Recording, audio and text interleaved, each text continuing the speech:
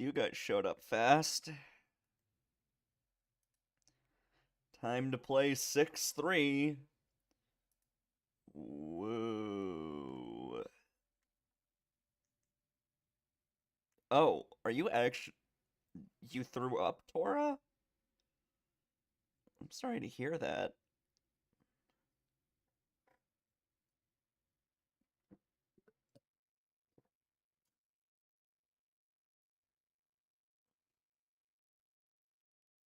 You should probably rest. You're not sick, if you're sure. Hey, Das.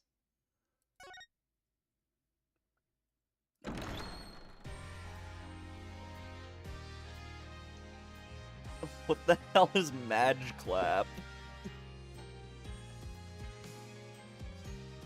Aniv is telling me about emotes I've never heard of.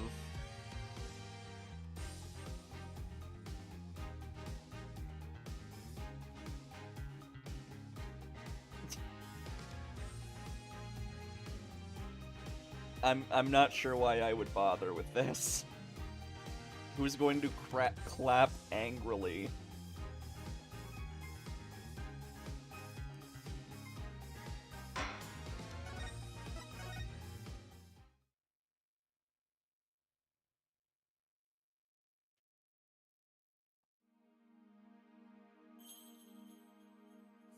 Right now I need to focus on the next trial. The murder of Acolyte Zealot, you mean? At least the jury is still out on that one, so to speak. The two murders are most likely connected. Yeah, I had this weird thing where, like... It was like acid reflux from hell. Like, it felt like my esophagus was burning. Zealot? Yeah, no, it's not even a pun on Zealot.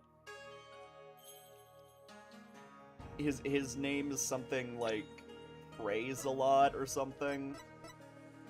Yeah, there's Tarast in me and Pure Zealot. He prays a lot. That's the actual pun. Because Spirit of Justice, because it takes place in a foreign country, they have an excuse to be lazy with the pun names and not even try.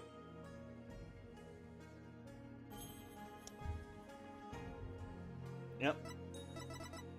And let's not forget, I'll be your guide.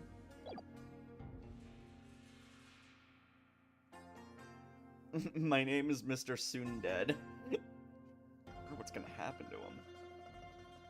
I like the pun names. I like the pun names that have actual effort. These just suck. The two murders are most likely connected. If I can get to the bottom of Acolyte Zealot's murder, it might give me the ammunition I need to overturn Maya's guilty verdict. Let me help you investigate. I want to assist you any way I can. I appreciate it, Albie, but we're talking about a murder. Wendy Oldbag. Wendy Oldbag is just fun. I like Wendy Oldbag. It's such, like, an aggressively, like... Oh, you know what this character is about instantly kind of name. Also, she's just one of the best recurring characters. Yeah, but it's going to be hard for a foreigner to investigate this on his own. Bibble. You have a point there. I wish I knew what to do.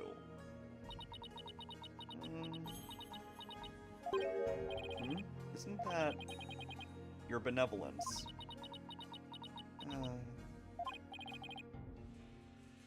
Leukemia. Oh, leukemia, I get it. Princess Rafa? Oh, it's you again. The dead lawyer walking about, guilty of abetting a murder under the Defense Culpability Act. Luke at me is pretty explicit. I see she hasn't lost any of her charm.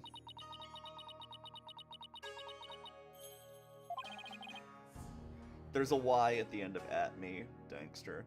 Why the long face? I thought you'd be glad I was found guilty under the DC Act.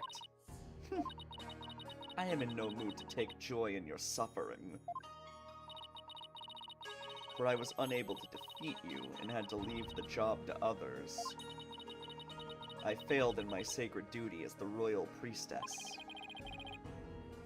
There's a bot in Shark server. Oh, you're right. Let me deal with that.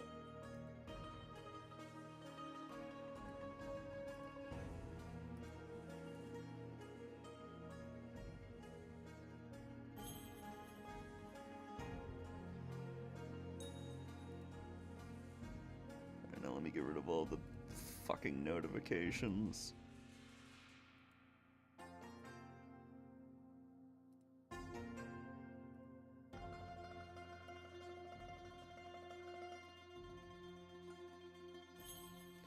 Hold on, I'll just right-click the whole thing. I read that as pussy in boy, and I was gonna say that doesn't make sense. Did November, did you change your profile to the fucking boy kisser meme? Anyway.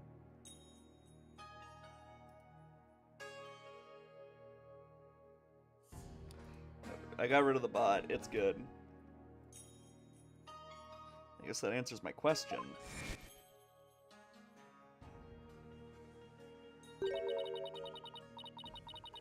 Have I misunderstood the voice of the Mitama yet again? This cannot be.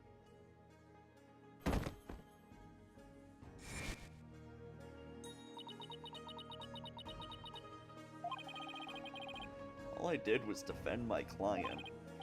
Ugh, can't bear to see her looking so sad like this, though. I can. Fuck her. Your benevolence.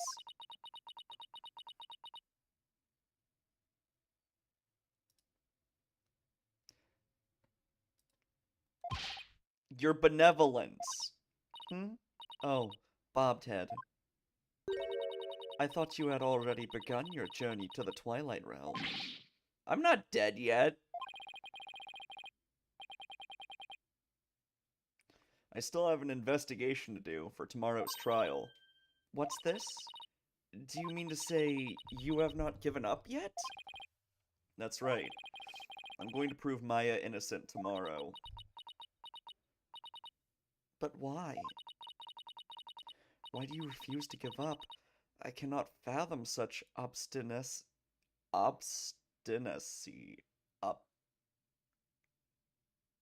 Okay. Investigate all you want, I care not. You really don't mind? But aren't you worried that a lawyer backed into a corner by the DC Act might do something desperate like forge evidence? What's this? If left unsupervised, I'd be free to do whatever I wanted, you know. Why do you want her following you? Phoenix. Ugh. Okay, now to see if she takes the bait. Yes, I see your point. Bobhead. Yes? I know what happened yesterday. You perpetrated some sort of fraud or other misdeed while I was not watching. Huh? That explains why I misunderstood the voice of the High Priest's soul. Yeah, okay. Yes, of course. That is the only explanation. I cannot take this character. I cannot.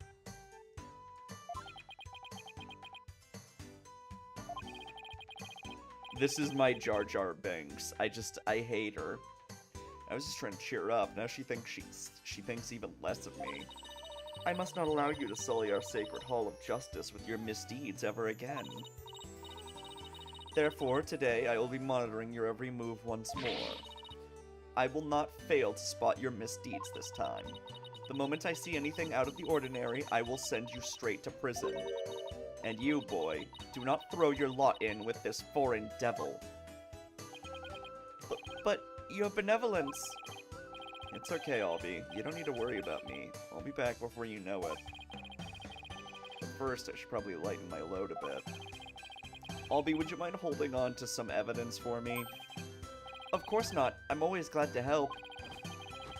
Unnecessary evidence unloaded onto Albie. May the Holy Mother's blessing be upon you.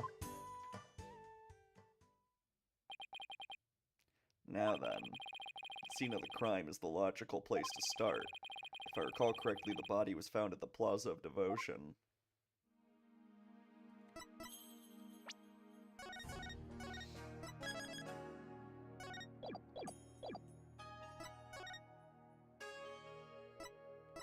Guess we're going to the Plaza.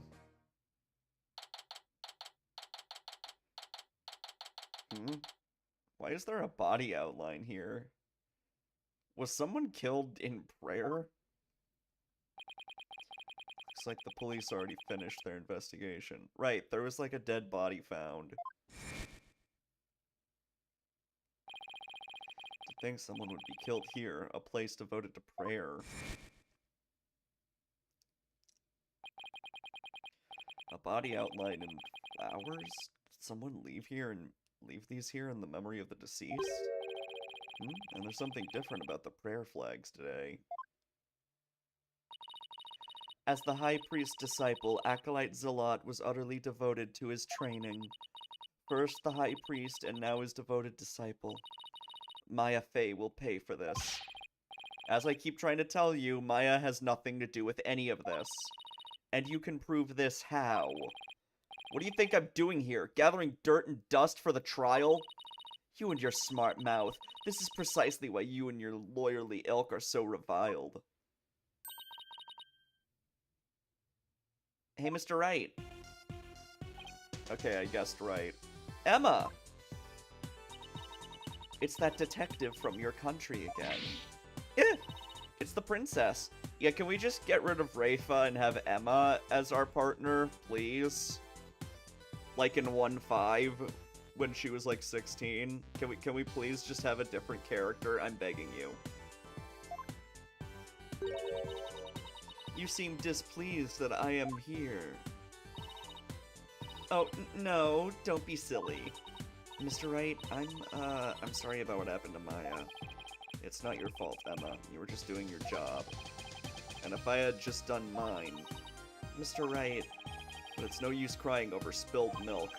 Would you mind telling me what you know about the murder? It's do or die in court tomorrow, and I mean that literally. I mean that literally. Gladly, I'll help in any way I can. Remember, I have my eyes on the both of you, so see to it that you commit no misdeeds. Shut up. Of course not. You're talking to a professional here.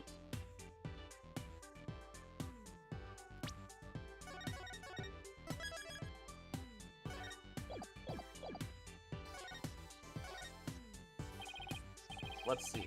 How about starting with an overview of what happened? Sure. The victim is Pure Zealot.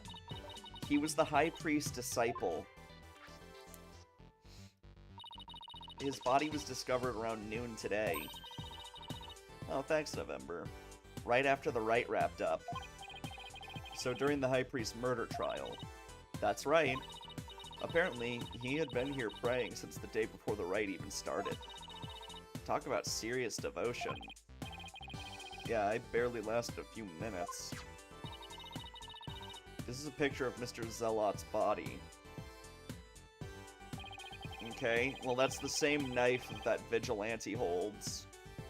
That dagger in his upper back looks like it would have been particularly painful. He has a peach tattoo on his neck. Interesting. Or at least it looks like a peach from this angle. It's probably like a budding orchid or something.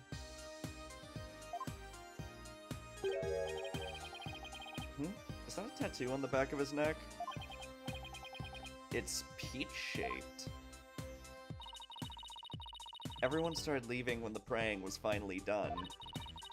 But the victim remained bent over in prayer, and when they went over to check on him, shouldn't there be blood on, like, this rug or something? They discovered he was dead, right? Nobody noticed the knife in him. Yes, the estimated time of death is May 9th, sometime between the start of the rite and the discovery of the High Priest's body. Okay, he's got blood just going down to his neck.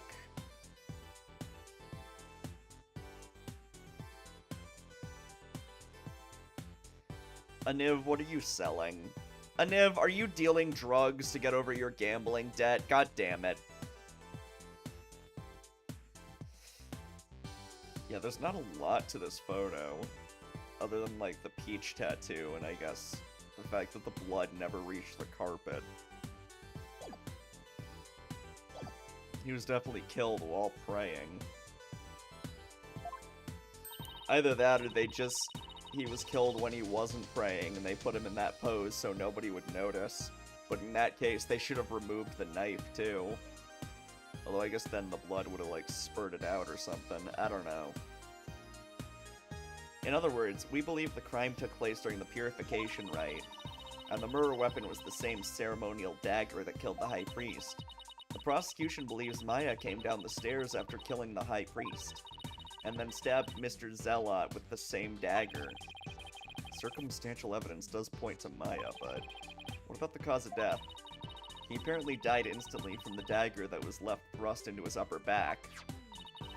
Here's the autopsy report. Cause of death is a spinal cord injury from being stabbed in the upper back by a bladed weapon. Estimated time of death, you say? How can you know such a thing? Through forensic science instead of woo-woo bullshit, you dumb bitch. Time of death, May 10th, between 4 and 5 a.m. Cause of death, spinal cord injury from a stab wound to his back. The weapon is thought to be the Warbad dagger, the same weapon used to kill the High Priest.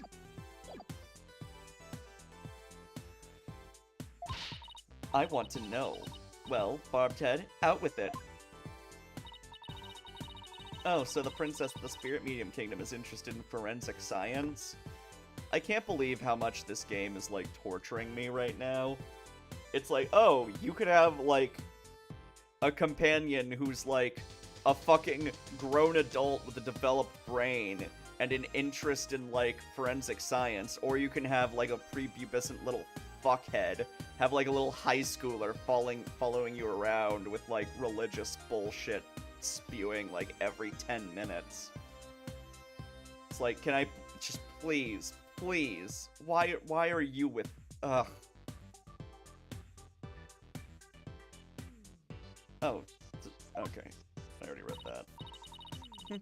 I have no interest in science, forensic or otherwise. Yeah, that's because you're a fucking caveman, you dumb bitch. Ooh, ah!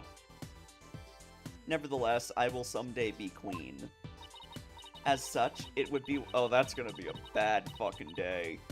As such, it would be wise to know what silly things the common folk believe in. There's nothing silly about it. I'll have you know, even Prosecutor Sadmati holds forensics in high regard. Does he? Perhaps I should not underestimate the power of science. Jesus Christ. Oh, does this religious figure like this thing? Well, then I like this thing.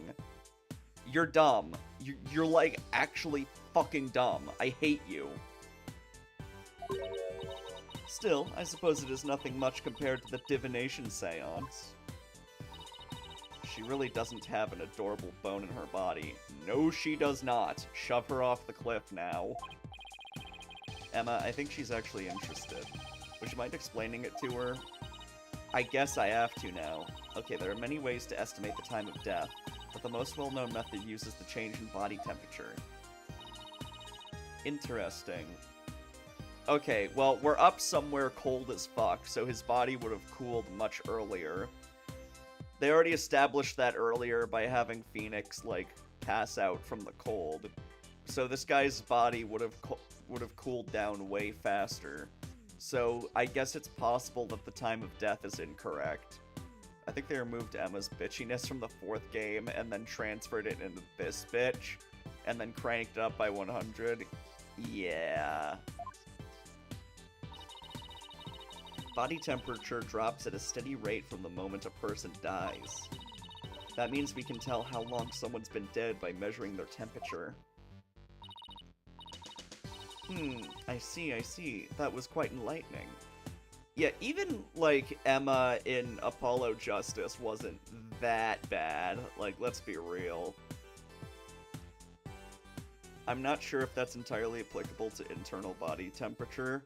Maybe not. That is possible. But I feel like that's what they're implying.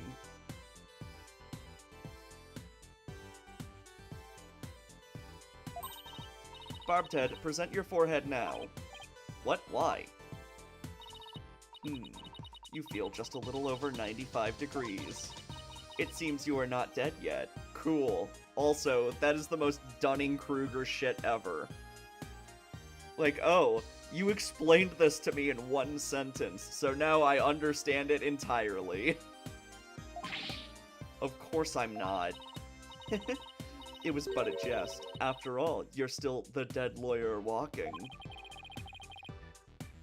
I failed to see the humor in any of this. She seems like the kind of person to, like, watch a James Somerton essay and just take all of it at face value. Oh, Disney had a gay night? Were there any witnesses? With so many people here at the plaza, you'd think somebody would have seen something. You'd think so, wouldn't you? But we haven't found a single witness. There's no guardrails on that fucking stairs. That is a hazard. So if you kill someone, put them in the fridge, the time of death is wrong. I don't know. It takes a while for, like, the full body to cool, I think. It might be another, like, story for, like, someone who died of hypothermia.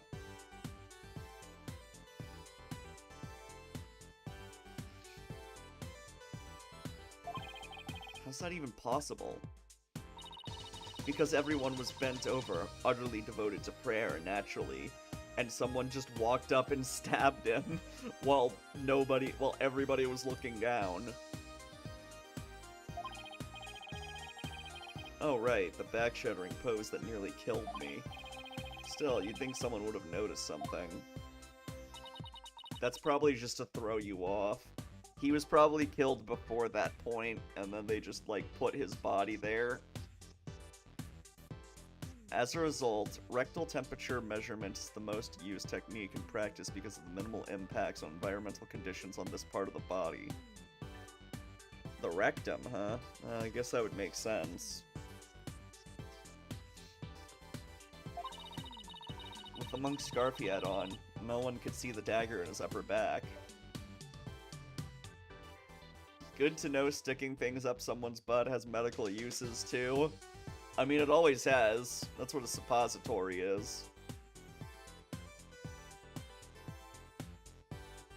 That's why he has the beach tattoo!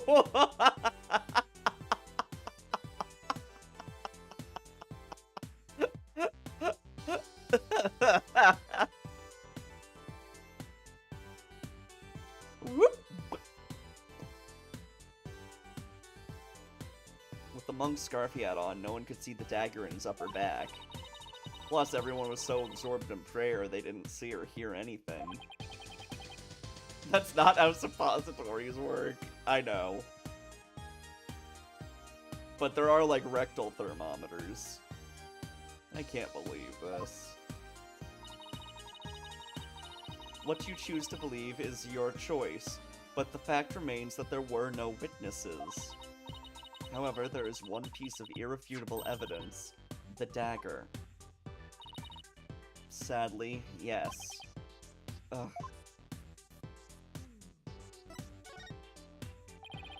I still don't know why they want to execute Maya if they think she's some sort of vigilante rebel killer. You'd think that they would want her out on the street in that case.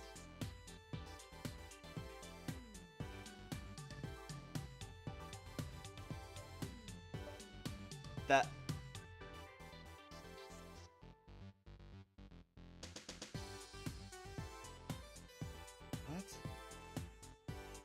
What? Das, what? What the fuck kind of server are you in? What? Wait, why are you in a server where they post photos of Wiimotes shoved in a woman's pussy? Long story, I think I want to fucking hear it. What the hell?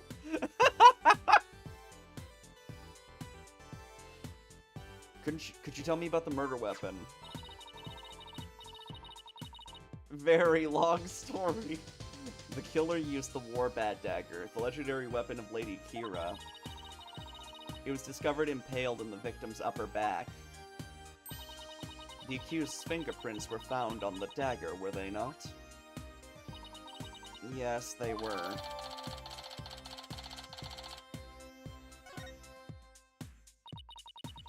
With such irrefutable evidence, there is no questioning the accused's guilt.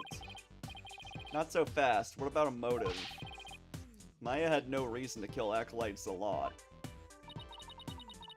What do the police think about this matter?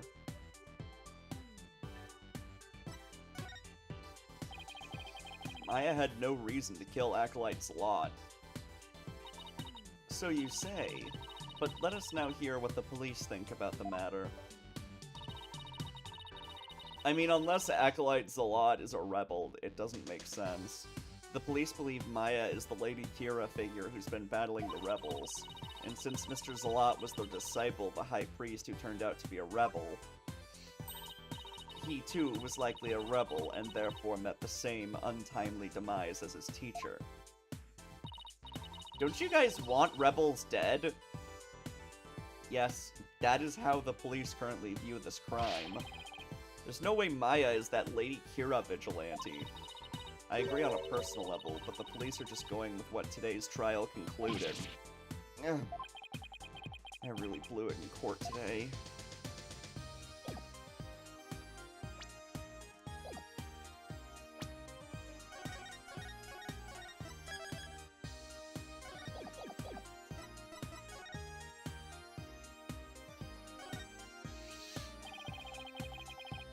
By the way, I played that, Baltaro game, or is it Balatero? I can never remember how to pronounce it.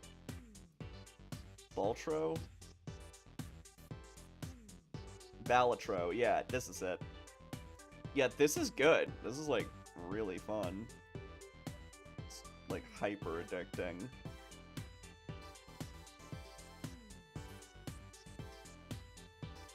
Acolyte Zalot died bent over in prayer. I need to play Animal Well. I just bought Animal Well. I'll probably play that, like, tonight or something.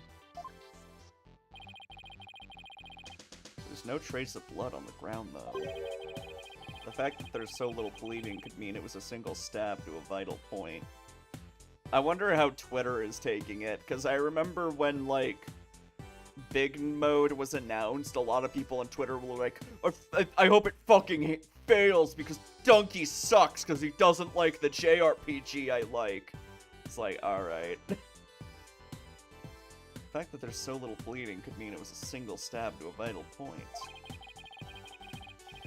Do you know if there's a button to sync Steam Cloud on a device? Need to transfer saves to my deck? Yeah, there's a button if the Steam Cloud status doesn't, sync correctly. So, hold on.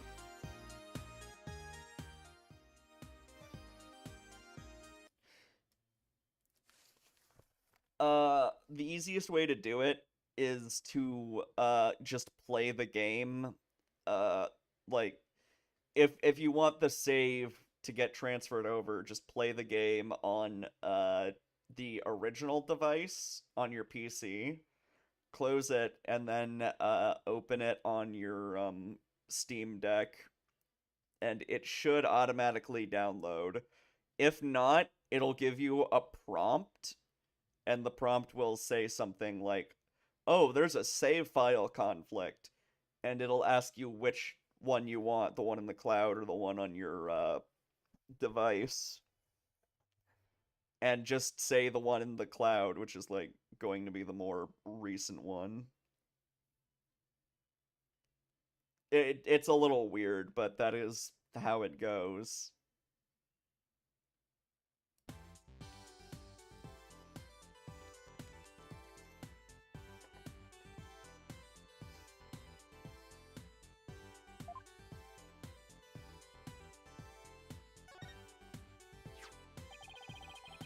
So these flowers were left here in memory of Acolyte Zealot? What are they called? They are known as Namanda, and they are given to express sorrow when a life is lost. Seems offering flowers in memory of the dead is a universal practice.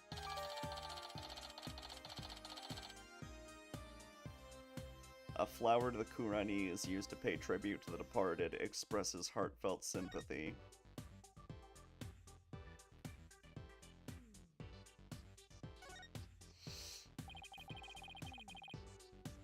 Albie said these are called prayer flags, and the prayers written on them are carried throughout the kingdom by the wind. Now, if I were to pray for something, it would be for me to not get dragged in any more trouble than I already have been. Yeah, that's not a prayer that will come true. Alright, what is this? This prayer flag looks much newer than the rest. Yeah, that's clearly not a prayer flag. That's some other piece of cloth that's probably relevant to the case.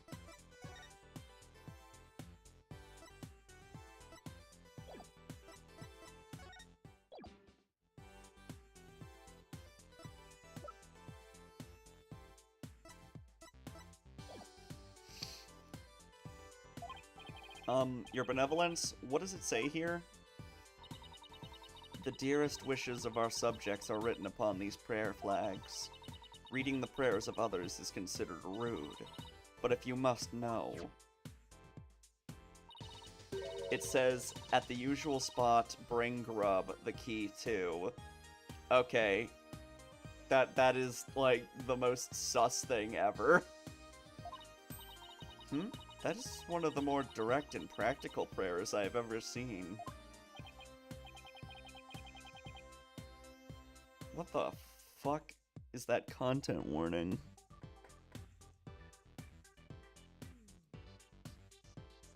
What the fuck? What am I looking at?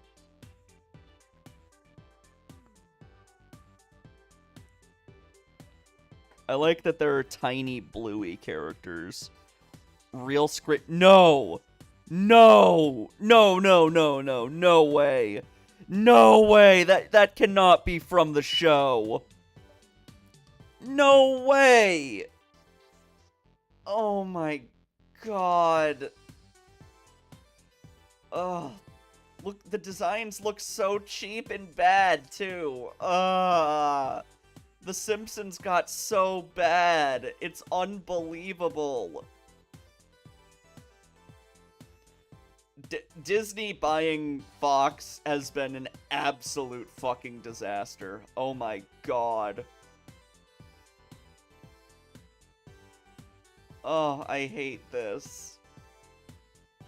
They even have, like, the fucking Star Wars characters here. I'm so upset. I am so upset about this. It really is tragic how shit The Simpsons became. Oh my god, look at how bad May looks.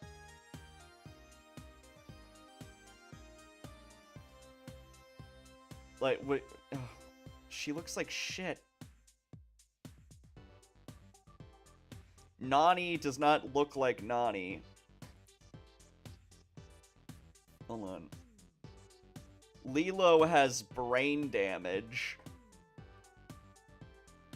What is going on with Judy Hopps? That, like, doesn't even look like her. The Dalmatians look fucked up.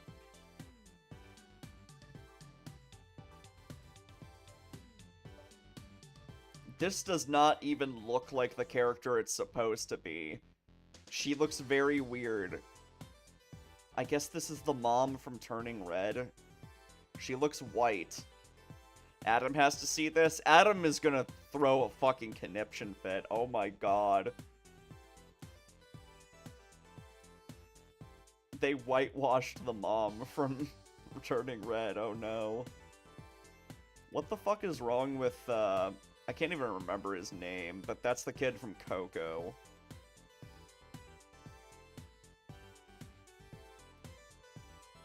The Incredibles, like, I'm sorry, like, no exaggeration at all. This is like Go Animate. This is like Go Animate level shit. What is wrong with Elsa? I can't believe they let the art style get this bad.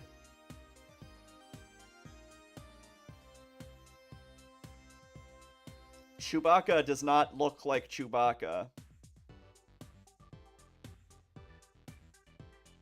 May's tail is the wrong color? Also, I don't think her tail is that long, nor does it come out of the back of her knee.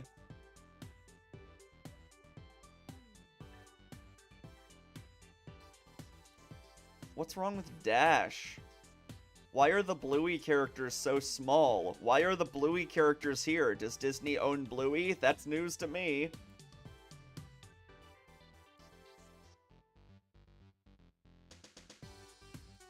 Yeah, none of them are yellow.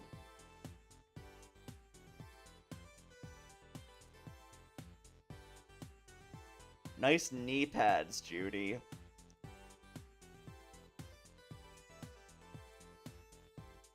It's amazing how much they fucked this up.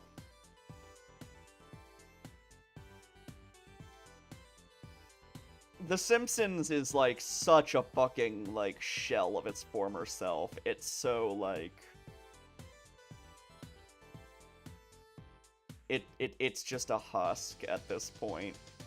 Bluey's on Disney Plus. Is that why? ABC owns Bluey. Oh, right. Disney owns ABC. I hate how fucking big Disney is. I hate how much shit they own. It's fucking terrifying. Hold on. Something else driving me crazy. They didn't make her ears match her tail. Also, her ears are pink. Which... I don't know if the people who watched the... I don't know if the people who made this know this, but the main character from Turning Red, yeah, she's supposed to be red. She's supposed to have red hair. Why does she look traced? You're right.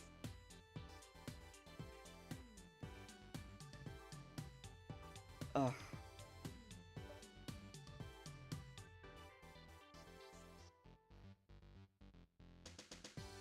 I hate this. It's so bad.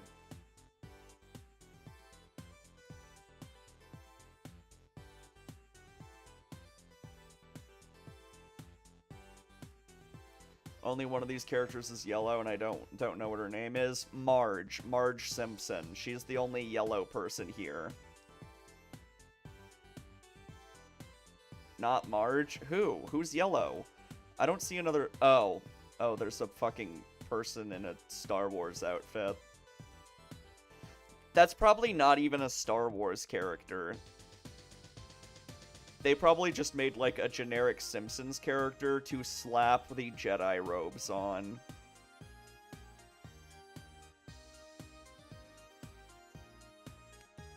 This is pathetic. I hate Disney. Fuck it. I'm on Adam's side. 1 out of 10 for all the Star Wars movies. Fuck them. Brand new prayer flag found at the Plaza of Devotion has some writing on it.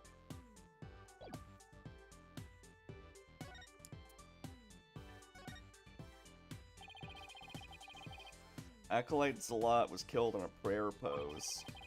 With his head bent over like that, the last thing he saw must have been this rug. It is a prayer rug woven by devout monks. May the Holy Mother's blessing be upon his departed soul. It's strange that there are no bloodstains, though. Perhaps it was so cold his blood froze, or perhaps it was absorbed by his vestment. It is pretty cold. Maybe the blood really did just freeze inside his body.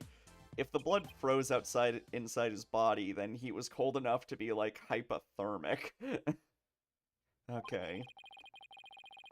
That message on the prayer flag seems a little weird, but... Fucking Adam Green shows up. I couldn't see his breath, so that means he was really cold.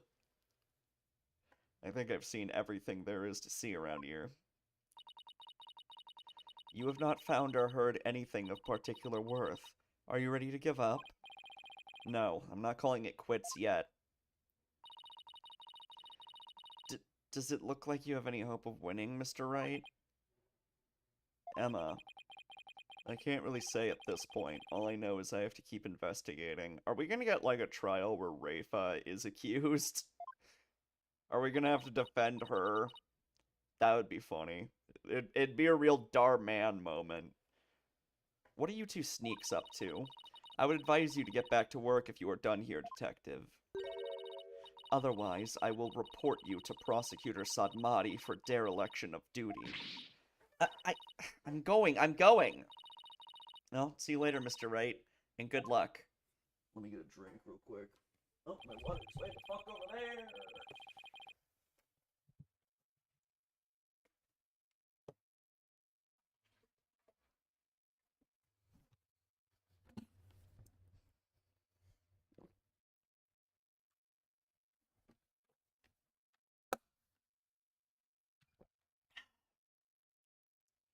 Princess criticizes lawyer, instantly regrets it.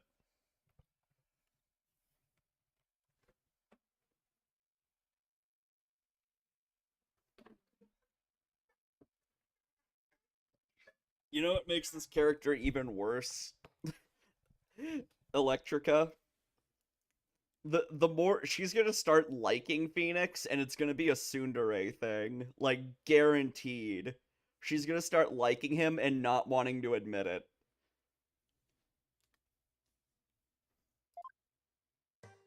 Like, they're totally gonna go that angle.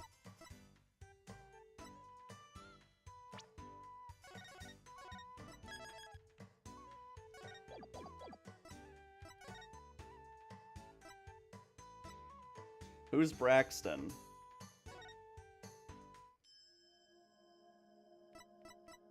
Nothing here. That figures.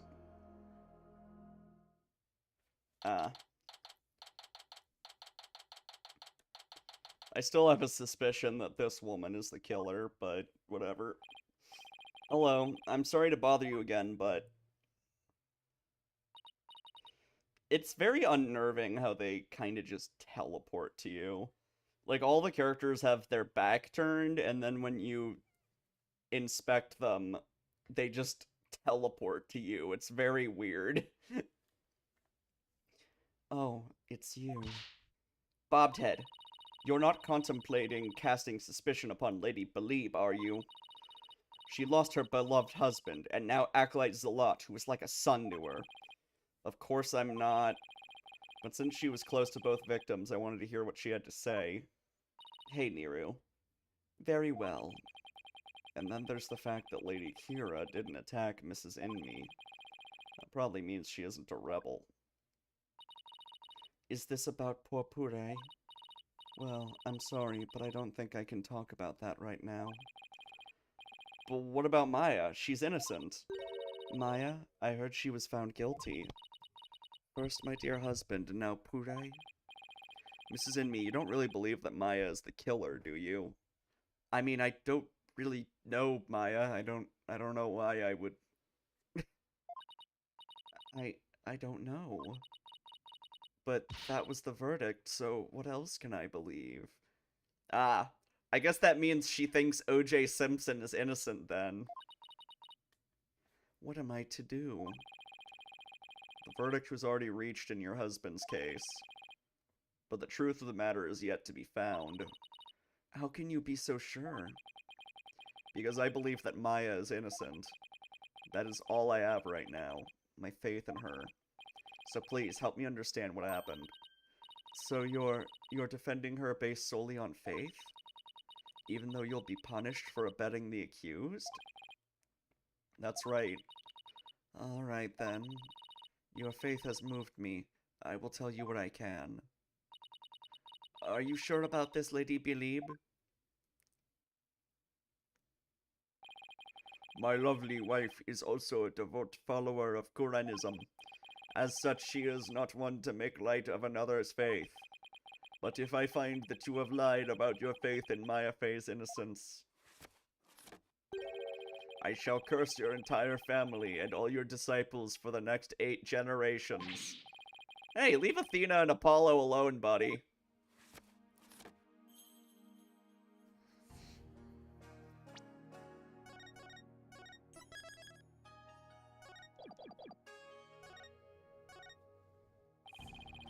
How did Acolyte Zalot end up living here as your husband's disciple?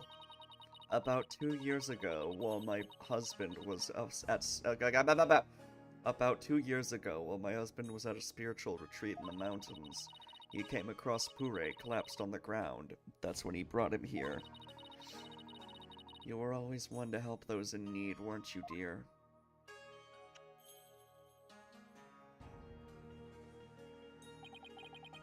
And he'd been living here ever since? About 2 years ago. That's around the same time Maya arrived in Kurain. Yes, he was born in a poor village and had nowhere to call home. My husband felt pity for the boy, so he took him in as his disciple.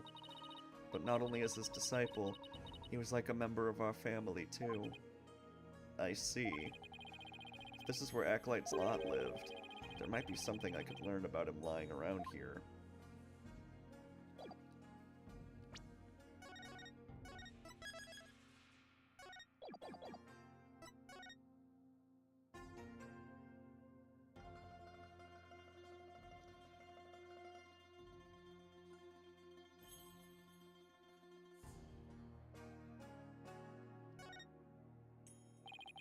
Pictures the queen and her husband, the justice minister of Kurain. Yes, my mother and father. What do you think? Do they not possess an awe-inspiring air?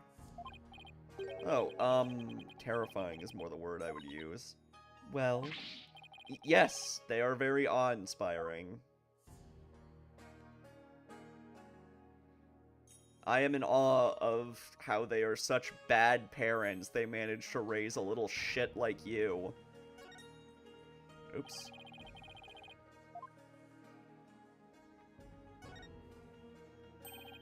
A photo of the High Priest, his wife, Acolyte Salat, and Maya. So, they had this guest, and they just took a photo, and it's like, let's frame this immediately. Alright, so Maya has that dumb little thing with her. What's her name? Believe. She has what appears to be a steel samurai watch. There's also a photo behind the abbot that looks different. Since Maya's in it, it must have been taken the day before the rite. I should ask Mrs. Inme about it.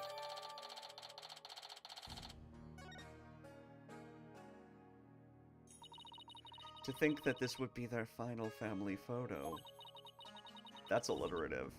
That no-good Maya Fey has some nerve. I mean, here she is posing with the 2 men whom she would soon kill. I beg to differ. I see this photo as proof that she didn't kill them. That smile of hers does not fool me. I sense a deep and abiding malice behind it. You sense what you want to sense, you fucking idiot. I'll prove Maya's smile's the real deal.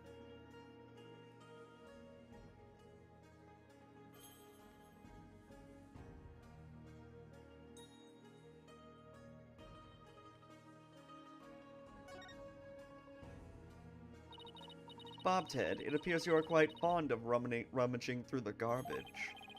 I just thought there might be some other important piece of evidence in here. Oh, is that right?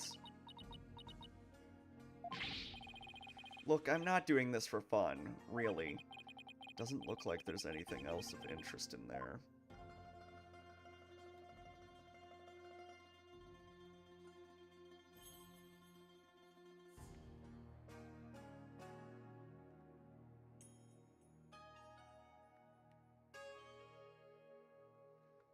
Seems like I've clicked everything.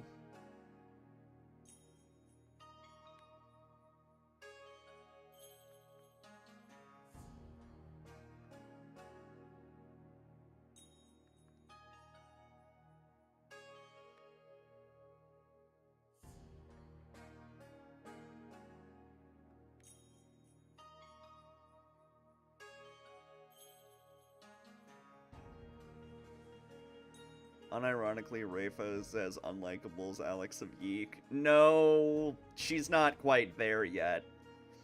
keep in mind, Alex literally says at one point, "Shut up, nobody cares about your dead sister." That is still considerably worse than Rafa.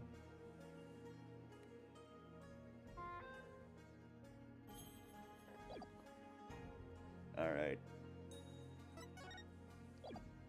Is there something I can show her?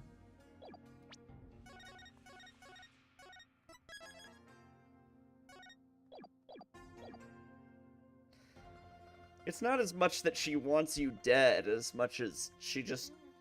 You, like, embarrassed her and she wants to, like, one-up you in court.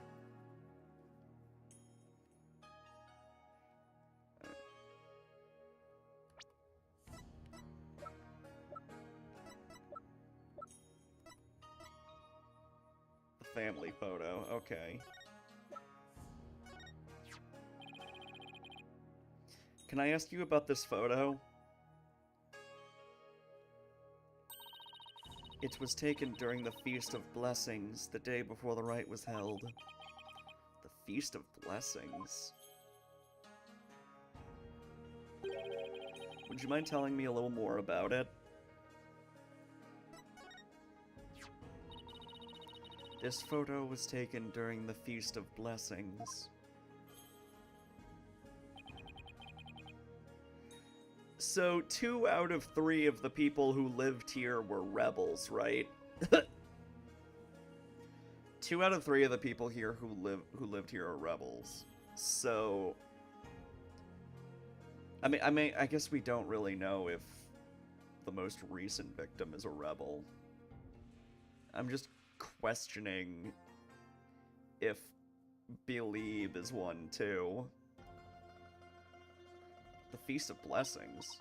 Yes, it is forbidden to eat during the days of the rite, so the day before it's performed, we enjoy dishes full of gingli, an herb known to strengthen the body and mind.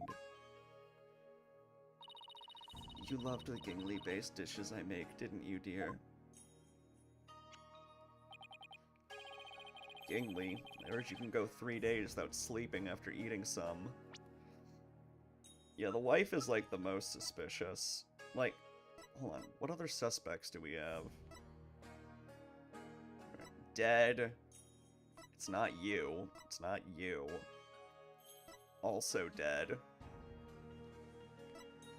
So, right now, it's just her. She is our only suspect. We'll see if that changes. Yes, but many foreigners don't care for it because of its strong smell. Our customs say these dishes can only be eaten the day before the purification rite. Only between noon and 3 p.m. That's pretty specific. Is it because the smell is too strong?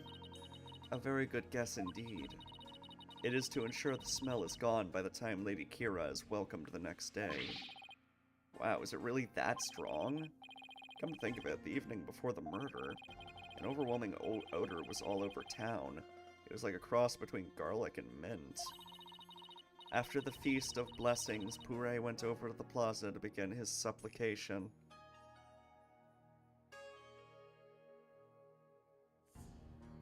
Yeah, it's not the guy who escaped, obviously.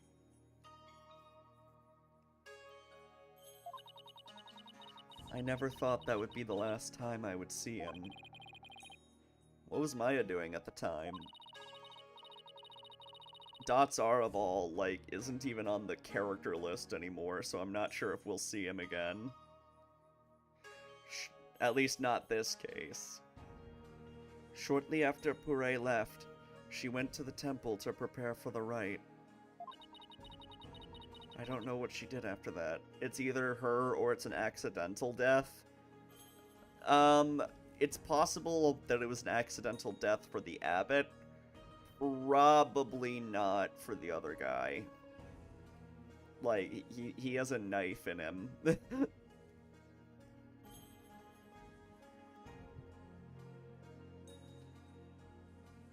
I don't know what she did after that. Statement about the Feast of Blessings that was held the day before the rite. The family photo was taken during the Feast of Blessings, where it's customary to partake in dishes made with gingli. Or gingil? Whatever. These dishes are prepared during the feast, which starts at noon on the day before the rite, and must be finished by 3 p.m. the same day. Oh, by the way, Sunday will be another Ace Attorney day since Adam's not streaming.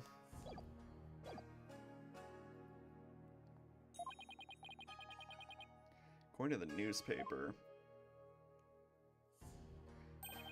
on the day before the rite, the plaza was so cold the place had iced over. Puree always prayed a lot, far more than anyone I have ever known.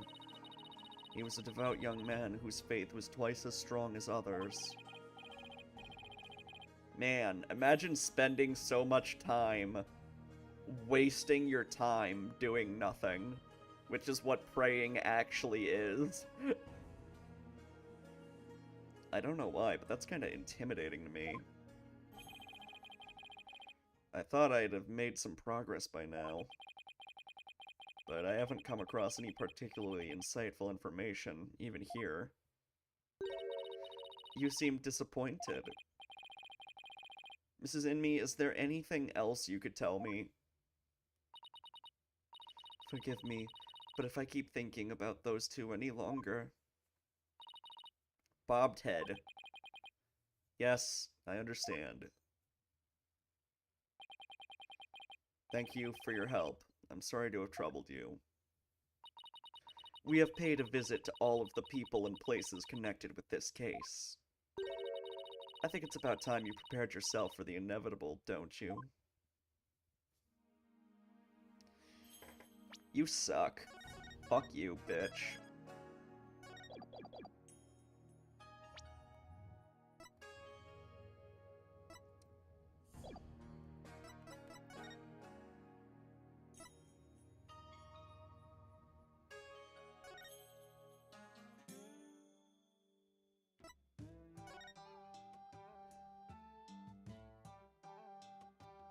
Looks like this is a real warbad. Not the noise I expected. Ah! What the hell was that? Honestly, what sort of grown man jumps at the call of a warbad? Okay, I'm right. That roar came from this bird? It is a bird, right? Well, give me a moment. Nana!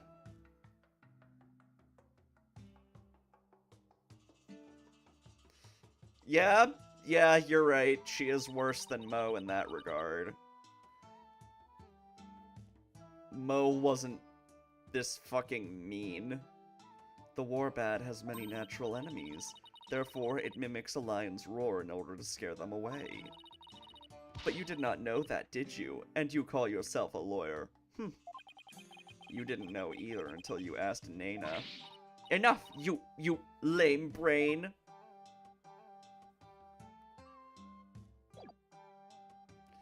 Okay, warbads can imitate a lion's roar. We'll see if that's important later.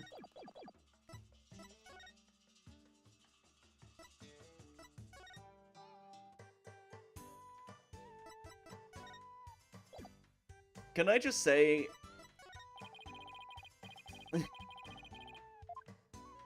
this music is not appropriate for a crime scene. Just listen to this music and stare at the little, like, rope outline. Yay! Woo! Good times.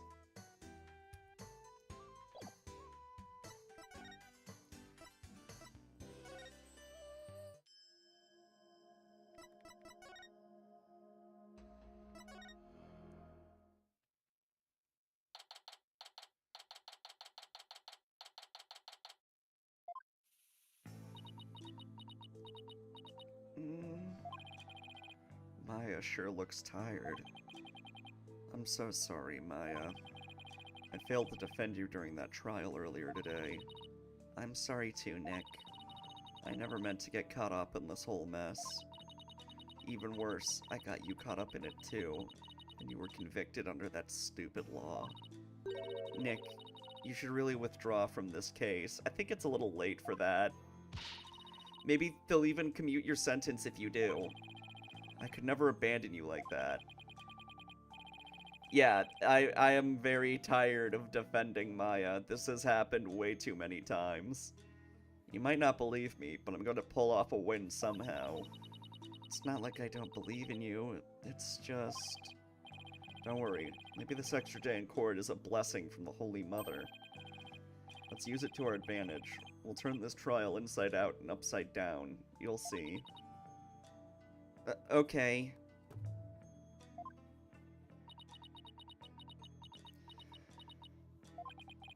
You're awfully quiet, Your Benevolence. It is only a matter of time until your executions are carried out.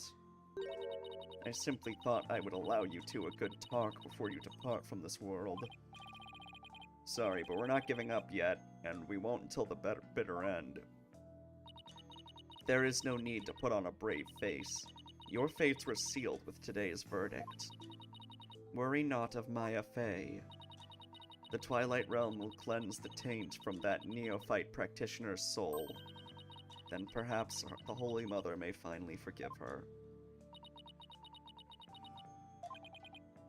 Wait, was that her attempt at comforting me? Bobtail, further resistance shall come to naught. Hey, Aether. Stop your desperate struggle. Accept the judgment that has been passed upon you. She obviously doesn't know me very well. Then perhaps your sentence will be commuted and... Hold it right there, Your Benevolence. Why do you always have to be like that? Uh-oh. Maya, what are you... What is the matter? I was simply showing some mercy upon your souls. Nick here is risking his life to defend me. And that is why I told you it will come to... No, it won't. Nick is just doing what lawyers are supposed to. He's defending his client no matter what. Yeah, get her! Go, Maya! Get her ass! Enough. There is no place for lawyers in the Hall of Justice, for we have the divination seance. But your insights were wrong!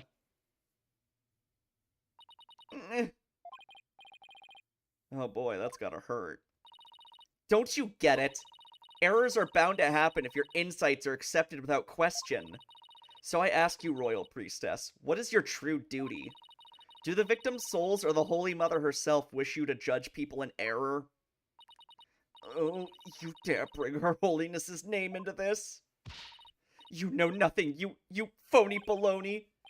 Please, you two, enough already. Sorry, Nick, I got a little carried away. No, that was great. Thank you, Maya. I appreciate that. Thank you for telling that bitch off. Maya is our queen. Thank you. That's not really like me, huh? No, I should be thanking you, Maya. It's good to have you in my corner. How dare you mock me so? You will not get away with this. I was a fool to show you compassion, and to think I could convince you to accept your fate. So struggle all you want in the Hall of Justice tomorrow. You will receive your just desserts. Okay, just deserts. You will receive your just deserts. Is that intentional? Is she supposed to be saying the wrong word here? As the scorn of our kingdom is heaped upon you. I can see straight through that contorted smile on your face, you know. She may say these terrible things, but it's just the way she was raised, I guess. They're not acknowledging it. That was just a typo. Oops. Just deserts. Well. Typo is on this card somewhere, right?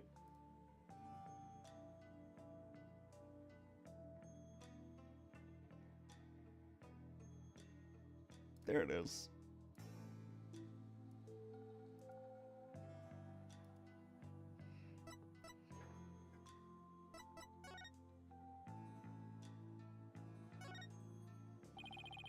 Could you try to remember what happened one more time?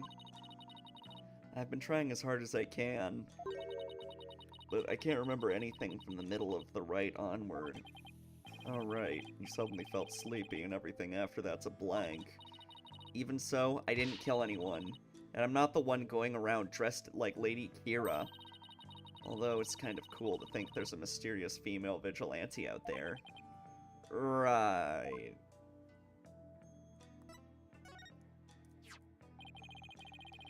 Were you close to Acolyte Zalot? We met several times during the meetings about the rite, but I didn't know him very well.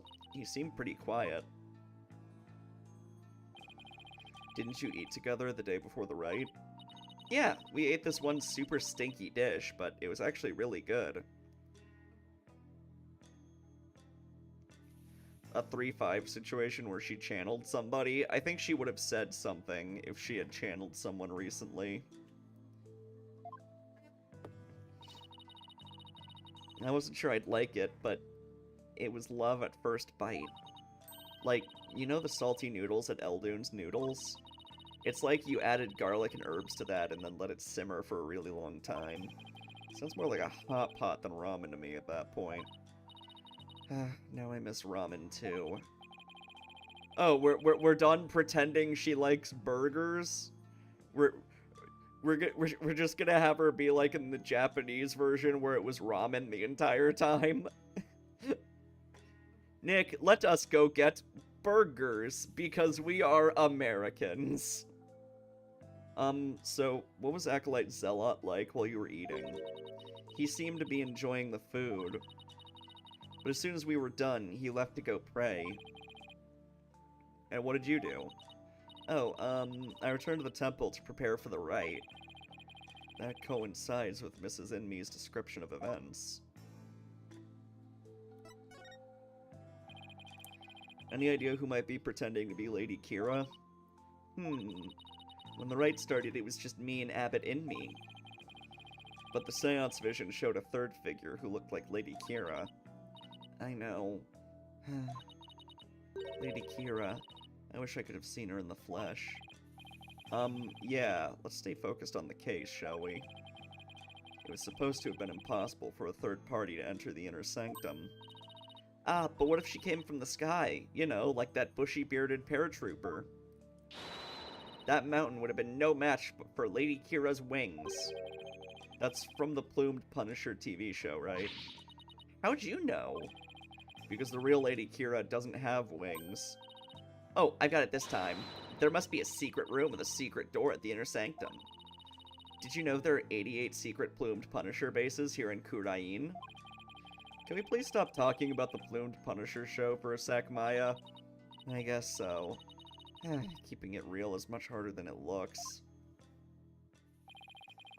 Well, I should get going now. Sorry I wasn't any help. Don't worry, I've got this. Also, you fucking roasted that little bitch, so that was rad. We'll beat the charges tomorrow and be on the first plane back home before you know it. Then we'll go grab dinner at Eldoon's, or your favorite burger joint. You pick. Ah, we're going with both. Sounds good. I mean, I eat burgers and ramen, so...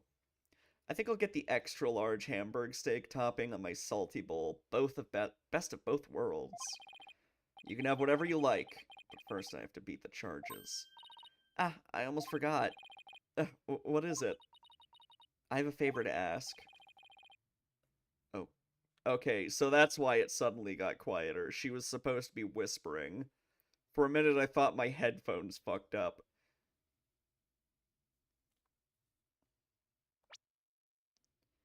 Okay, I have a favor to ask.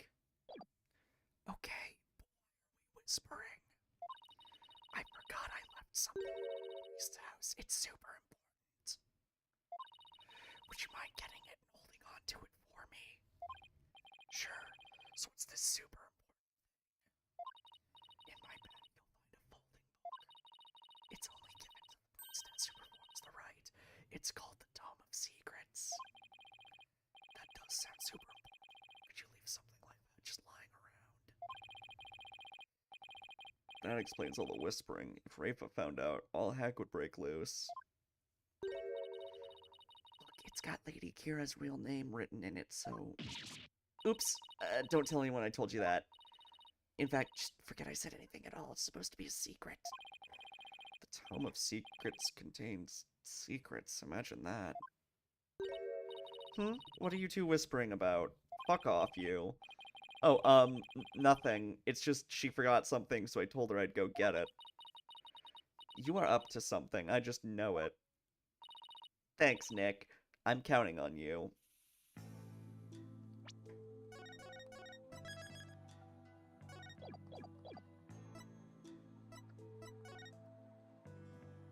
Maya roasting Rafa is so far the highlight of the game. Yeah, Maya really said, but that's wrong, you fucking, renegade.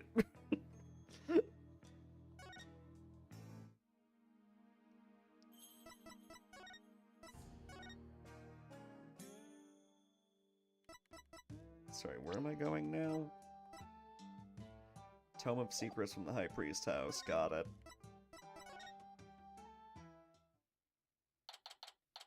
It's gotta be in her bag. Hello? Anybody home? No answer.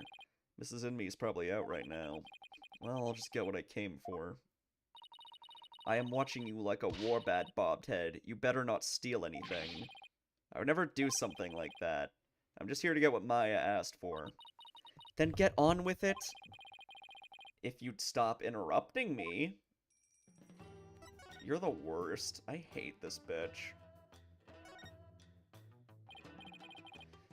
Here's Maya's bag. What is that strange patch on her bag? It's the Steel Samurai. He's the hero of an action show back in my country. It's actually Maya's favorite show. She's got all sorts of merchandise related to it. I see. He looks strikingly similar to the Plumed Punisher. They are similar, but Steel Samurai definitely came first. I see. How interesting. Rafa, we're gonna teach you a little thing about plagiarism. Here's this video by a guy named H. Bomber Guy. I know it's long, but it's worth it. I see. How interesting. Rafa seems genuinely intrigued. There must be a common thread between Plume Punisher and Steel Samurai fans. Come to think of it, didn't Maya mention something about trading with a Plume Punisher fan? But I digress. I'd better find what she asked me to look for and get going. Let's see here. She watches it. Oh my goodness, this Somerton fellow is somehow more unlikable than me. I didn't think that was possible. Let's see here.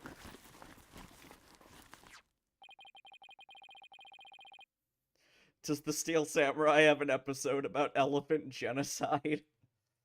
This must be that Tome of Secrets that Maya was talking about.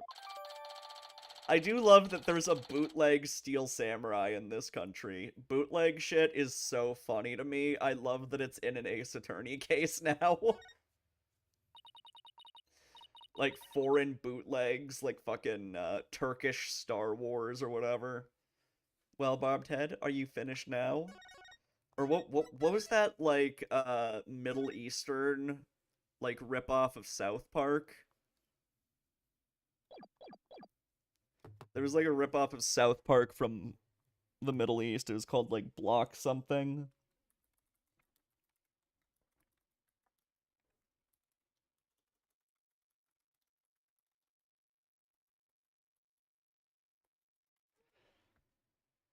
Block 13, that's it. It's from Kuwait.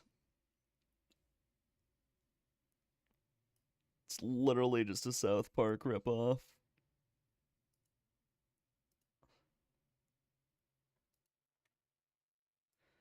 Very, very original character designs that we've never seen before.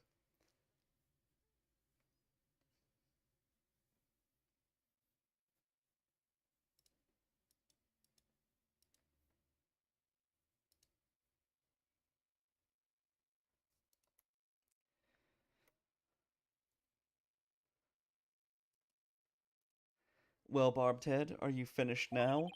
Hold on a second. The string around it is coming undone. Oops. Yeah, I'm sure that was an accident. She got weird feet. Oh wow, that is just straight up plagiarism. It literally is. Oh. Ah! You fool! Do not lay eyes upon it! Put it away, quickly, before we go blind! It's a drawing. Calm down, it's just a drawing. Relax, my hand just slipped.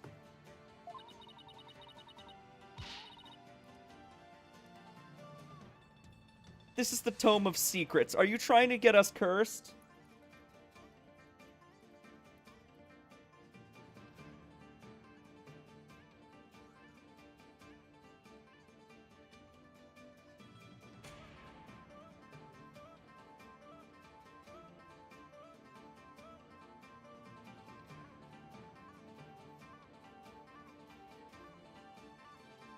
Take it easy, it's just a drawing.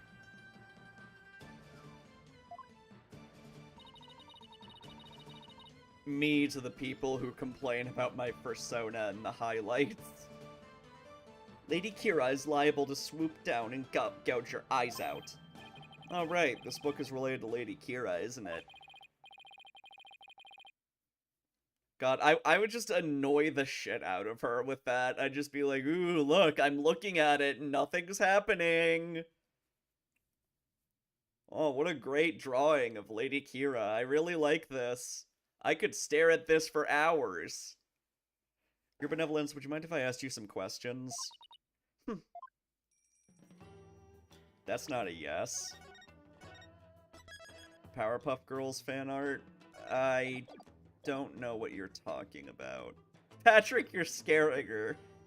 Yeah, just spirit of justice, but everybody talks in SpongeBob quotes. It's in arts.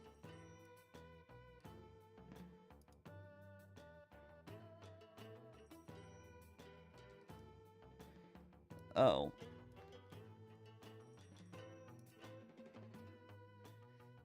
Ah, I see. Bubbles is overweight. So I'm guessing people got mad about that.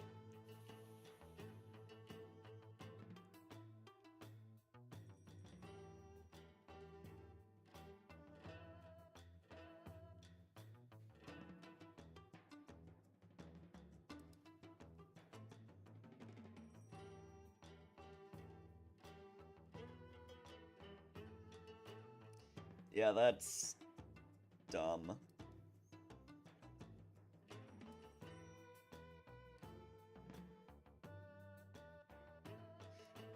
Yeah, Twitter loves obsessing over dumb shit. Don't forget the whole, like, Joe Cat thing. That was also, like, totally undeserved.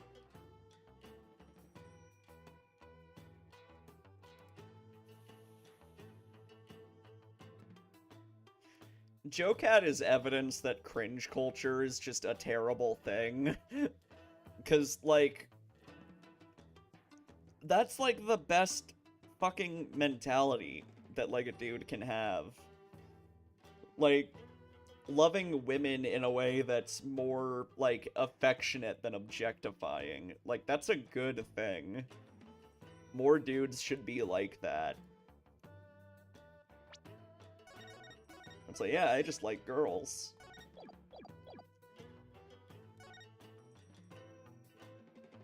If every straight person was that cool about it, we would live in a better world. This is not something I would normally speak about to an outsider such as you. Okay, we can find out what Lady Kira's name is. The priestess acting as Lady Kira's representative must know her name. That name is Imsan. Speaking this name is unforgivable. Lock this knowledge deep in your heart and devote yourself to prayer. She's right-handed, so that's interesting. Also, she's doing the white power sign with her other hand, so I guess she's a white nationalist. Oh well. She's doing some crazy, like, splits there, or whatever you want to call that, with her legs.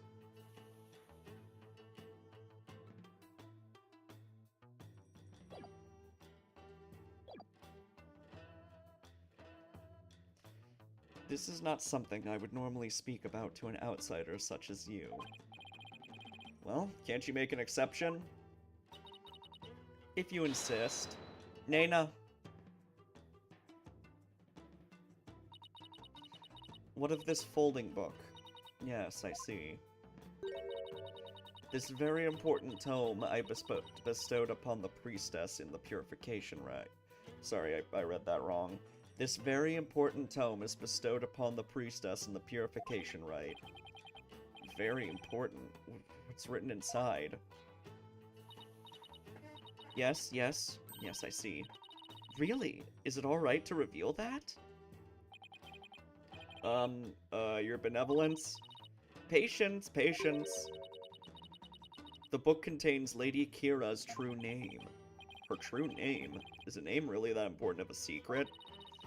To a Kuranist priestess, a person's name is the most important thing to know. I'm sorry, can I read that again? Oh, one of the most important things to know. I thought for a minute there was another typo. What's so important about a name? Without a name, a priestess's voice will fail to reach a person's mitama. It is much like trying to send a letter without the recipient's address. A spirit can only be identified once you know the deceased's face and name. I always find it weird when, like, there's magical power over names. Like, Spirited Away and Death Note have done something like this. Like, what if you legally change your name? What if you're trans and you have a dead name? That would suck. A spirit can only be identified once you know the deceased's face and name. Oh, I get it. It's like when you see someone in a crowd you recognize, but you don't know their name. It makes it impossible to get their attention. Indeed, you must know a spirit's face and true name before you can commune with it. It is the same for Kuranism's most secret art, one that my mother alone may use. Although this is probably the kind of country where being trans comes with a death penalty. The Queen is a secret art? It is something a foreigner such as you could never hope to guess. In Kuranism, spirit channeling is a secret art that can only be performed by the Queen. No one else is supposed to be able to do it. I should pretend this is all new to me. Besides, I get the feeling she secretly really wants to tell me about it. Could you tell me about this secret art of the Queen you spoke of? Come again? Oh, sorry, maybe we shouldn't talk about this. It is secret after all, right? Was Ami Faye a Kuranese queen? If she was, then you'd think they'd be showing Maya more respect. It is the secret art of spirit channeling, but I suppose those words are meaningless to you.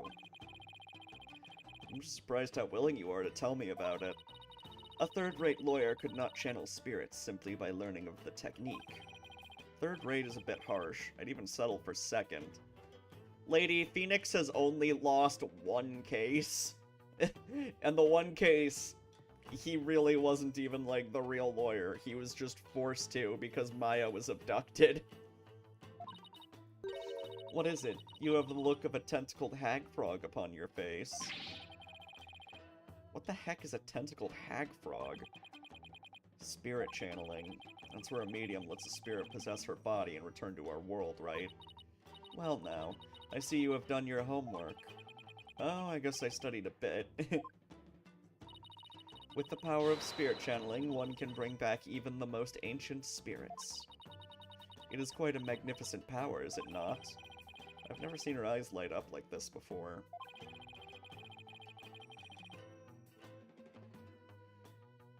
Technically 2 cases, but he was framed. Oh, right. Apollo Justice case, like the 4th one or whatever, the prequel case, yeah. I imagine they're pretty shocked when they come back from ancient times. Indeed. A spirit's memory is cut off at the moment of death.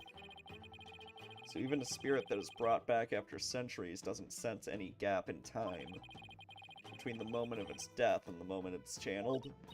Yes, and yet it clearly recalls all of the memories it had in life. Thus, even heroes and scholars of antiquity can be channeled and directly learned from. Our queens have also used this power to help the rulers of neighboring lands seek counsel. That is why we have never been invaded, and how we have maintained our unique culture. So if Maya reveals this secret, is she gonna be like that guy in the Nick Crowley video we watched 2 days ago who had the rare blood type?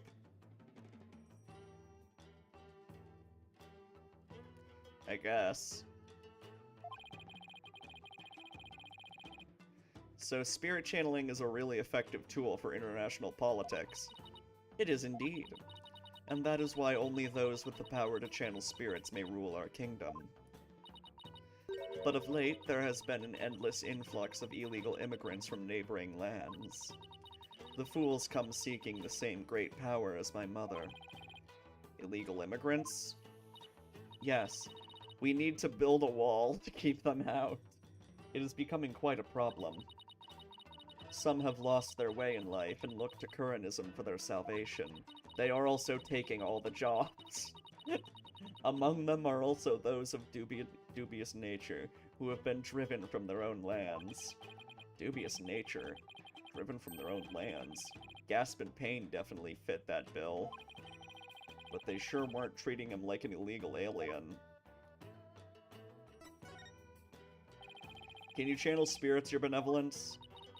I am but the royal priestess. There is still much that I must learn.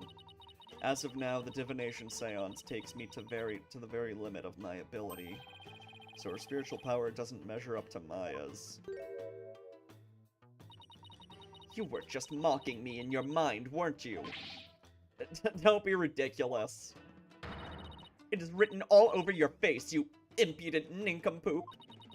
The divination seance was once one of the most important roles fulfilled by the queen. That is what my mother taught me when I was little. So the queen can perform the dance of devotion. That'd be a sight to see. Someday I will be a powerful priestess and queen, just like my mother. And the divination seance is a vital part of my training to prepare me for that day. Forgive my ignorance, your benevolence. You shall see. It will not be long before I, too, master the secret art of spirit channeling.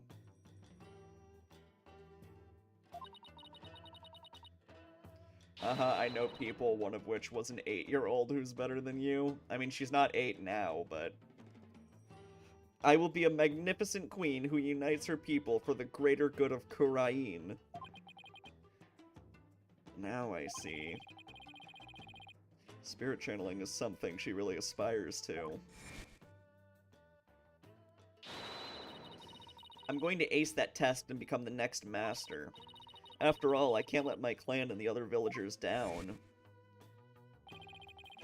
Looks like she actually has something in common with Maya. Are you quite through now? There are more important things to do than to stand here and talk about spirit channeling. That's true. It doesn't have anything to do with this case, as far as I can tell. Or does it? If the queen is a spirit medium, are you about to suggest that my mother was channeling Lady Kira? I guess she saw that one coming. Lawyers are indeed a witless breed. On the day of the rite, my mother was engaged in other duties at the palace. Of course. My mother is a very busy woman, and the idea itself is preposterous. Do you truly believe the Queen of Kurain would personally battle the insurgents? This is precisely what makes you third-rate. Ugh. Another dead end. This is bad. Anyway, I need to continue looking for leads, so... Over there! After him! Don't let him escape! What is all that racket? It's gotta be that fucking guy. What? That escaped prisoner has surfaced here in town? Escaped prisoner? You mean that guy with the bushy beard? There is no reason to panic. The police are on his trail.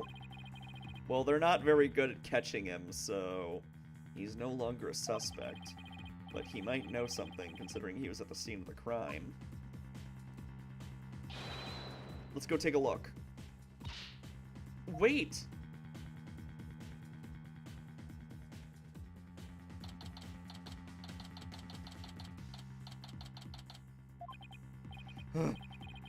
Ow, my aching back. I forgot how badly I'd injured it.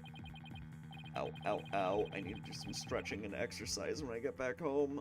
Alright, hold on, I gotta readjust OBS because I can't see. Ah, yep, it's been over an hour. Let me break the recording.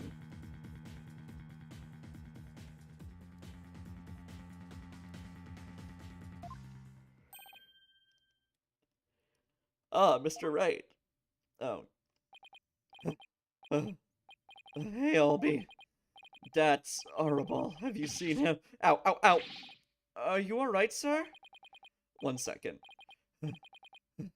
Have you seen that escaped prisoner around here? Oh, so that's why all those police came rushing over here. I heard them saying something about an escaped prisoner disappearing in this area. He disappeared in this area? He couldn't have taken to the air again, could he? Bobbed head. I told you to wait. It's too dangerous for you around here, your benevolence. Mr. Arbol could be lurking nearby. What sort of princess would I be if all it took was an escaped prisoner to frighten me? She's fearless, I'll give her that. I can't be responsible if something happens to you. As long as I'm here, though, I might as well search the area myself. If I were an escaped prisoner, where would I hide?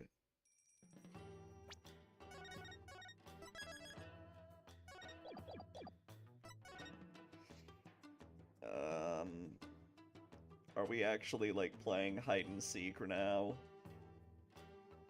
He's in the buffalo's thing. I don't know. Hey, Albie, what's this cow-like animal? It's a yak. They carry heavy loads and provide milk. They're indispensable partners in our daily lives. Interesting. Hey, they're kind of cute up close. Oh, and they are also prized for their meat. You know, the meat you enjoyed so much last night. Oh, partner must mean something else here. Yeah, where's Waldo?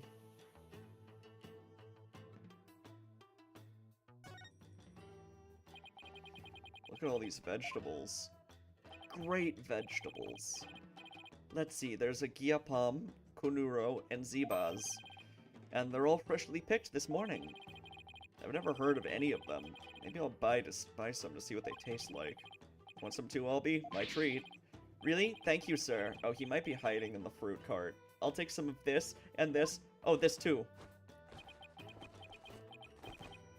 Albie, that's quite a lot you've got there already, don't you think? But this is barely enough for a side dish. I hope I brought enough money. Okay, I guess he's not in the cart. It's a poster. Looks like some kind of Kuranese superhero. Why do all superheroes look the same regardless of where they come from? Phoenix, you already know who this superhero is. I guess one of the devs forgot to update the text.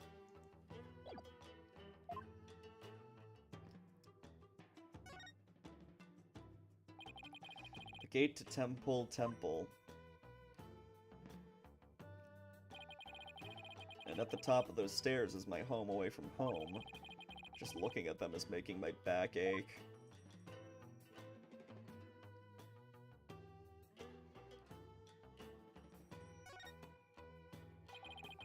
I can't read the sign, but this looks like a souvenir shop.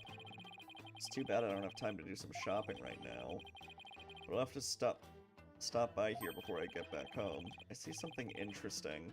I'm sure everyone's expecting something, especially Trucy. Okay, I can't click on this. I was thinking maybe he was under this thing.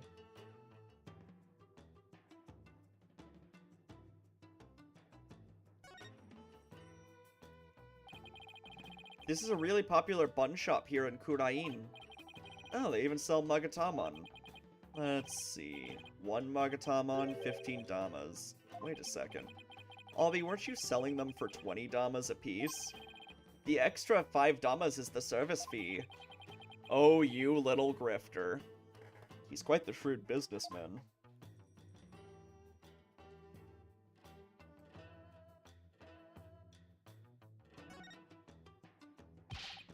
Allow me to explain. This bird is known as a warbad. It's only found here in Kurain. Oh, right, the bird Lady Kira based herself on. It's a real beautiful bird. Tourists must love it. They usually do. There's just one thing about it that's kind of hit or miss. Is it the lion roaring? Its unusual cry drives children to tears. It can even make some adults collapse in fear. Maybe they should keep such a fearsome creature in a less crowded area.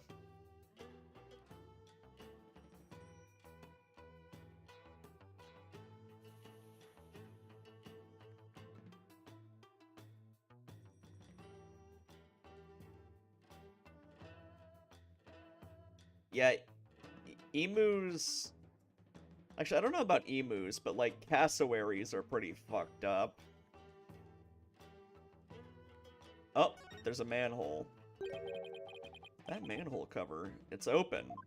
That must be where Dot's Araball went into. Yep, the dog is barking. Whoa, what is it, Shadow? Did he sniff out someone or something in the manhole? I wonder. Could Shadow track Mr. Arball if he had something with the Rebel's scent on it? I don't know. I mean, this isn't... Phoenix, this isn't a bloodhound. This is literally just, like, a puppy. I got it at a pet shop. I feel like I've got something with Mr. Arball's scent on it. Something he might have touched.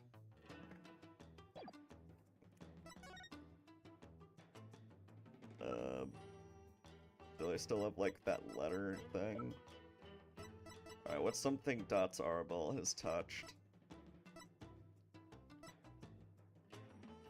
I guess the Lady Kira warning letter? Is this some sort of new tourist souvenir? Sorry, but no. Oh, okay, this is wrong. What do I show him, then?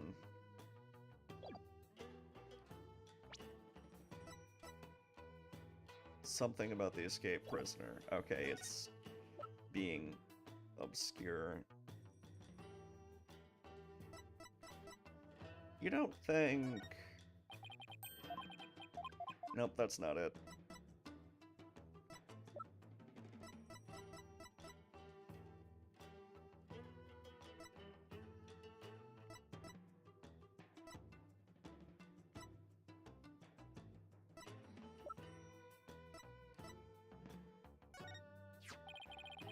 That's the dagger that was used on the right. It said that Lady Kira once wielded it. In addition to that dagger, there are many other items that are said to have been hers. Really? Like what? There's the obvious stuff like swords, spears, and other weapons, but there are other more interesting items like her favorite hat and her favorite pillow. Her pillow? Yes, they say if you use it, Lady Kira will ensure you have a restful slumber. As long as it's not eternal. Is this his, maybe? Here, Shadow, how about this? I hope it works. I think he's picked up a scent.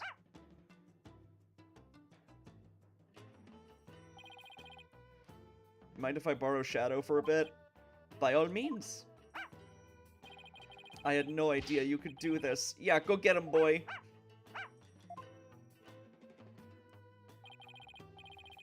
Your benevolence, I'm heading down the manhole now. Well, I guess we know that Dots was handling whatever this is. At the usual spot, bring grub, the key too. Okay. It could be dangerous, so please wait here. Wait! Don't worry, I won't commit any of those misdeeds you're so worried about. That is not what I fear. There may be a vicious insurgent lurking down there. Yeah, good point. We're kind of going after a fucking rebel who escaped prison. And we're going into a fucking dark, dank-ass sewer to do it. Yay!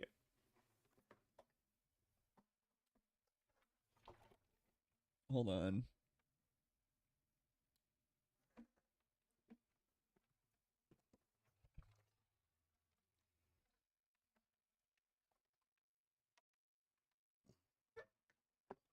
I mean, we have dealt with an assassin, but, like, we were never really in danger of being killed by Day Killer.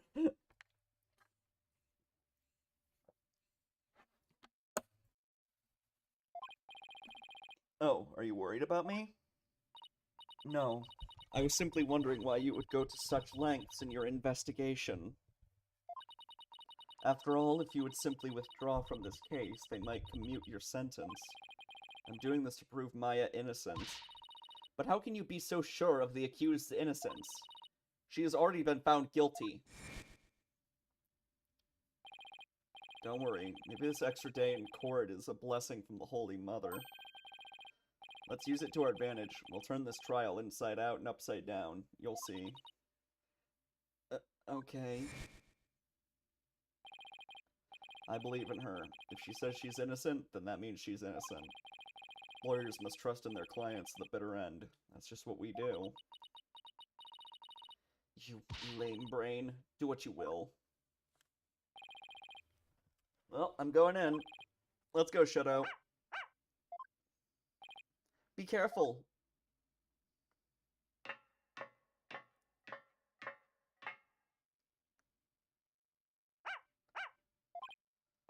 Wait, come back here. It's pitch black down here. I can't see a thing. Ah!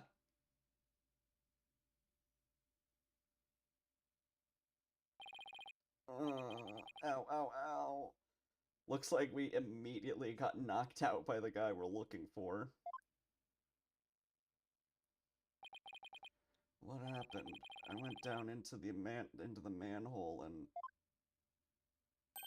Oh, there you are. Looks like he got a shave. Oh, you finally came too. Ah! I'd remember that face anywhere.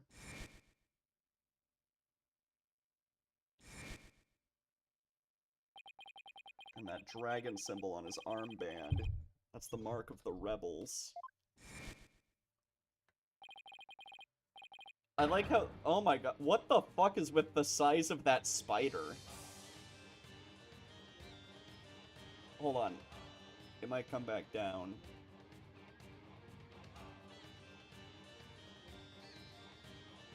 Okay, the spider didn't come back. You guys fucking saw that shit though, right?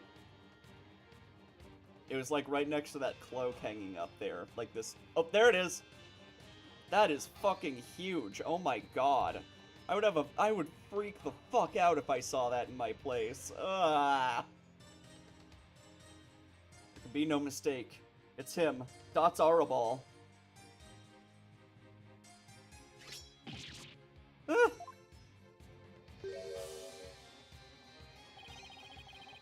Sorry, I got a little rough with you back there. I thought you were the cops. Why are you making that face? Hey, want an apple? Phew, I thought he was going to kill me. I'll pass on the apple, but thanks. I don't mind a good apple, but not right now. What is this place? This is the office of my brother-in-arms, Dirk. Oh, we're in Dirk's office. But right now, we're using it as a rebel safe house. Can Dirk please just clean up, maybe? Wait, back up a sec. What kind of office is this exactly? A law office, what else? Oh no, are you fucking serious? Is Dirk a defense attorney? Is that where we're going with this? He's a rebel because he's a defense attorney? Oh no. Really? Dirk used to be a lawyer? Yep, just like you. Crane's public enemy #1 is next lawyer. Didn't see that coming. But I don't suppose I'll be coming around here anymore. You won't?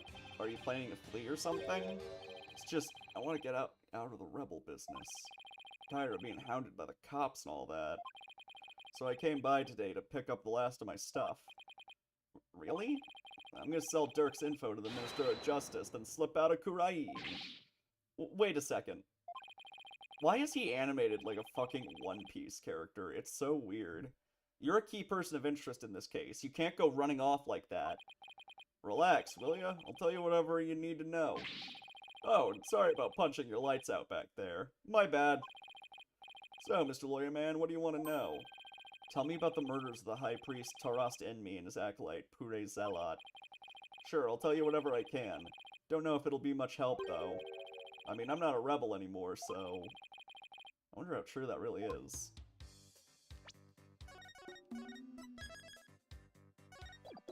He makes the absolute dumbest faces. I hate it. XO of the Defiant Dragons. He escaped from prison. At one point he was a paratrooper in some country's airborne unit. We don't know what country, apparently. Also, he's 46. How about that? I hate that spider. It's fucking distracting. Tell me everything you know about the High Priest murder. Well, as you know, I don't remember much about that. I banged my head on a rock as soon as I parachuted into the inner sanctum. So when I told you I had nothing to do with this murder, I meant it. Okay then, where were you when you came to after banging your head? By the time I came to, it was already dawn. I must have been out cold the whole time. So you didn't see the crime happen at all? You got that right! Then why did you say you did when you testified? Oh, about that, since I didn't remember a thing. I was afraid I'd seem suspicious, so I came up with that whole story. Does he even realize how much trouble his big fat lie has caused me? Sorry for the trouble. It was definitely my bad! What? Why is he going keck you at me? He's pointing at me and laughing. He's literally going keck you. What the fuck? He doesn't seem very sorry to me. So the bottom line is you were at the scene of the crime, but weren't involved in it. Got it. So Dirk used to be a lawyer. Yep, he was a force to be reckoned with back when he was still practicing. He was a juggernaut of the law, and as mighty as a dragon. He could strike terror into a prosecutor's heart just by glaring at them. A power I wish I had. People called it his dragon's glare. Sounds like the defense attorney version of Simon Blackwell. He even got criminals to confess and pass out with a well-placed glare. You gotta be kidding me. But most important of all, he would never surrender.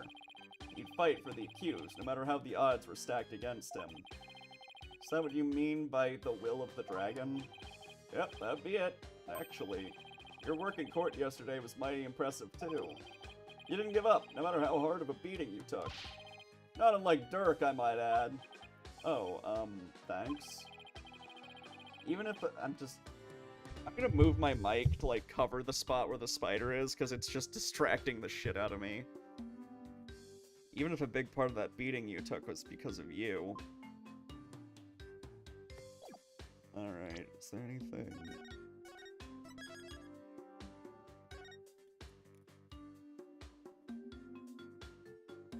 Hold on. Spiders are not cute. They are abominations.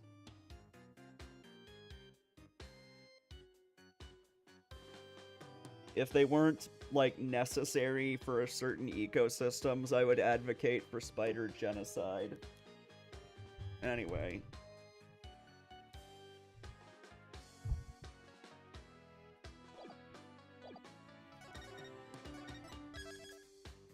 The chapter is called Hey, That's a Rebel.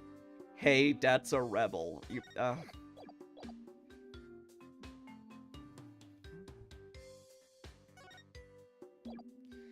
Alright, now what? I have to examine the safe house. Well, I'm not doing that with one eye, I guess. Damn spider. Can I click on it and have it die? Squish, squish, squish. Damn it. Nothing particularly interesting here. Just the biggest spider I've ever seen in my fucking life. There's a knife driven deep into a photo of the queen. I guess the rebels really hate her. Can't imagine why. I better remember to stay on their good side.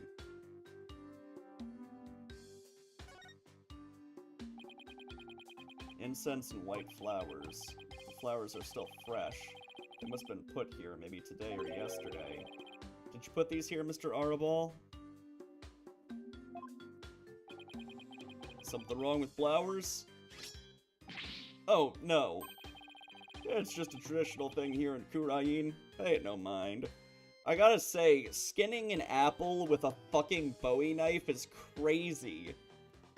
Like, get a fruit knife or something. That would be, like... Skinning an apple with a knife like that seems needlessly difficult. Get a fruit knife, dude. It's just a traditional thing here in Kurain. Pay it no mind.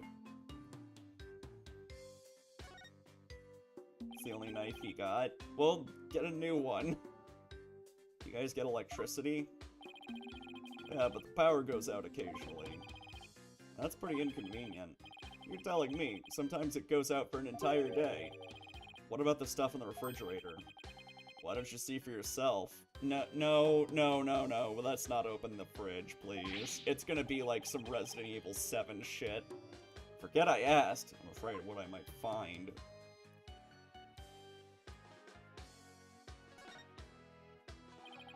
There are bowls and platters of food here. They're still warm, as if this was recently prepared. You must have a pretty big appetite, Mr. Arabal. Guy's as big and strong as me. Got even bigger appetite, you know? But you just fled from the police. I don't know how you could eat this much after all that excitement. Ah! Sorry if I offended you. But first, let's start with an appetizer. They love doing the thing where he pulls out the knife and then uses it on an apple instead of threatening you. Like, we get the joke. The scary rebel is not scary. Where's he getting all those apples from? Oh, join me, Mr. Waterman. Got plenty of sewer lizards, too. Thanks, but I already ate.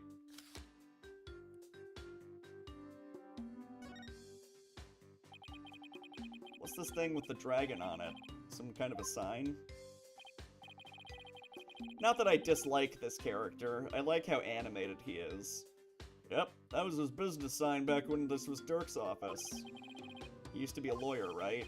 We just went over that. That he was, but it was a really long time ago. This place has seen better days, that's for sure. Well, I hope he can put his sign back up someday. I wouldn't hold my breath.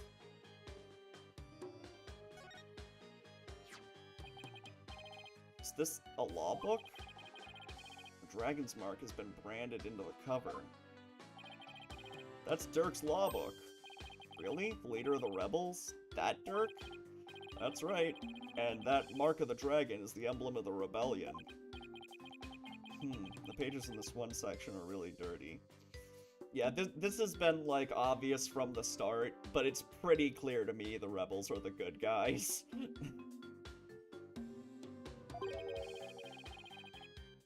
Must be the section on the Defense Culpability Act. Dirk's law book added to the court record. He must have done a ton of research on the Defense Culpability Act. He practically wore out the entire section.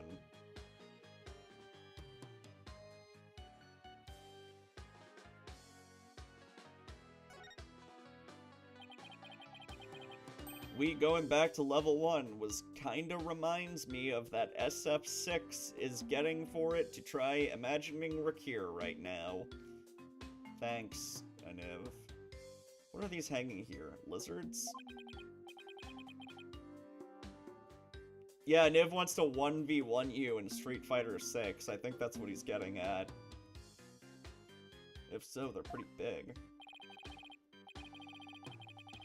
Those are sewer lizards. We call them that because they live in the sewer.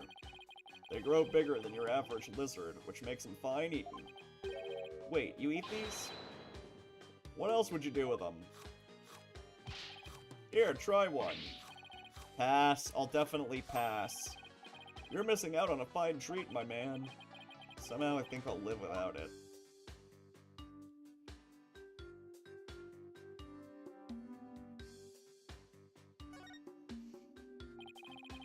This looks like a photo of Dirk and his compatriots. And here's one that looks really old. Oh, that's Apollo and Sadmati. Okay. Well, can't wait to hear the explanation for this one.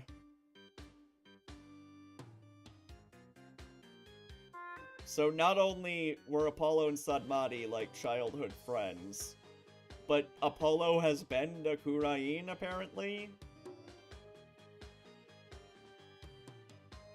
What the fuck is Apollo's backstory, even? Like, his mom is a magician who got shot and then ended up not dying and becoming a foreign singer? Wow, this is taking about 20 years ago. Oh, you can see the fucking wrist. Those are Dirk's sons. Okay. Well, we know who Apollo's dad is, I guess. Really? So this is the rebel Dirk in the center? He doesn't look so evil. And both of his sons look kind of familiar. You think? You think, Phoenix? Apollo is literally wearing the bracelet. So his mom just came to Kurain and fucked Dirk and gave birth to Apollo. Sure, we'll see what their explanation is. Although this already feels goofy. Not only that, but like last game, it's like, oh, Apollo has also been best friends forever with this astronaut for years, who he has never mentioned or encountered in his own game.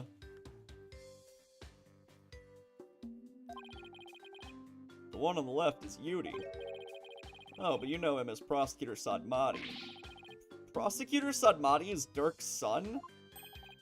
That he is. Yudi was once a rebel too. Really? He used to really respect his old man, both as a father and as a lawyer. Then why'd he become a prosecutor? Being a lawyer in this kingdom is the same as signing your own death warrant. On account of the Defense Culpability Act, right? Yeah, that's why Yudi decided to be a prosecutor instead. Yeah, I don't really believe that a country this backwards would let him be a prosecutor. They'd claim some sins of the father shit and then have him executed for being related to the rebel leader. Come think it, we never explored his backstory in his own game, except for the mom shit, which was never told to Apollo. Yeah, we're not telling Apollo that ever. He just has the most convoluted backstory ever. That's why Yudi decided to be a prosecutor instead. He wanted to spark a revolution from the inside, so he dove right into the enemy's den. I never would have guessed it, looking at him now. You can say that again. Dirk is battling to change Kurain's legal system. The will of the dragon spurs him on. We all thought Yudi was taking up the mantle to carry on that will, too. We were sure he'd help overthrow Garan one day, but as you've seen, he now uses the law to do her bidding.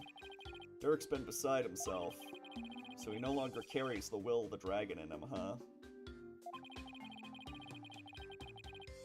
Yeah, this is a little goofy. I don't know. I wonder what happened between father and son for it to come to this. Straight up ridiculous. It's also just Phoenix and Edgeworth again. Oh, they're childhood friends, but one of them became a defense attorney and the other one is a bitter prosecutor who hates him.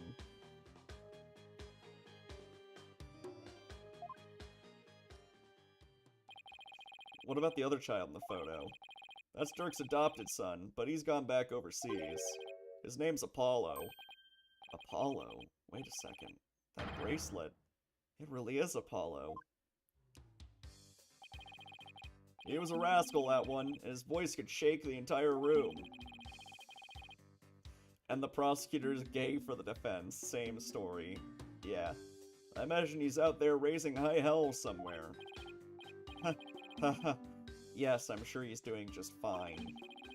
Considering how far he's come, Mr. Arbal's description really doesn't do Apollo justice.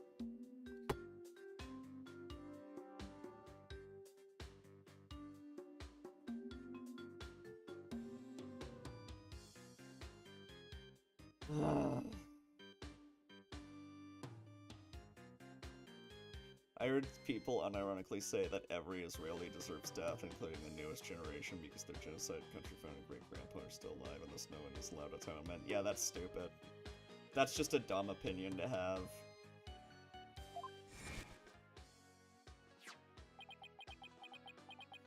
Besides, I guarantee you there are Israelis who are against the Palestinian genocide somewhere. I'm sure they exist. You can't have, like, an entire country agree on one thing. That's not possible. Apollo. I've been watching you grow over these past 2 years. That's why I know you're ready. I know I can leave Trucy in the office to you. I believe in you, Apollo. Thank you. I'll be fine. Everything will be fine. He's a responsible young man now. He never lost that loud voice, though. Well, I gotta start packing. Who knows when they might catch up with me if I don't scram soon. Please wait, I still need to ask you something. Go ahead, shoot. What are you rebels trying to do? If I see some fucking psyche locks, I'm gonna lose it. And why were you at the inner sanctum in the first place?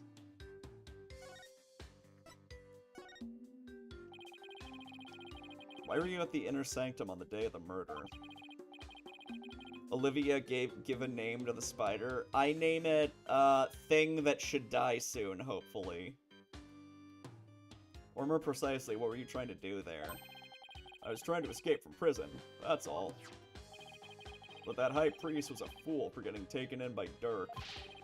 He should try hightailing it out of Kurain like I'm doing. Yep, there we go.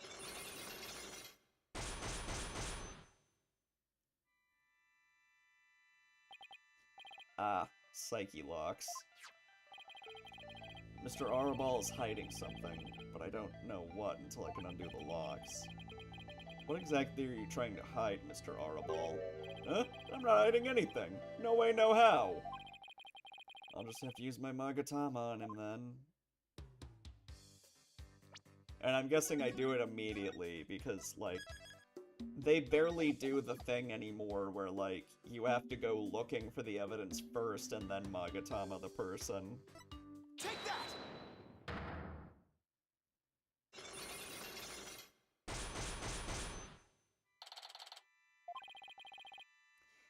I'm going to ask you again. Why were you at the inner sanctum on the day of the murder? Or more precisely, what were you trying to do there? You can keep asking, but the answer's still the same. I was trying to escape from prison, that's all. But that high priest was a fool. He fell for Dirk's line and sold his own country out. How can you say such a thing about him? He helped you escape, didn't he? Don't you even care about what happened to him? Nope, I was getting out of the rebellion anyway. He should have opened his eyes. He never stood a chance against the Garan regime. Hang on, do you really believe what you're saying? Didn't the High Priest's death really hurt you on the inside? Like I said, I couldn't care less about the whole thing. I beg to differ. This wouldn't be here in the room if you didn't feel a thing.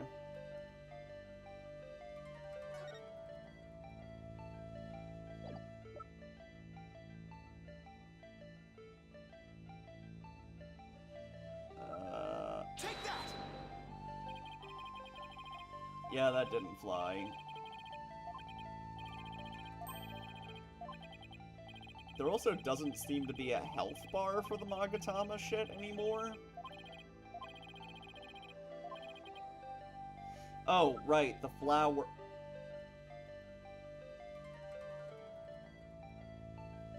I tried to give the flower to the dog as a thing to track this guy's scent. If he handled it... Was the flower scent, like, stronger than the person's scent? I don't get it. Like, they're clearly implying he left that flower behind. Take that! I heard these flowers are offered in memory of the dead here in Kurain. The High Priest's death hit you hard, so you've been grieving here alone, haven't you? Well... Hee-ho! Are you Jack Frost? What the hell was that? Those flowers don't mean anything. It's just a Kurainese way of saying goodbye. Why hide the fact that your mourning is death?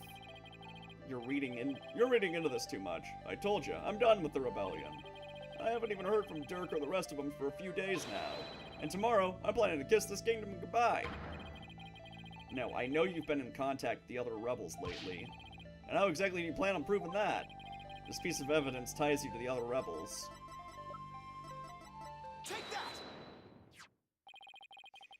Found this prayer flag at the Plaza of Devotion. You wrote a message on it and left it behind for your fellow rebels, didn't you? They brought this food for you at your request. Hoo-ha-ha! So you're lying about leaving the rebels. You're still involved with Dirk and the rest of them, aren't you? No! Are you ready to tell me the truth now? Oh, you're good, Mr. Lawyer Man. I admit it, I requested the grub. But I was just taking advantage of him, that's all. What do you mean? With my face plastered all over the place, I couldn't stay out in the open anymore. So I just took advantage of my former comrades for some grub or a place to hide. I was gonna kiss this kingdom goodbye tomorrow. I'm not buying it. You're obviously lying. I can tell just by looking at you. The white-hot flames of revolution definitely still burn inside of you. What? That's ridiculous. Those flames burned out a long time ago. This proves that the flames of revolution still burn on inside you.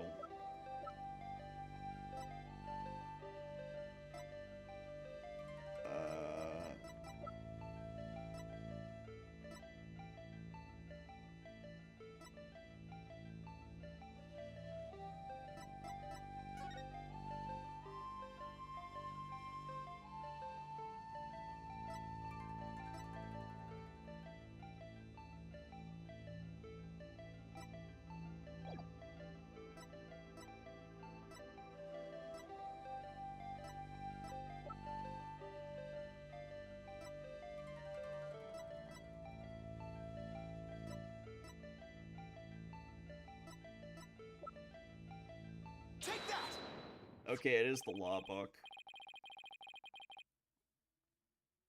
It's just weird, because that's Dirk's property. Dirk's law book. I'm no lawyer, so what's that got to do with me? Look at the mark branded onto the cover. This mark that stands for an unwavering commitment to the revolution. It is Dirk's way of representing the will of the dragon. Yeah? So what of it? You have that same mark on the scarf tied around your left arm. Dude. Of course he does. He's part of the rebellion. Of course he'd be wearing part of the uniform. How does that prove that he's still, like, wanting to be part of the rebellion? Like, he's just wearing it right now. Whatever. But you wouldn't be wearing that if you were no longer a rebel. I forgot to take it off, that's all. No, as a wanted man, that should have been the first thing you took. Okay, that's a good point. As a wanted man, that should have been the first thing you took off. The fact that you haven't hidden that mark yet proves you're still a rebel. Hoo-ha! Think what you want, but you don't know nothing about me. No, you're wrong. You wear your heart and your beliefs right on your sleeve, just like me. And this is what I believe in. Do I show him the attorney's badge now? Take that! This might be the first time the attorney's badge has ever been used in a Magatama investigation thing.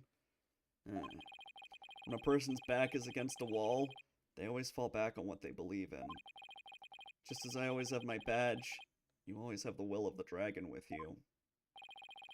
And would you risk your life for your beliefs? No, I wouldn't. Also, your knife is clipping through one of the chains. Just wanna point that out for the devs, who I guess missed that. You can see very obvious clipping here.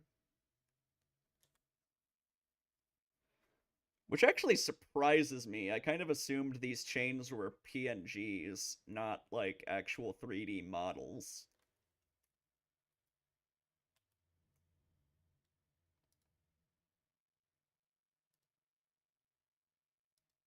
No, I wouldn't. No? No. Oh, god damn it.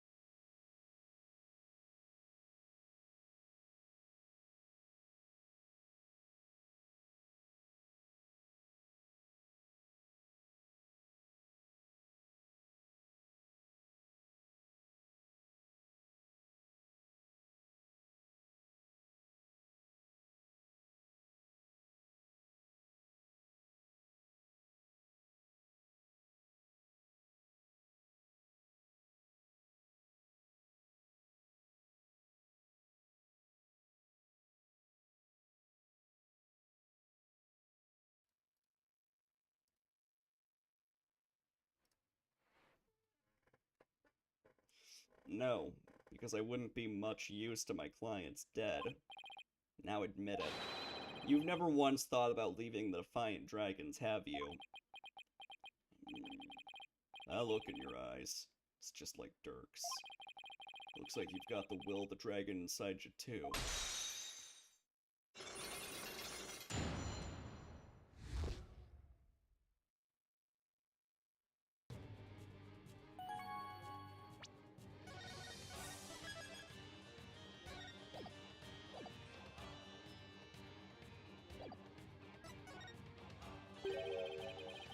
I had planned to take you out if you turned out to be on the same side as the Royals.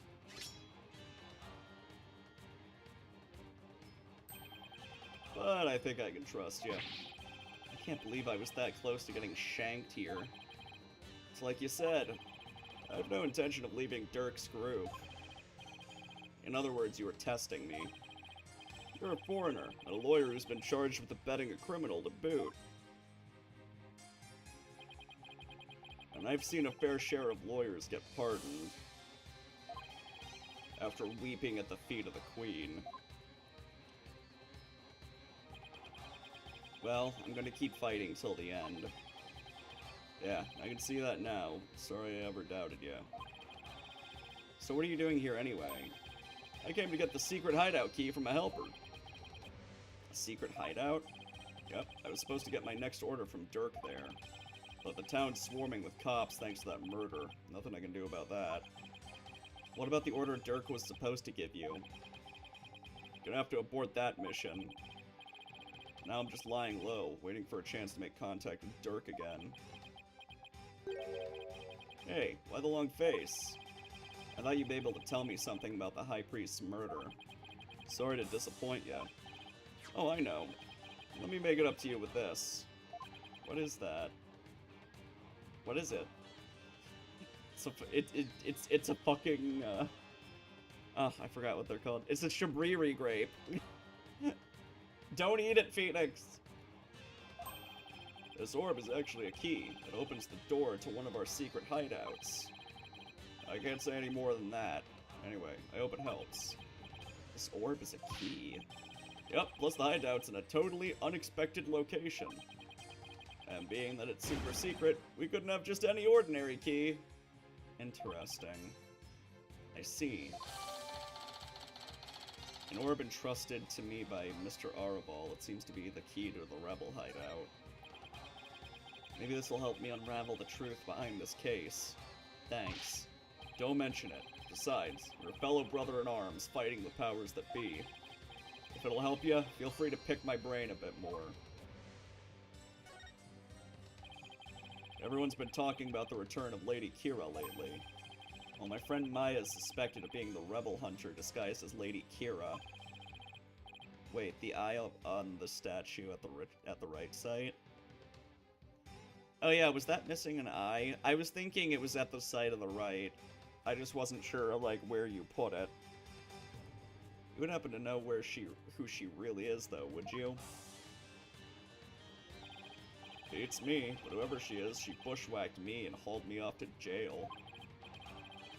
Even worse, on top of attacking us and delivering us to the cops, she's been watching us like a hawk and framing us for different crimes. Watching you like a hawk? Framing you for crimes? Why would anyone go to all that trouble? Our kingdom likes to pretend that its people are free to think what they want. Because that, the authorities can't arrest you just for sympathizing with the rebellion. So they resort to framing people for things they didn't do. And that Lady Kira figure is... Yep, she's just some lick-spittle working for the Garin regime. Wow. Even without the DC Act, Dirk and his insurgent scum buddies' days are numbered. What's that supposed to mean? Let's just say I got a little trick up my sleeve, so I'd watch it if I were you. Because you got a defiant attitude, like one of them dragon dupes. So he's talking about Lady Kira, then. Advanced combat skills, detailed surveillance, and clever setups. She's no amateur, if you ask me. It's 100% the wife? Yeah, maybe. Maybe she killed them both when she figured out they were rebels. Like, she's on the side of the Queen and is actually Lady Kira. It's possible.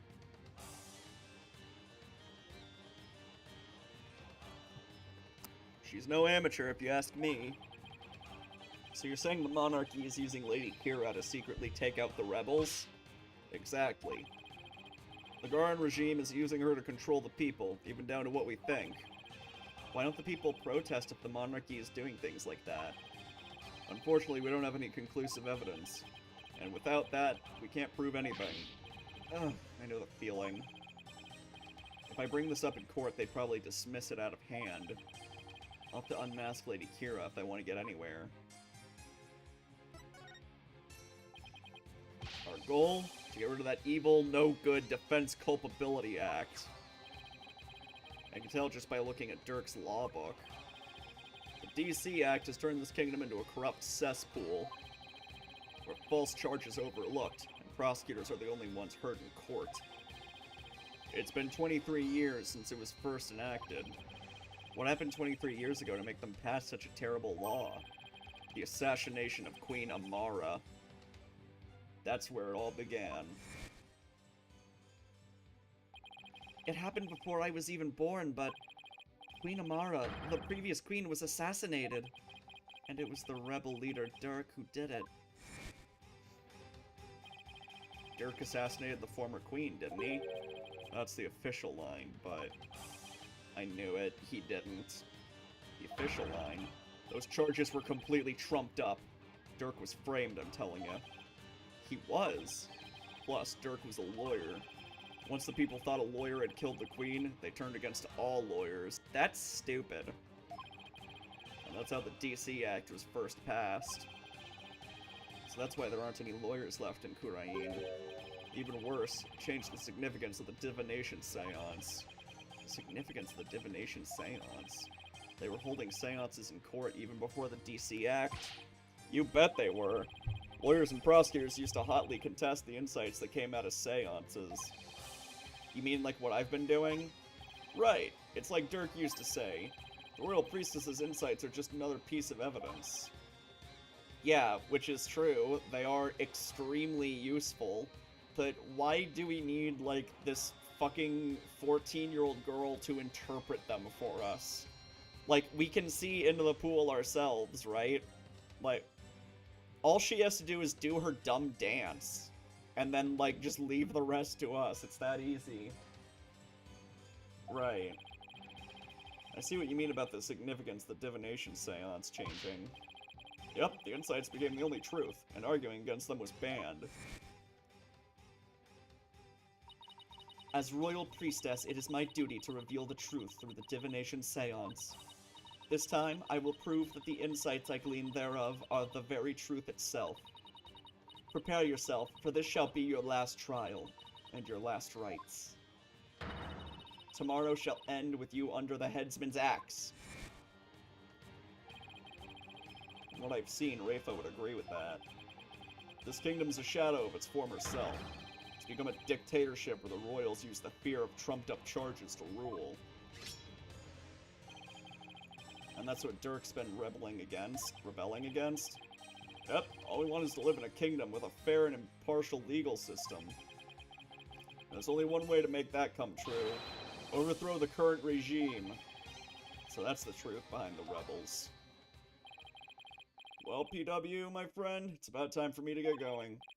After all, I am the fangs of the Defiant Dragons. Hey, Kiwi.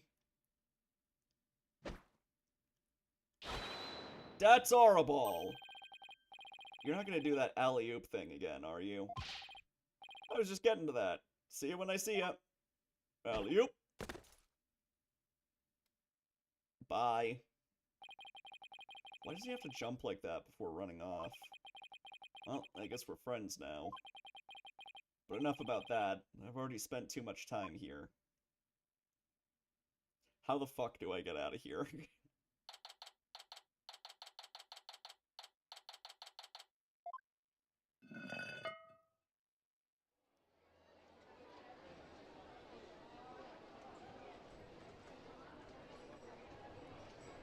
Where is the fucking dog? That's a good question.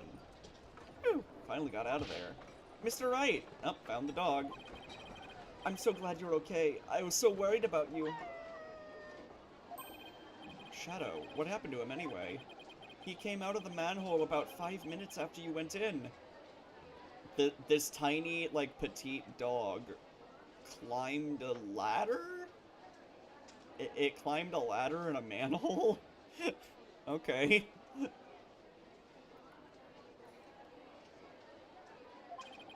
Sorry he wasn't much help. Well, did you find anything of worth? Oh, I tripped and fell down there. I must have been out cold for a while. Better keep things to myself for now. Yeah, definitely don't tell this bitch. She'll narc. I figured as much. I have to find that secret hideout Mr. Arabal was talking about. I should probably start with places that have something to do with the High Priest.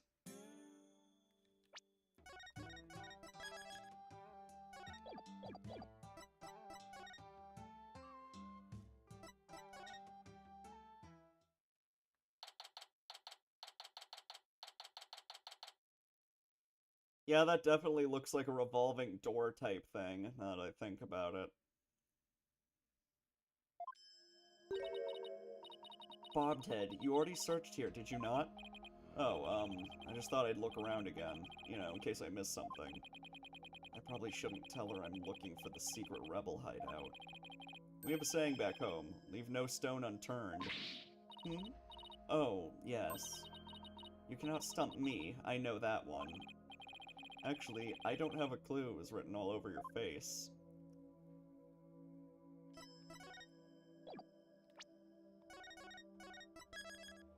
Right now, we should be, like, actively trying to piss her off, right? Like, yeah, exactly. Why would I want to find the hideout with this bitch around? Right now, Phoenix should be doing something to make her, like, run off in a huff like last time.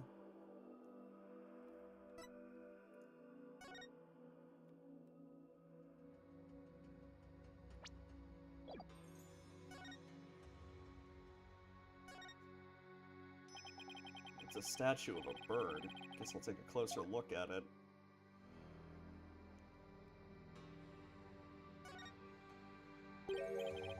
Hey, this eye is missing. What are you doing? You must not touch that for no reason. Sorry.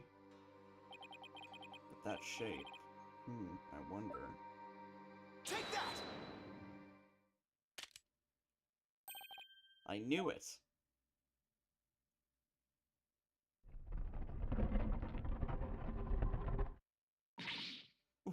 What?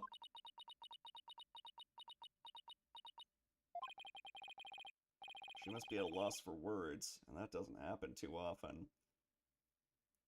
This is Capcom. Yeah, you're right. You put a gem in a statue and it opens a secret passage. Very Resident Evil.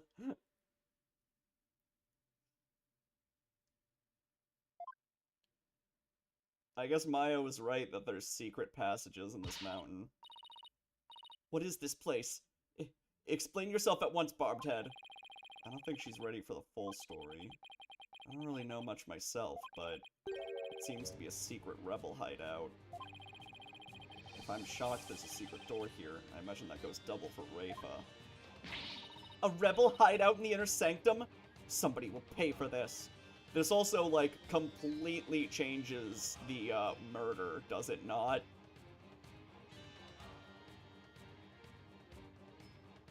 This means that there was somewhere a secret killer could have been.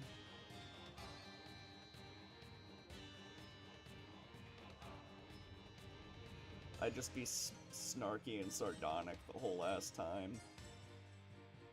Yeah, I could probably find ways to piss her off.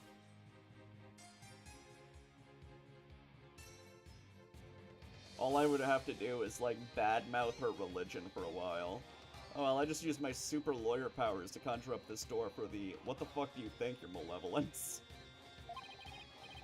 Well now, I think I'll have a look around.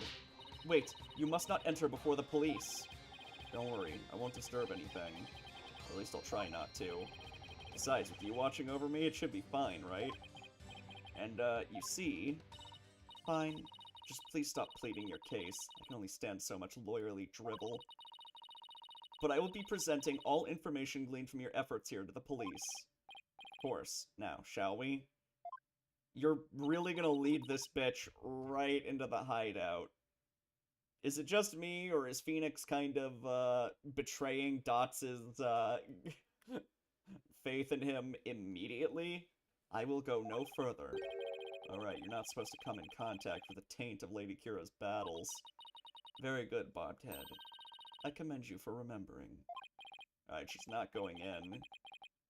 I guess he could just lie and say that they're not in there. Oh, well, thank you. Wait, why am I thanking her? I may not be able to enter, but I will allow no misdeeds on your part. I will be watching you like a warbad from the entrance here. I told you I'm not going to do anything. I better hurry before she changes her mind.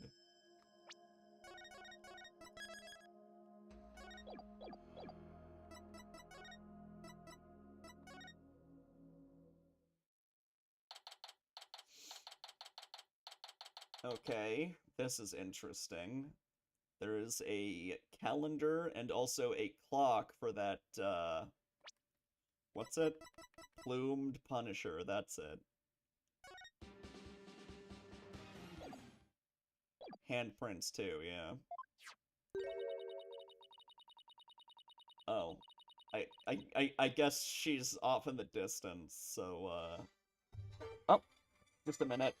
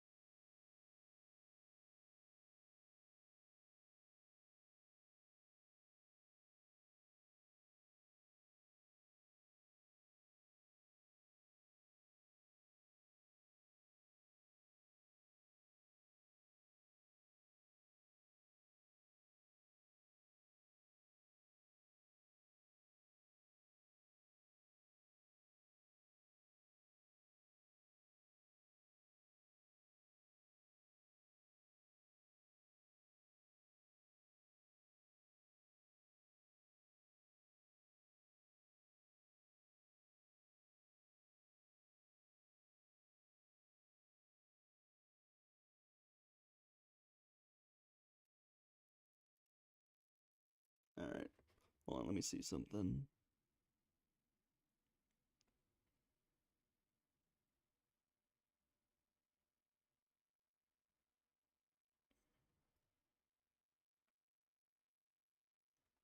Trying to see if I can, like, put an echo effect on my, mic.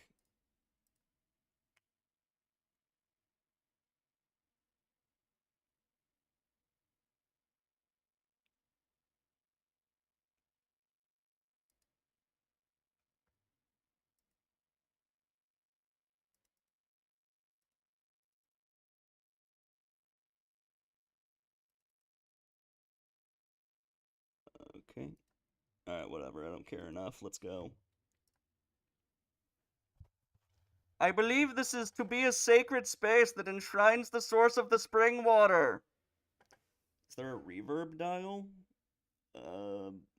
I checked voice meter, but I didn't see a reverb option.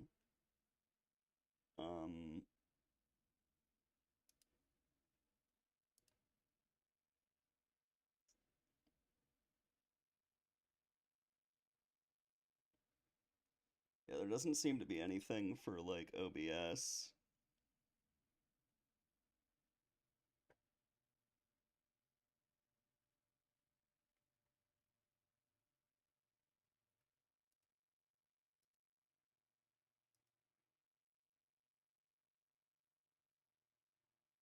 Yeah, I don't see a reverb option.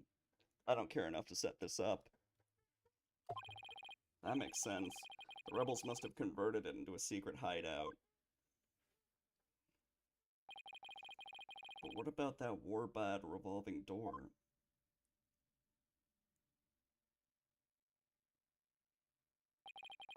I wonder if that too was originally intended to hide and protect this sacred space. To think that those filthy rebels were scheming their schemes in this most sacred space. It is a desecration upon Quranism itself. The defiant dragons shall pay for this.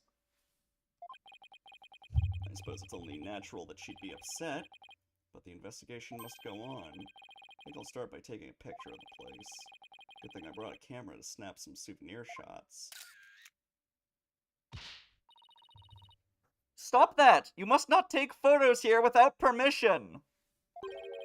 Rafa's really fired up. She's sticking her head in as far as it'll go. I guess she won't be tainted as long as she doesn't touch anything.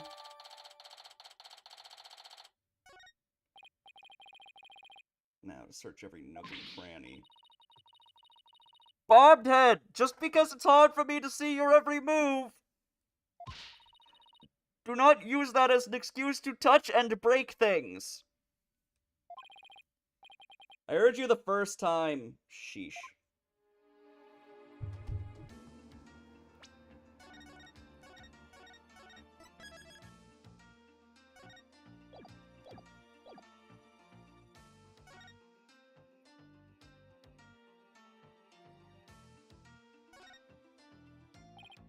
Look.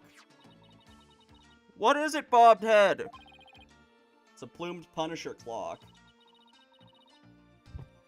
Why, I believe it is a limited edition promotional item given to 50 lucky viewers. This rare item plays the plumed Punisher's theme song every hour. Hand it over now, bobbed head. She snatched it away from me. What do you mean? What do you mean she snatched it away from you? She can't come in. How did she snatch it away from you? She didn't enter the hideout. How did she do that? With her fucking telekinesis? No matter what she says, Rafa is definitely a huge fan. What a fine item! And this switch, if I'm right.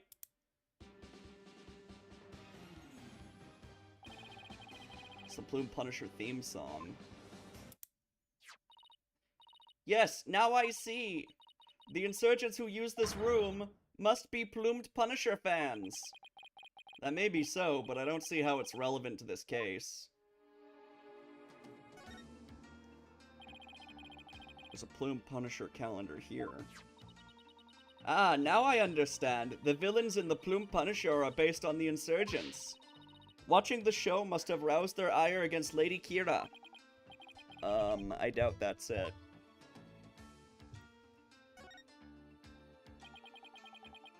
A large stone slab. It's shaped like a Magatama. It looks rather unstable. I bet it'd tip over in an earthquake.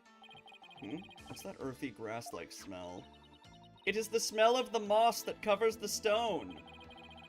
Oh, so the shaggy green stuff is moss. Looks like some of the moss about... I have to turn it down a bit. It's getting loud. It looks like some of the moss about halfway up has been disturbed. I wonder why that is. One quick touch can't hurt, right? Whoa, slab's starting to wobble. What is happening? What have you done to the sacred space? Nothing. All I did was nudge it a little. I knew it looked unstable. Probably best not to touch it again. So this is the water source that supplies the Inner Sanctum spring. It flows through the channel built into the floor before heading outside. Lady Kira uses this sacred water to wash the taint of battle from her body. It's also not red like the water in the spring. How dare those filthy insurgents raise their banner amid such a sacred space? Bobhead, you must burn it at once. Didn't you tell me not to touch or damage anything? This is an exception. Very well, if you will not do it, then I will. But your benevolence, I thought you're not supposed to come in here. Did she just say a slur? I think she just had a PewDiePie moment.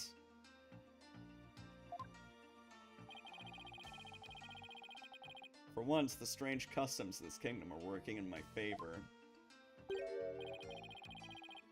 There's something under the banner. A microphone? What's this doing here? Someone tried to record something with it? Don't go on the bridge. What a fucking...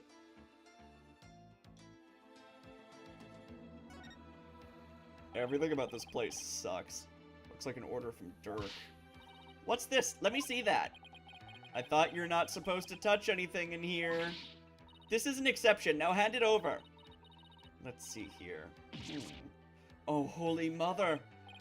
What? What does it say? It is an order intended for that rebel named Dots. It reads, after the rite, infiltrate the palace under the guise of returning Lady Kira's costume. And search for clues about that incident from 23 years ago. Signed, Dirk. 23 years ago? He must mean the assassination of Queen Amara. I wonder what the rebels are up to. It's intriguing all, but it doesn't seem related to the case at hand. This will not do! I must warn my mother at once! No need to do that. This order will never be carried out. Lady Kira's costume is still here, and Abbott in me is no longer able to aid the rebels. I knew that. There's fucking assault rifles here. Weapons, and a lot of them too. We are lucky we found them before they could be used. Excellent work, Barbed Head. Oh, thanks. You'd think there'd be enough rebels to just, like, run into the castle and shoot everything up. Oh, thanks. If the rebellion ever happens, I hope it's bloodless. Is that a ballista? It's like a ballista on a cart. Oh, there's blood here. What's this? A blood stain? I should probably try to figure out what happened in here. Do not tamper with any evidence before the police arrive. The police? Hey, that reminds me. Emma gave me something just for times like these. I thought it might help your investigation. Here, it's all yours. I wanted to bring you a bunch of other forensic tools, but they were confiscated at the airport. Luminol testing fluid. This actually might come in handy. Luminol testing fluid glows in reaction to even the tiniest traces of blood. So it can even detect areas where blood has been wiped up. I wonder if, Zealot's body was in here at some point. It might help us figure out what happened in here. Okay, time for science to do its thing. Alright, I gotta use the bathroom. Be right back.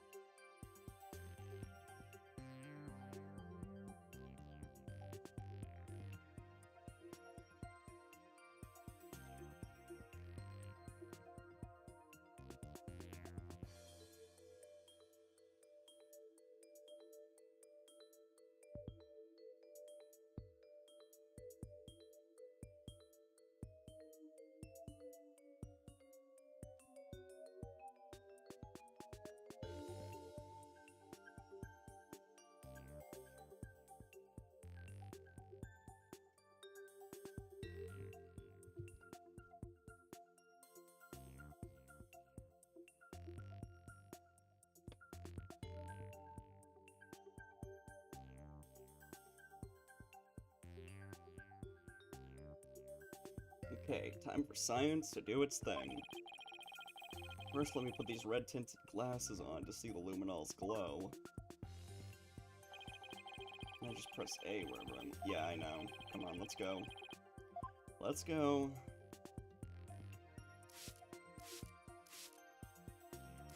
I'm spraying the spot with the blood and there's nothing.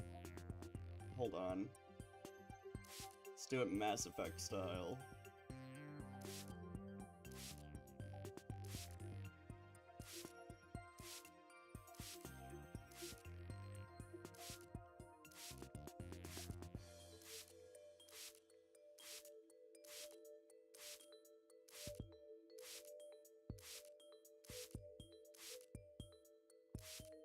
Yeah, that's an appropriate emote use, for sure.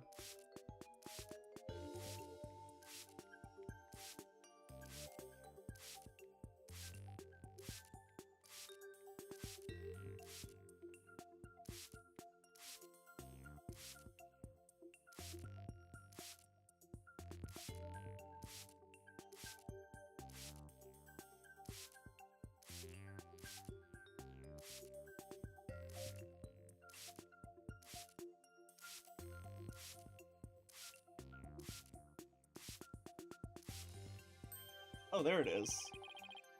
This huge blood stain. Something big must have happened here.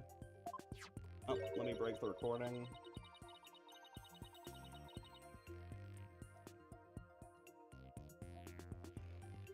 Perhaps the High Priest blood flowed in there from under the Warbad statue. There was definitely a lot of blood here, but it's impossible to say much else at this point. I'll just take a picture for now. Oh, right. Luminol reactions don't show up in photos. I'll just have to take some notes. That should do it. Just scribbled on a photo with, like, a red pen. I didn't notice before, but the blood stain looks like it was smeared away in one place. It's because the Warbad revolving door passed over it? That would make sense.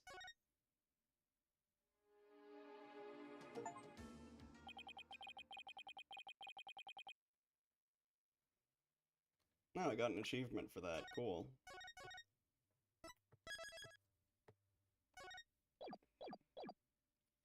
Well, I think that covers about everything here. Hi, Emma. Where the fuck did you come from? Mr. Wright, you shouldn't have come in here before the police. Sorry, but I was in a hurry. I didn't do anything I wasn't supposed to. Her benevolence can attest to that. It is your fault for being so slow. I expect the police to work faster and more efficiently. Sorry. Well, Bobhead, have you not already seen enough? Emma just looks at Phoenix and is like, I'm so sorry you have to put up with this. I am so fucking sorry. I guess it's about time I got back to the temple and go over everything I've learned.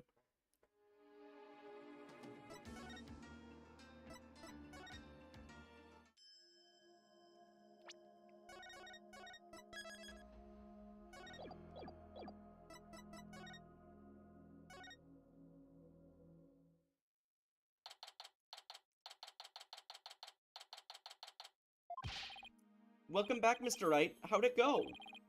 Unfortunately, I didn't find anything conclusive. No way.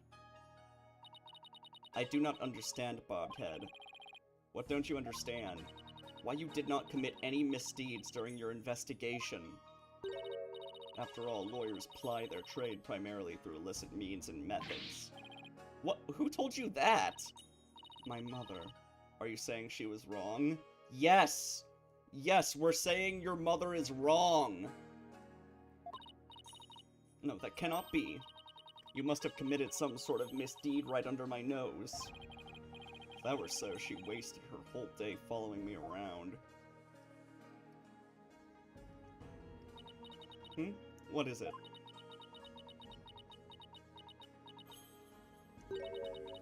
Prosecutor Sadmati has need of me.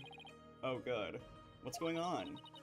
I must go perform a divination seance for Pure Zealot. It is our custom for the prosecution to review its contents before a trial begins. I see. third time will be the charm. My insights will finally bring you to your knees tomorrow, and I will teach that neophyte practitioner a lesson. Looks like the royal priestess is back with a vengeance. She's made a full recovery from when we started the investigation earlier today. You have to review it before the trial. That's normal. I mean, these seances don't exist in real life, but, like, the prosecution is, like, informed of all sorts of things. I look forward to seeing you in court, Your Benevolence. Your overconfidence will be your downfall. You will not look so confident when I am finished with you tomorrow. Actually, I'm not really looking forward to seeing her tomorrow. Especially without any solid evidence. Why don't we go over everything you know so far? Alright. Let's see here. Acolyte Zalat was killed during the rite with Lady Kira's dagger. And Maya's fingerprints were found on it. That doesn't sound very good. I know, it's the very definition of being up a creek without a paddle. The day before his murder, Zalat enjoyed a meal with the High Priest, his wife, and Maya. I also learned about spirit channeling here in Kurain. Oh, the orb is behind them. Is that the Warbat orb? I'll have to check the, house again. None of that sounds very helpful. Oh, but I did hear something interesting. That the rebel-hunting Lady Kira might be working for the Justice Minister. What? Really? Our kingdom is supposed to be ruled through faith and laws. We can't allow the people to be controlled by fear and violence. Fear and violence? That's already what controls your country. Because your government just kind of executes people who've been accused of anything. And also they accuse people of things when they're mad. It's an actual Joseph Stalin situation. Albeit, that sounds like something a rebel might say. It does? But if that Lady Kira really is one of Minister Inga's subordinates, that would exonerate Miss Maya. Unfortunately, I have no way of proving it in court. Oh, that's too bad. Oh, I almost forgot about the secret rebel hideout we found at the Inner Sanctum. There's a bloodstain inside, but I don't know if or how it's connected to this case, though. Wow, a secret room at the Inner Sanctum? That would be a huge hit with tourists. This kid really is an entrepreneur at heart. What I mean is that hideout could be important to your case. Maybe, but it's still too early to tell. Ugh. Looks like I'm heading into court without any useful evidence. We'll just have to pray something appears during tomorrow's trial.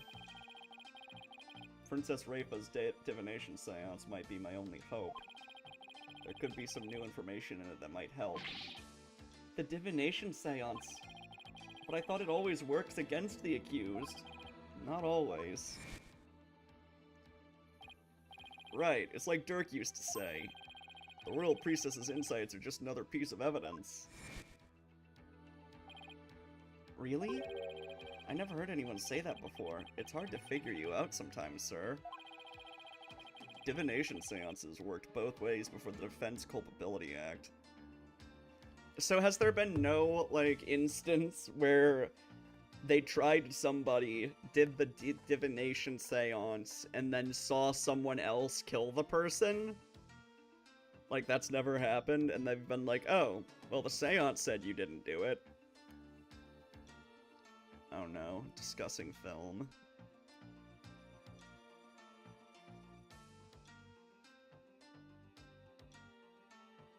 What?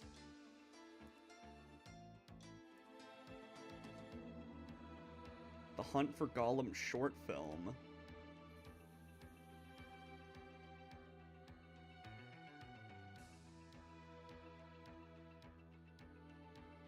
That's insane. So they, like, stole the title? Yeah, I agree with fucking Saber right now. What the hell? That's so gross. I hate Warner Brothers.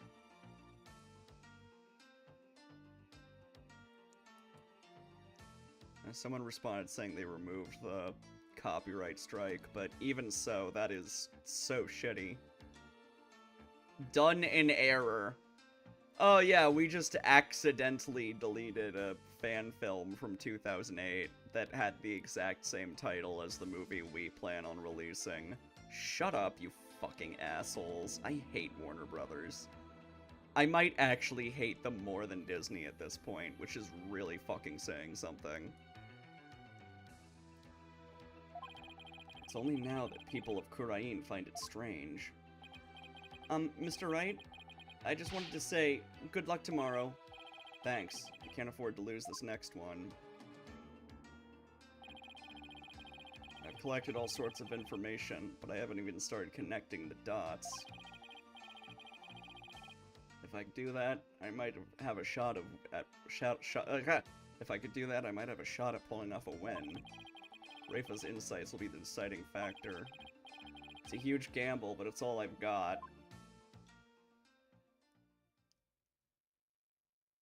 Warner Brothers also, like, reject pretty much all of my copyright disputes. Which is another reason why I hate them.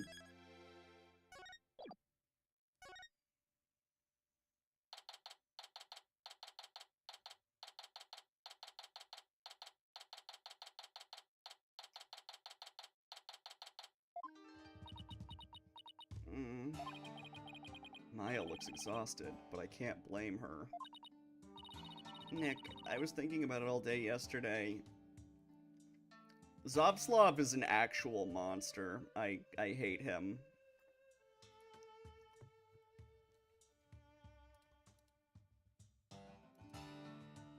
He's just sociopathic, greedy trash.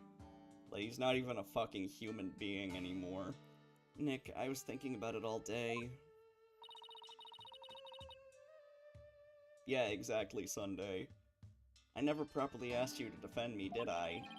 It doesn't matter. I'm on the case till the bitter end. I know. That's why I wanted to officially ask you for your help. You got it, Maya. Let's do this. Gotta wrap this up and get back home so you can make your dream show come true. The Steel Samurai versus the Plumed Punisher, right? You bet. Yeah, I'm sure the studio that owns the Steel Samurai will be absolutely thrilled to do a crossover with somebody who plagiarized their show. You look as if you did not sleep last night, Barbed Head. It is written all over your face. How can you expect to put up a respectable defense like that? I'm all fired up and raring to go. I guess Maya's not the only one looking exhausted. She looks the same.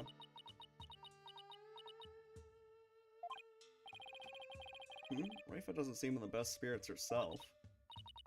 Go ahead, feign confidence now while you are still able. For I will see to it that your last rites are read to you this day. Whatever. Guess it was just my imagination. Ready, Nick? Hey, nerd, welcome back. Okay, Maya, let's head on in. Dots Arabal gave us, like, the key to a hidden base that was in the, Warbad statue. And we found blood inside the hidden base, so a murder may have been occurred there, actually. That is what you missed. Now then, if everyone is ready. The defense is ready, your majesty.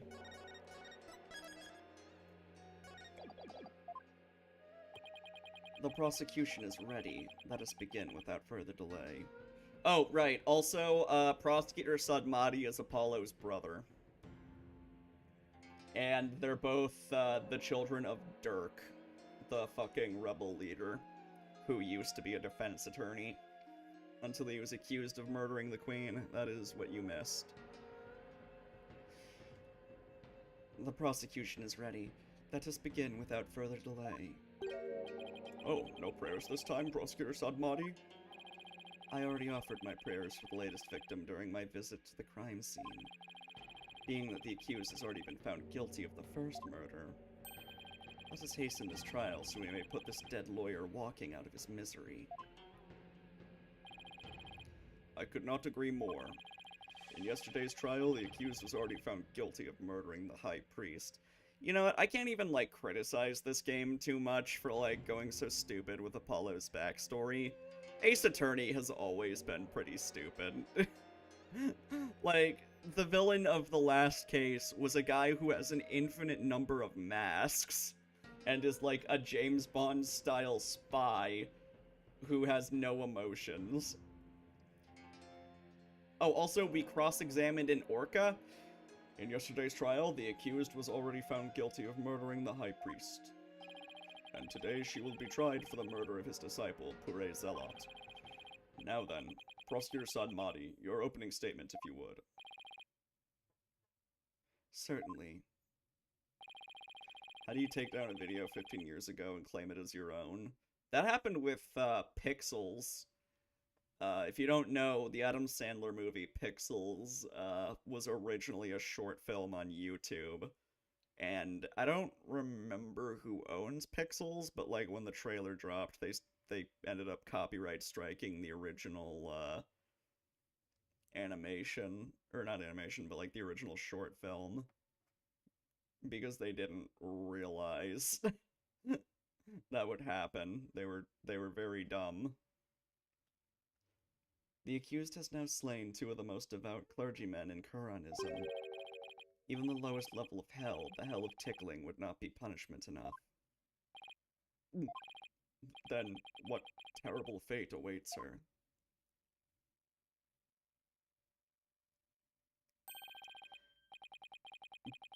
Oh, that is going to be hard to read. Balgipokon. Balgipokon Hell. A realm of eternal agony. There she will suffer the endless punishment of Jagar by the Galoon of the Pulumonten.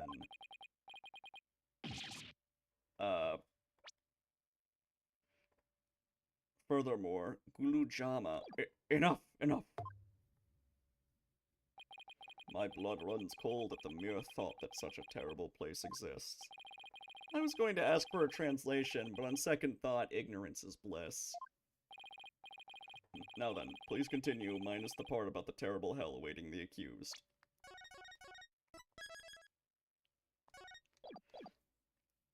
Oh yeah, I talked to Sunny Electrica. He said he loves drawing dragons, so... you know. Just letting you know. As you wish. The victim of this heinous crime was the High Priest's disciple, Pure Zealot. He had been training under the High Priest while living at the priest's home. I had met him a number of times, and he seemed like an earnest young man. How tragic that he met such a terrible end. I've just completely given up on the accents at this point. The murder occurred at the Plaza of Devotion during the Purification Rite. It was a bold crime carried out while the plaza was full of faithful deep in prayer. The Warbad dagger was found impaled in the victim's upper back. The stabbing caused a spinal cord injury that killed him instantly. Ah, the Warbad dagger, Lady Kira's weapon of choice. We have already established that the accused's prints were on the weapon. Incredibly damning evidence in itself. No, I didn't do it! Hold your tongue. Now, being that the accused, Maya Fey, is a serial killer, the prosecution believes that the death penalty is the only possible sentence. Would the defense care to respond? The accused is innocent, and nothing can convince me otherwise. After all, the crime scene was packed with worshippers. How could my client possibly have committed this murder without a single witness? He's like Sephiroth, but slightly manlier. The accused's fingerprints on the murder weapon alone is enough to render a verdict. As such, I see no need to debate this any further. But... well, once her benevolence conducts her seance, it will be all clear. It'll be clear for all to see. Your Majesty, might I have a word? Is something the matter, Prosecutor Sadamati? It is about the divination seance. Your benevolence. Stop right there, Prosecutor Sadmati. Is he trying to prevent the seance from happening or some shit? As you wish. Forgive me for overstepping my bounds. What was that all about? Bobhead, have you made peace with your fate? For this time, the divination seance will bring you to your knees. I'm ready, and I accept your challenge. The only problem is I have no weapons at my disposal. My only hope now is what we can glean from the seance vision and Rafa's insight. Very well. The divination seance, if you please, your benevolence.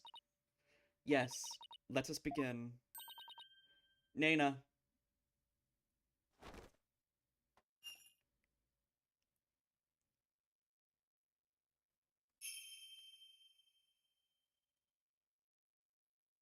O Holy Mother, let the eyes of O dance so that we may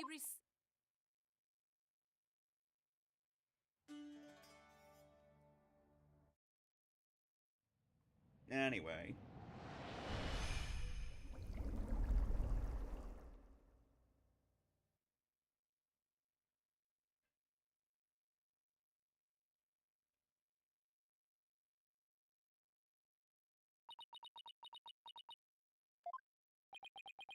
Where is it? I don't get it. Why wasn't there anything to see? Your benevolence, what in the world? I was unable to evoke any sort of response. What? I called out the spirit's name many times, but to no avail. What? Is he alive? Is that what we're doing? Or is he being channeled by somebody?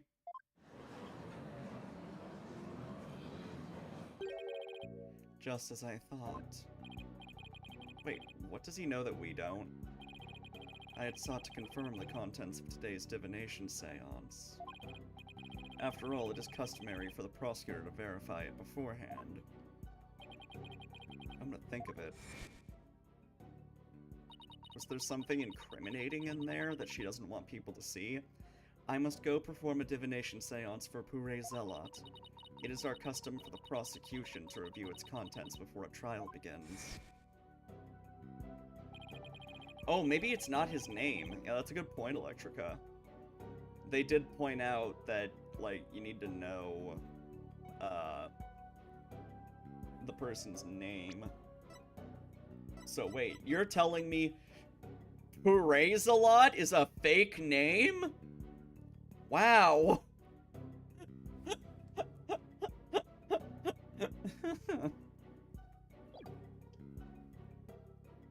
And that is why I sought to stop her benevolence from performing it here. However, she insisted that it be done. She wished to try one more time here in the Hall of Justice. Okay, so we don't get to see the vision at all, I guess. It would appear her benevolence is tired from her manifold duties. Or she doesn't know the name. Is anybody gonna question this? I am not anything of the sort. The victim's spirit will not answer my call, but I do not know why. It is my sacred duty to convey the truth through the divination seance. Rafa? What are we to do without a divination seance? I suppose I shall have to deliver the last rites without them. The prosecution has already taken that into account when preparing for today. I am fully capable of proving the accused's guilt with or without a divination seance. You never fail to impress, Prosecutor Sadmati. This is bad. Divination seance is my one and only hope. Your Majesty, the Benevolence said she isn't tired. So shouldn't we try to find out why the divination seance failed? How curious, Mr. Wright. Why have you suddenly taken such a keen interest in the divination seance? Yes, explain yourself. The divination seance is for shedding light on the accused's crimes. It is the Holy Mother's hammer of wrath that is ever poised to pound you into your grave. You should fear it, not plead for it, unless there's something exonerating in it, which... Are you telling me that's never happened ever? You guys have just always gotten the right criminal? I believe in my client. Plus, yesterday, somebody told me something that changed my mind. The divination seance was once thought of as just another piece of evidence. If we were to correctly interpret the vision through careful analysis, then they would lead us to the truth behind what really happened. And the truth will show that my client, Maya Fey, is innocent. The truth is, you don't have anything else to fall back on, huh, Nick? Maya, please, you're not helping. How dare you? The voice of the Mitama is to be feared, not utilized by vile lawyers such as you. Seances exact a heavy toll upon the royal priestess. It would be best not to burden her any further. Or does the defense feel that it can pose no counter-arguments without the seance? No, of course not. He saw right through me. I'll have to find a way to make the divination seance happen, or we're toast. So what's the guy's real name? Wait.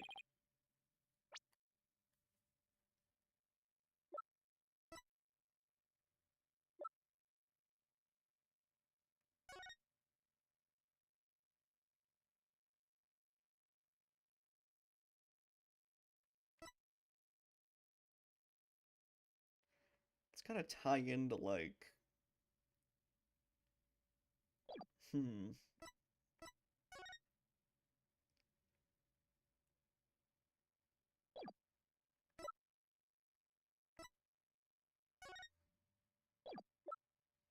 There's gotta be something that reveals his real name.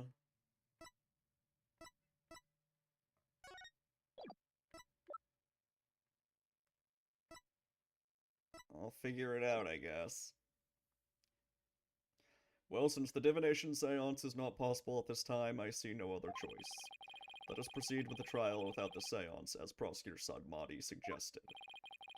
Thank you, Your Majesty. Why, I will not forget this, barbed head. This will not be the last you see of me. Now then, I will proceed by providing an outline of the case at hand. Very well. If the lead detective would please come to the stand, we may begin.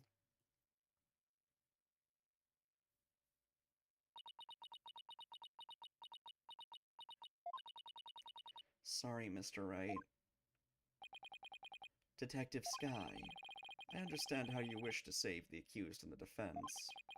They are your friends, after all. But you must let them go and move on. But... There is only one way to save them now, by giving their souls the chance to burn away the taint of their sins in the infernal flames. I can't do this. No eating in the Sacred Hall of Justice. Miss Sky? Yes? Don't worry about me and Nick. You just do your job. I'm sure Nick will figure something out eventually.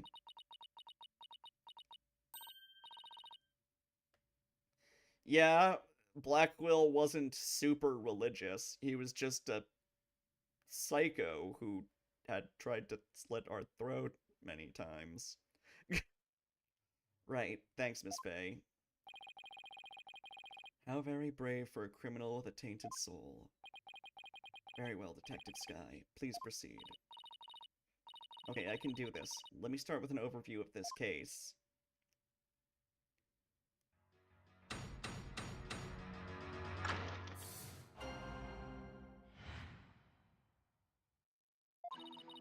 The latest victim was Pure Zelot. He had been training under the High Priest and living at his house for the past 2 years. The High Priest widow, Believe in Me, has identified the victim's body. He may have been mistaken for a rebel and killed due to his connection to the High Priest.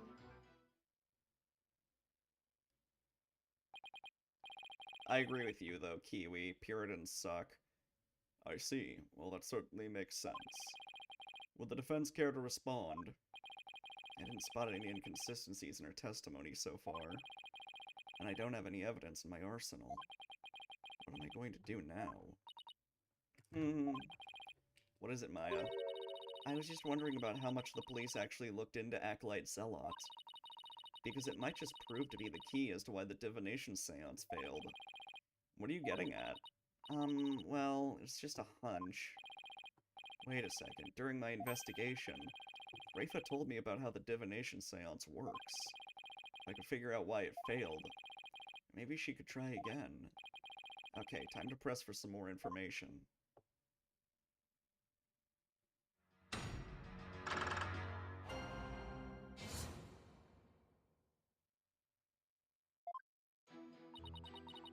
The latest victim was Pure Zealot.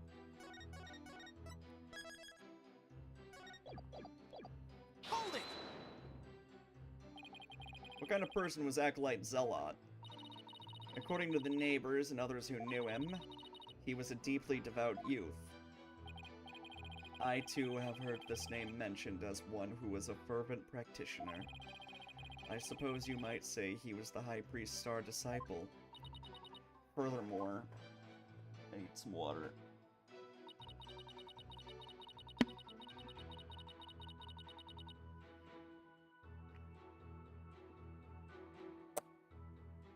He had been training under the High Priest and living at his house for the past 2 years. Hold it!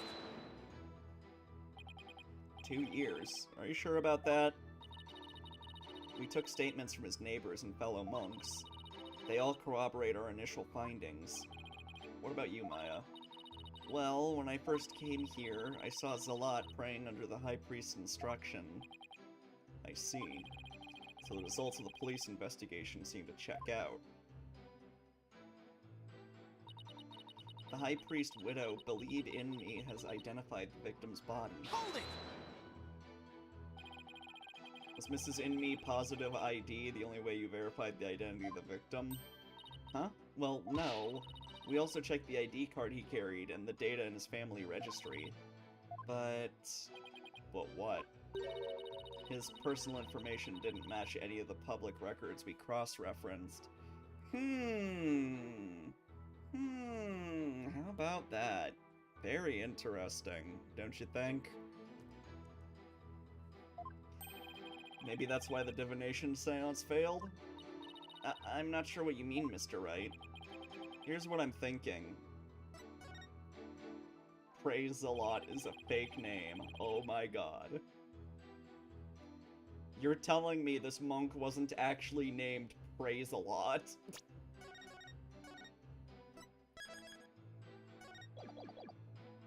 The victim decided to hide his identity for some reason. In other words, he was using a fake name. The royal priestess uses a deceased's face and true name to summon their spirit. Why, yes, that is indeed true. If he was using a forged ID and there is no mention of him in our public records, then he was likely an illegal immigrant. They are not uncommon here in Kurain. An illegal immigrant? Come to think of it, Rafa mentioned something about immigrants yesterday. But if that's the case, we have no way of knowing who he really is. We'll have to proceed without holding a divination seance this time. Ugh. I had always thought that Acolyte Zealot was Kuranese. Oh, how the High Priest must be lamenting his disciples' deceptions in the Twilight Realm. If only we didn't live in a country where everyone is white with American accents, despite the architecture being extremely inspired by Eastern culture. Well, Mr. Wright, what do you think? Should we add this to the testimony? This is an important fact. Please add it to the testimony. It would seem to be a fact most inconvenient for the defense. But if you insist, Detective Sky, please add what you just said to your testimony. Yes, Your Majesty. He was an illegal immigrant, so we don't know his real name. Yeah, what do I present? It might be a double press situation, but let me check the court record.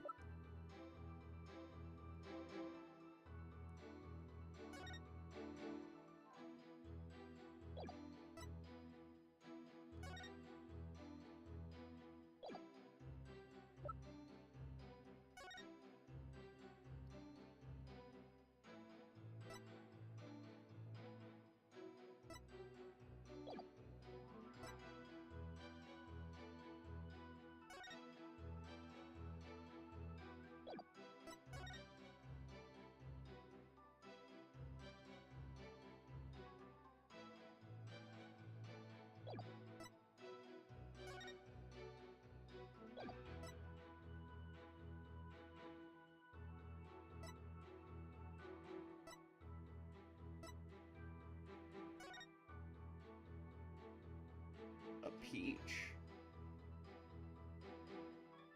I wonder if that peach tattoo can identify him. Let me try this. Objection! Okay, it took it. Sorry, Detective Sky. But the police missed something important in their investigation, even though it was very obvious. Huh? What are you talking about? The victim was undeniably a Kuranese native. And this crime scene photo proves it. It does? It's a little hard to see, but look closely. You'll see clear proof that the victim was Kuranese. Where? I don't see anything that would prove that. This proves the victim was Kuranese. It's gotta be the tattoo, right? Take that!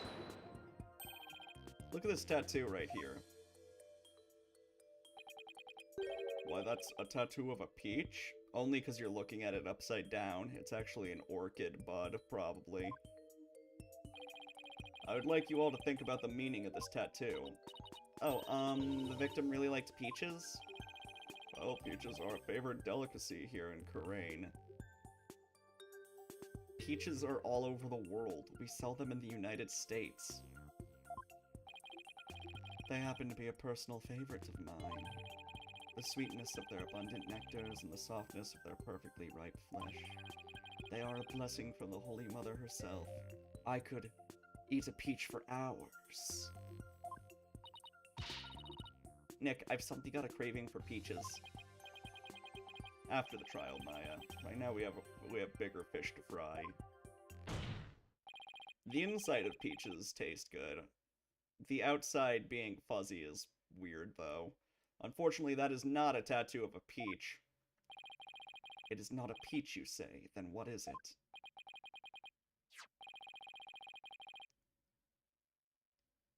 What an if? Take a closer look. Haven't you seen something like that before? Oh, right. That is the same shape, isn't it? Namely the tattoo on the High Priest's brow. Oh my. What? This mark is only borne by members of the Kuranist clergy. Objection! So that is what you believe it to be. But are they not utterly different shapes? Sure, they're shaped differently, but there's a reason for that. The victim had the peach-shaped tattoo inked over an existing tattoo for some reason. However, the dark red portion is exactly the same as the mark all the Kuranist clergy bear. Hey, you're right. Until about 20-some-odd years ago, everyone didn't get one, didn't they? I bear one right above my right. That is entirely too much information, Your Majesty. What was he gonna say? Oh, his right buttock. Why did you get a tattoo on your ass? What's wrong with you? Information on everyone who enters the clergy is maintained at the temple. All we have to do is look up a monk with a mark in the same spot. I'm on it. I'll let you know if I get any hits. That will not be necessary if you seek information on the clergy. I have it all right here. Oh my, you never cease to amaze.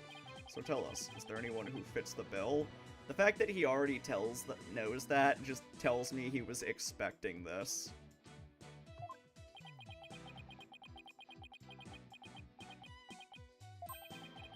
There is just one, and his name is Real Nemu. Oh, come on. Come on! You did not know! Ah! That's the worst one! That is the worst one! Oh my god! Ugh! Cringe! Yeah, even by Ace Attorney standards, that is bad. Real Nemu. Ugh. He became a monk 20 years ago.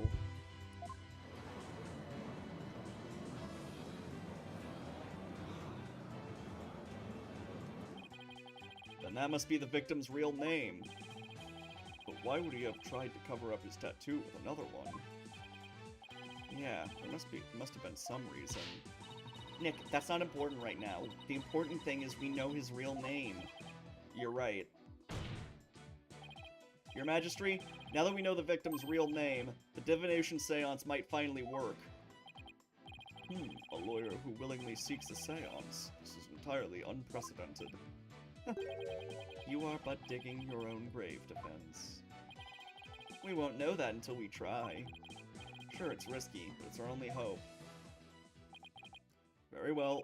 Let the divination seance be held once more.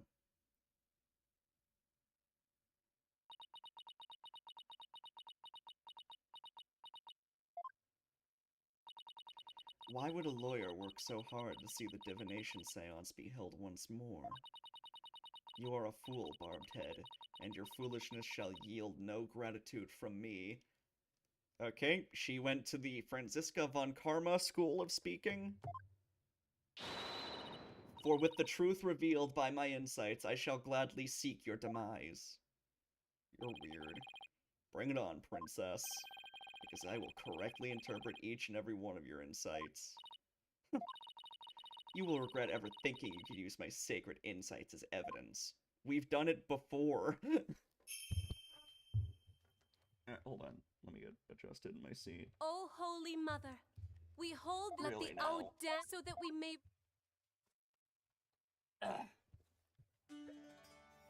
We're doing the big gay dance again. Cool. Get on with it, you tart. Kiwi, are you British?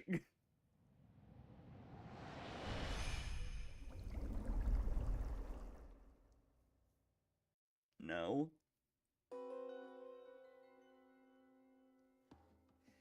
Gingil plumed Punisher theme. Heavy. Is something crushing him? Pain.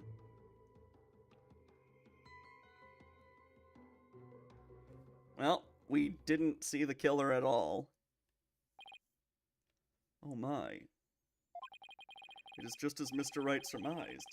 Poire Zealot wasn't the victim's true name. And now at last we have seen the victim's final moments. But all we could see was the ground. You seem terribly disappointed. I take it you did not find any fodder for one of your infamous turnabouts. Hey, you said the thing. Also, I already know where this is gonna go. They should patch the game and remove the skip button. I should patch you and remove your mouth. Yeah. Yeah. I, on the other hand, have discovered something. Conclusive evidence that establishes the accused's guilt. You did? A most surprising surprise attack. So tell us, Prosecutor Sadmati, what is this conclusive evidence you have found? The plumed Punisher theme song that the deceased heard. Please consider this item here. It was confiscated from the accused during her interrogation. So she was playing that while stabbing somebody? Why would she do that? Hey, that's my Plume Punisher strap! When you press the Magatama on the Plume Punisher belt.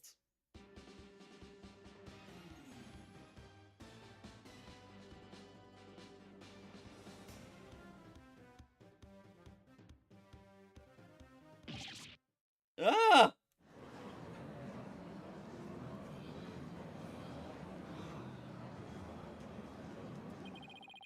It seems the accused inadvertently pressed the button in the midst of her crime. This strap is an extremely rare item, is it not, Miss Faye? Oh, I like how there's only one in the world, so that we can't just say someone else had it. That's funny. You better not break it. There's only one of those in the whole wide world, which is very convenient for this case. Maya, no! Oops. It is just as I said. Your flights of fancy have come crashing down on you. She sure seems to be enjoying this. Yeah, I've never seen her look so thrilled before either. It is time to accept the fact that the divination seance is far more than mere evidence. It is the very truth that brings the hammer of justice down upon the accused. That is as conclusive as evidence can get. Now then, if there are no further objections... Objection! Slow down there, your majesty. At least let me make my counter-argument. What's this?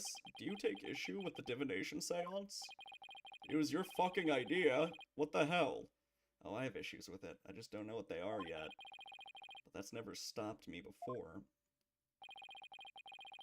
The divination seance is not the absolute truth. It only became the truth after it's been interpreted correctly. You do not know when you are beaten, do you, you foolish lawyer?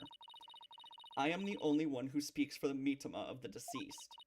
If you believe there to be errors in my insights, then let us see you prove it. It's probably not even going to be that hard, to be honest.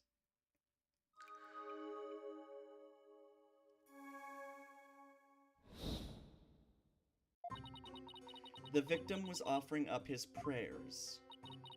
It was the night of the rite. Though it's dark, the pattern on the plaza's ground was visible. Then, someone was there, and the theme to the plumed punisher filled the air. The accused held the defenseless victim down and plunged her knife into his neck. The blade struck true, and in that instant, he departed from this world. That is everything the deceased experienced in his final moments. Her benevolence's insights have painted a detailed picture, both vivid and true. I didn't notice any holes there. As they stand now, those insights are really stacked against us.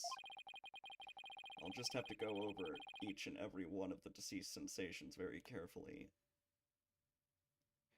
Nah, there's also the clock. The clock was, like, made by Larry, though. Like, it made sense, because Larry made them. He made, like, 2. That's why there's, like, only, like, so many. The case isn't over yet, Aniv. Yeah. I'll go over each and every one of the deceased sensations very carefully.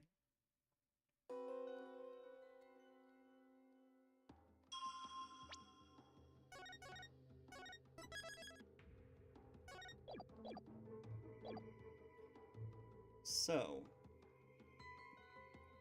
he can smell Gengil. He hears the theme of the plumed punisher. This is clearly not the rug. This has to be in... Oh. Oh, I see. He's trying to push that, object in the rebel base. That's what that is. Well, we'll see when the game will let me figure that out. Heavy. Because he's trying to push it. Pain. This is when he got stabbed.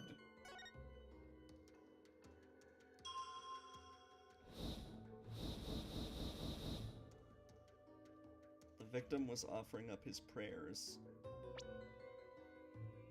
Yeah, he's not praying. Can I prove that? Yeah, I think I can.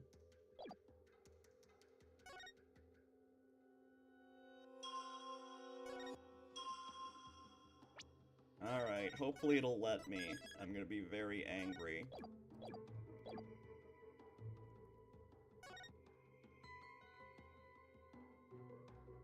Objection! Of course.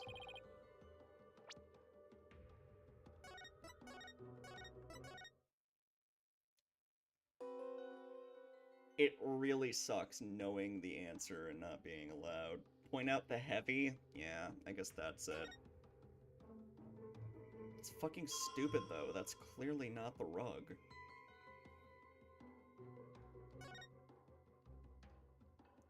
Objection! Alright, maybe I have to do a different line. I'd get mad at save scumming, but I'm no better. Save scumming doesn't matter. There's, like, no reason to care about it, like, at all, in any game. The plaza's ground was visible. Oh, okay, yeah. That's not the plaza ground, though. Objection! Ugh.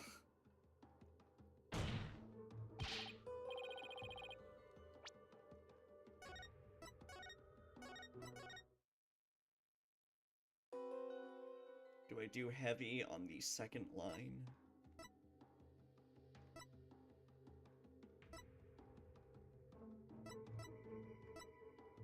This is definitely what's wrong. This is not the plaza ground.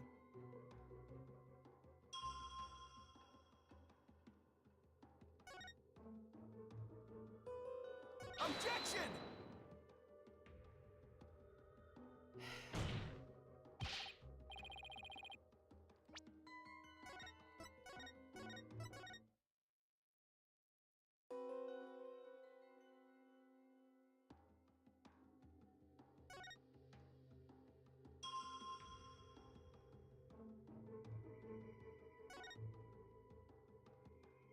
Do I indicate his hands? Objection!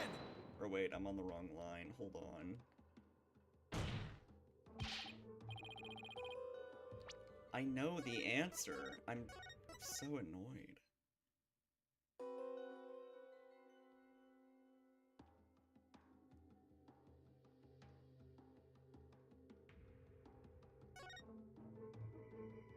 Maybe it has to do with the Gingil? Hold on. How does that meal work again? Family photo was taken during the Feast of Blizzard, which has been Gingil. Dishes during the feast, which starts noon on the day before the rite and must be finished by 3 p.m. the same day. Yeah, I'm thinking maybe the fact that he smells like the thing he ate that day means that it's not possible. Objection! Nope. Oh, I'm getting so mad. I can't believe how badly they implemented this mechanic, even though I already know what's happening. It just won't let me give the answer. So, I'm gonna look up a fucking guide if it's gonna waste my time.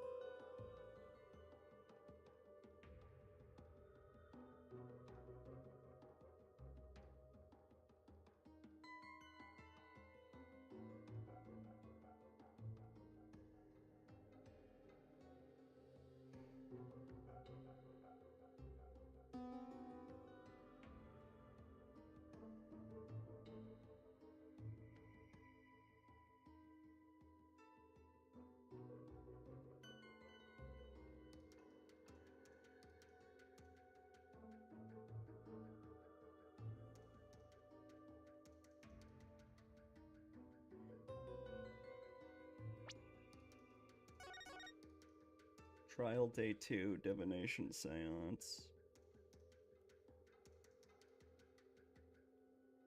Investigation Day 2. Trial Day 2, Part 1.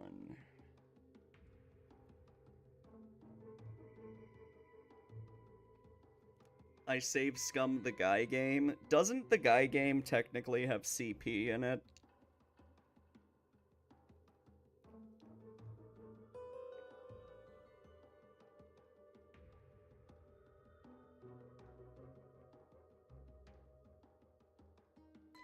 On the second statement and second panel, select the Gingly smell. Okay.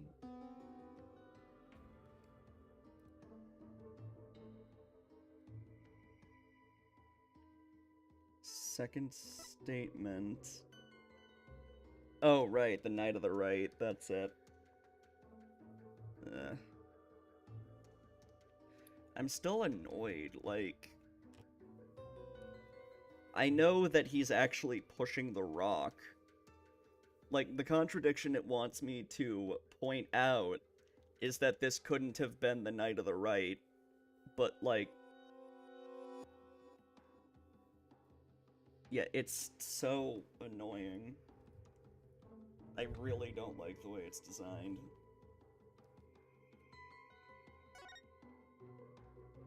Objection! Anyway. Was it really the Knight of the Right? What do you mean? It could not be otherwise. The accused slew Acolyte Zealot after killing the High Priest during the Purification Rite.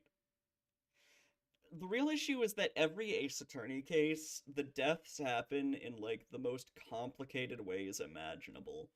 So when you let us see through the eyes of the victim, like... of course it's gonna have, like, too many details.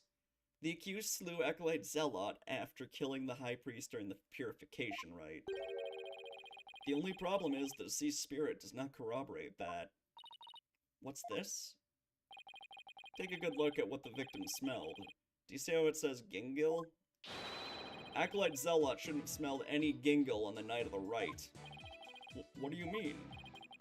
Let me back up my statements with some evidence for you. This should explain how the victim couldn't have smelled the Gingil on the Night of the Rite. Take that! The High Priestess' wife, Believe in Me, told me about the Feast of Blessings. The feast includes a number of Gingil-based dishes, and they're only supposed to be served at a certain time the day before the rite. Why, I believe you're right. I had completely forgotten about that. During the feast, the unique smell of Gingil pervades the entire kingdom. The fact that the victim smelled it means he was murdered between noon and 3 p.m. the day before the Purification Rite.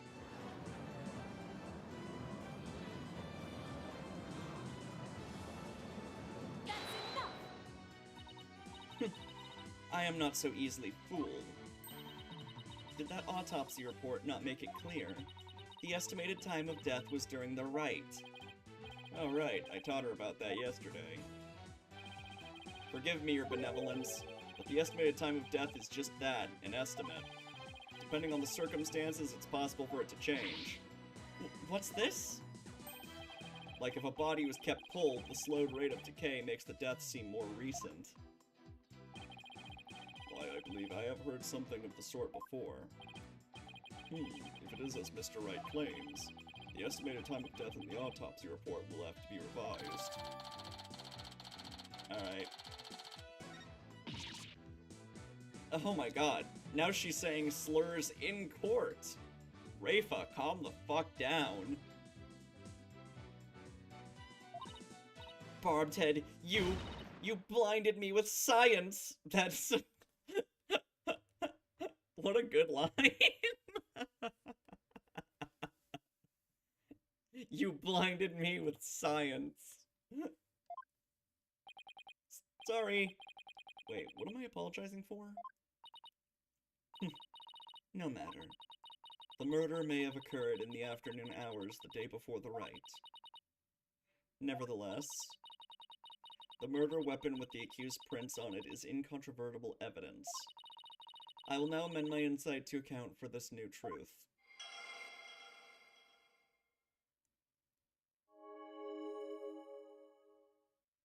It was the afternoon of the day before the rite. Though it's dark, the pattern on the plaza's ground was visible. It's not the plaza's ground. The time of death has been corrected, leaving my insight infallible. Nick, a change in time of death is bound to cause some sort of inconsistency. If I had something that showed what it was like on that day, it could really help.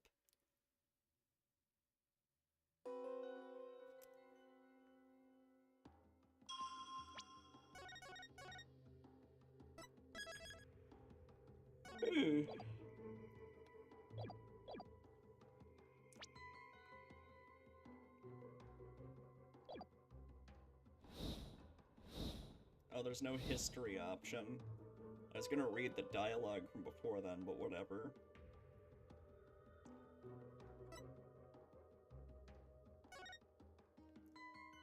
Yeah, the plaza ground is not visible. That's the stone he's pushing. Am I allowed to point that out? Is it gonna let me? I'm gonna bet it doesn't. I'm gonna bet it doesn't. How much you wanna bet it won't? Objection! Oh. Okay, never mind. Alright. I won't yell at you this time, game. Although I don't know why this didn't work earlier. The change in the date and time of the crime has caused a new inconsistency to surface. What's this? Ah, you are making that irritating face again. Cease that at once. Sorry, but this is a face I was born with. Now, let's focus on what is important. What the victim saw in his final moments. No, it's not the face you were born with, Nick. When you were born, you had a baby face. Your face changed as you aged. That is how that works. I'm starting to wonder if he had those weird-ass eyebrows as a baby. Let's focus on what's important. What the victim saw in his final moments.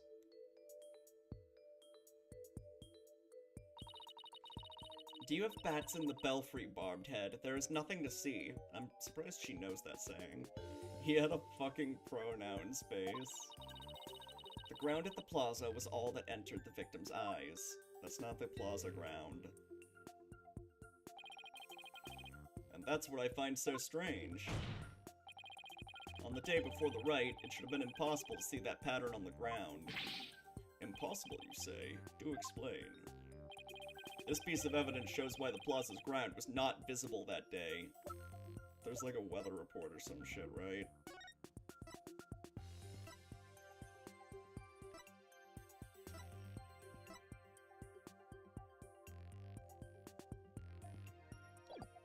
I think there's something about snow somewhere.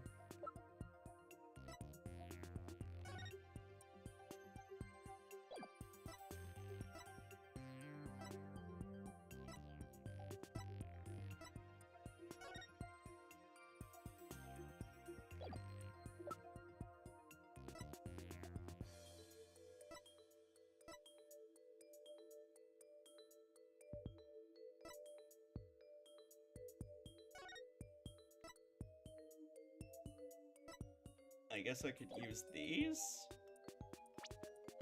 It shows snow in them.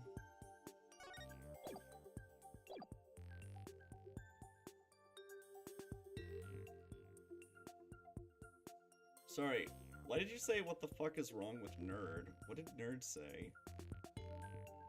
Shush?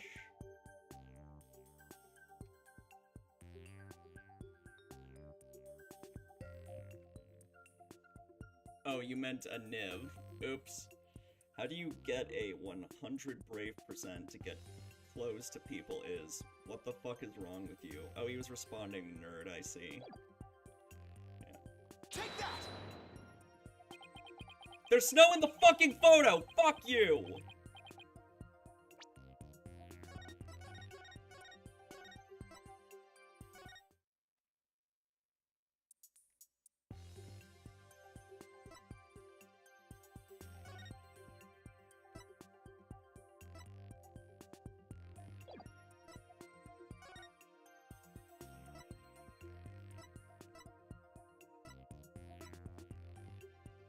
Thick white ice, there it is. Take that! Annoying. This newspaper has an article that is this newspaper has an article that is tiny in size but huge in importance. It says the ground was covered with thick white ice the day before the rite. What? But the victim did not see so much as an ice cube on the ground. Exactly.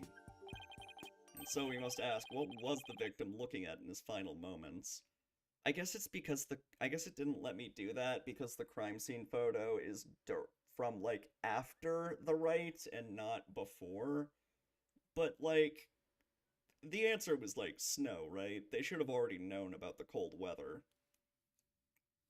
And so we must ask, what was the victim looking at in his final moments? If you have something to say, then say it. The last thing the victim saw was not the ground at the Plaza of Devotion. This can only mean that he was killed elsewhere. What? What? What? What? Then where do you propose the victim was actually killed? Yes, tell us where, otherwise your argument is worthless. About that. Ugh, I haven't gotten to that part yet. Any ideas, Maya? We know where. Let me get to it. Let me think. Well, it's somewhere green and shaggy, right? Right, but where could that be? What is it, Barbed Head? Giving up already? Not at all. Now, where have I seen something green and shaggy? I mean, aside from Dot's Aura Ball. This shows where the victim was killed. Take that! The secret hideout the rebels were using. The rebel hideout? Have we even told anybody about this hideout yet?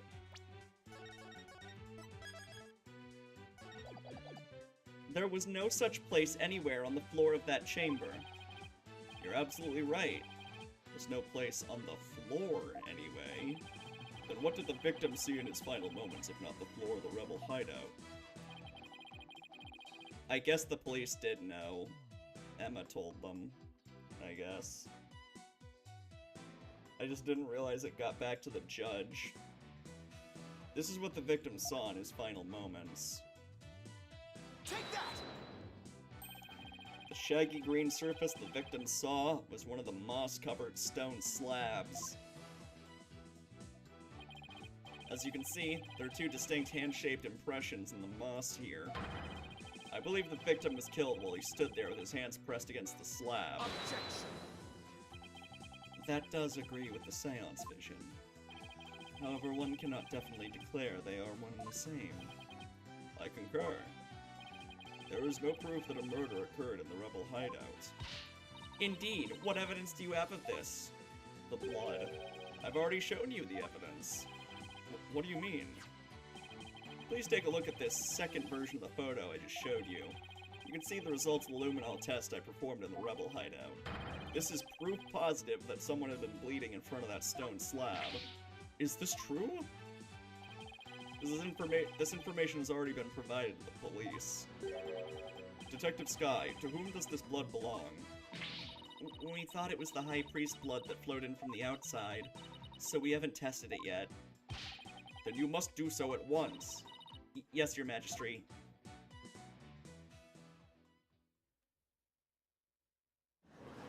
Yeah, it just flowed in from the fucking fountain and then splashed up onto the rock somehow.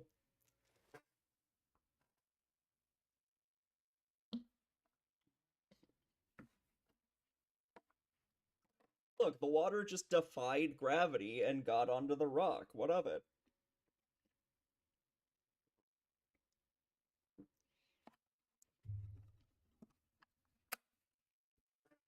Here's the police have finished testing the blood. Detective Sky, your report, please. The blood found in the rebel hideout belongs to Pure Zealot, just like the defense claims. Detective Sky, do you realize what your blunder has done to me? When this trial concludes, I want to see you in my prayer chamber. There, I will deliver a joyous sermon onto you for 8 hours straight. I'm really sorry, but please, anything but that. Nick, maybe, just maybe, this is the chance we've been waiting for. Or instead of the sermon, we can watch Satan Tango. The sermon the length of Satan Tango, perfect. This is the chance we've been waiting for. Yep, it would seem so. I hate to do this to Emma, but go for it. It's full speed ahead. The victim was killed in the rebel hideout the day before the purification rite. Then his body was moved to the Plaza of Devotion by someone we've yet to identify.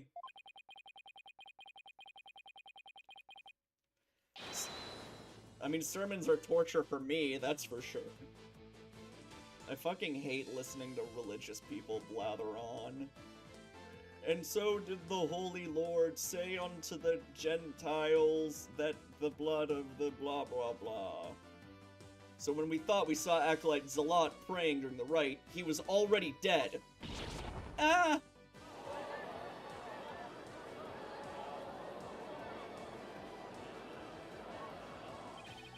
And that's not all. If he was killed at the Inner Sanctum, that would explain one more thing. And that would be how the time of death was made to look later than it actually was. The proof of which was left behind at the Sanctum. This points to how the time of death was made to appear later than it actually was.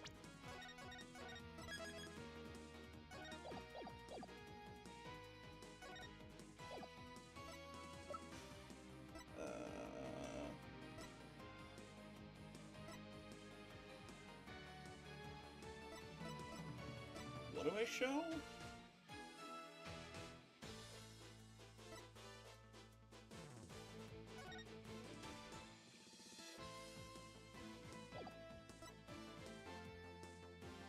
The photo? Which photo? This one?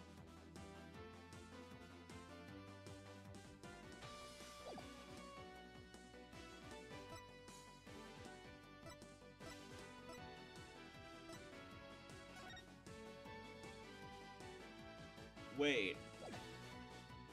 A picture of Maya and the High Priest family taken during the Feast of Blessings on the day before the rite.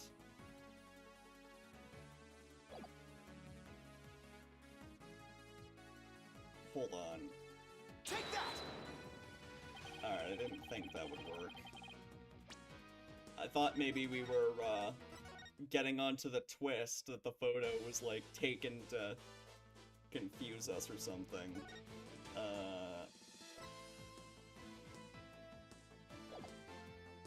This points out how the time of death was made to appear later than it actually was.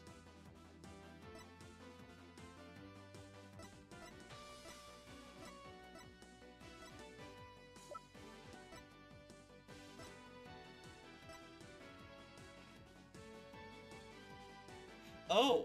The water in the spring was already red. Maybe that's it. The blood would had to have been put in the water. Yeah, from his death! Take that! Okay, that's going to be important later, I guess. But it's not the answer now.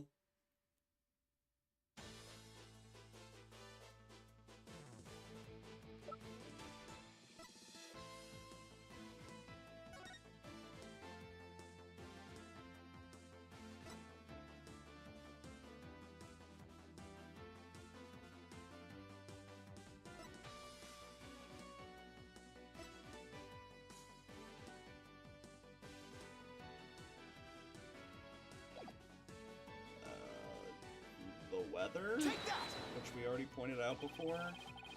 Nope. I am stumped. Take that! Let's try your idea. Okay, nope. Estimated time of death. I think I'm just being stupid. What is it, though?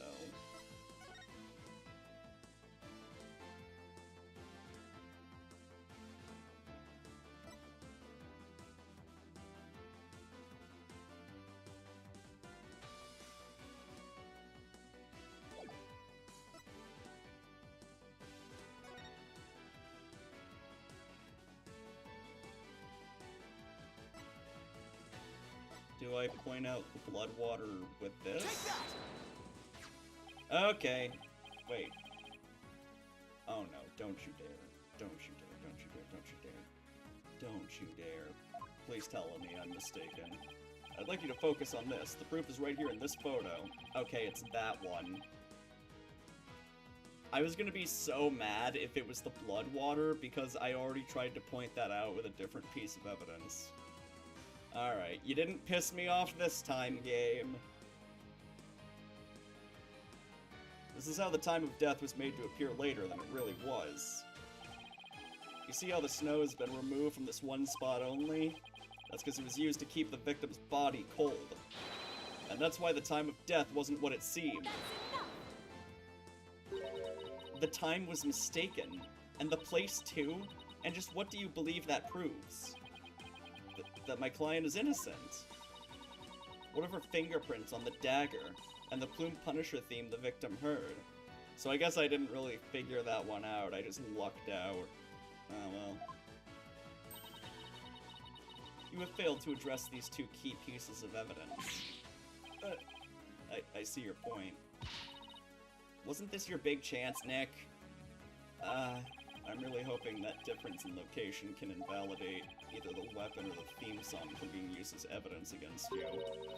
Actually, that might be possible, at least for one of them. Really? What's this? You say you can contradict our argument for a key piece of evidence? Very well, let us see you try. Nick, take a good look at the Rebel hideout photo. Oh!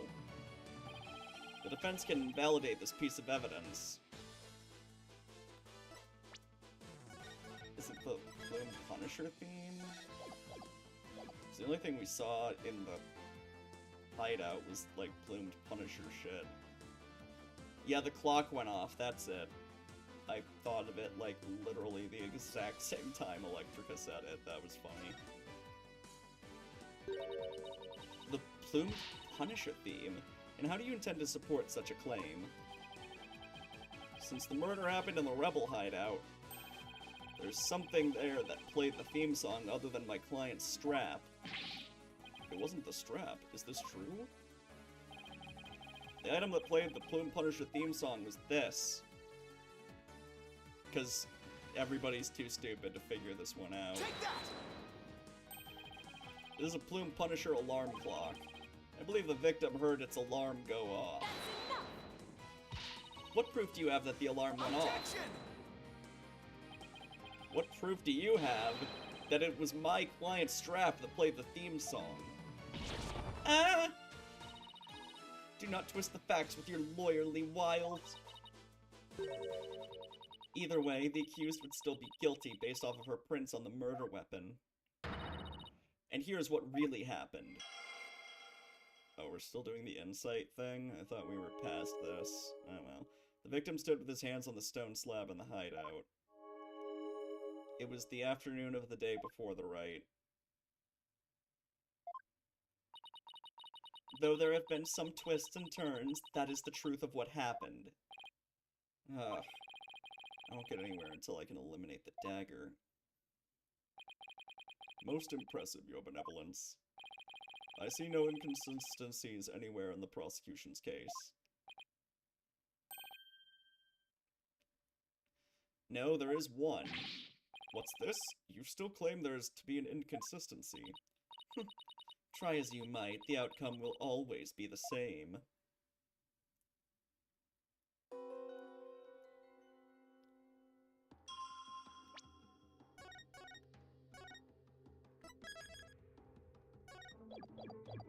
Okay, we figured out the whole Gingle thing. Plume Punisher theme starts playing. Heavy, because he's trying to push the stone slab.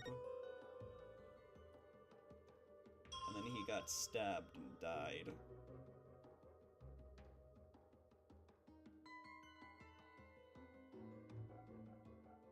Didn't he die instantly?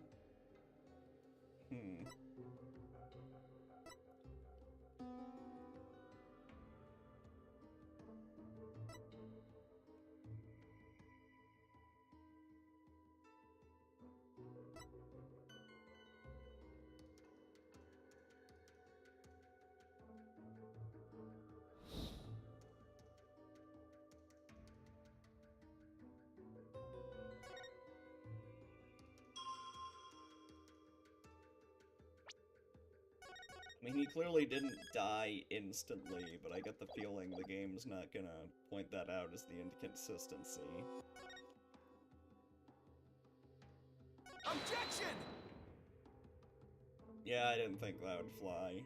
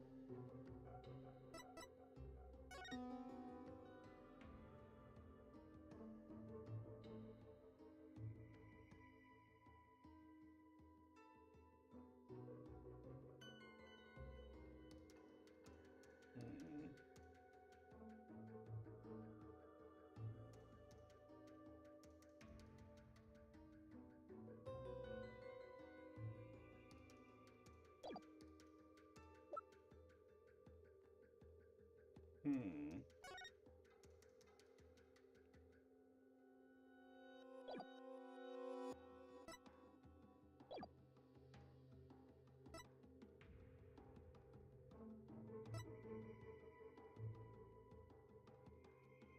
Phoenix said we have to eliminate the knife, right?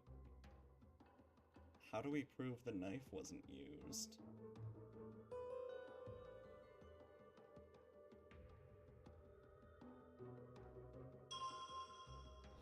Hmm.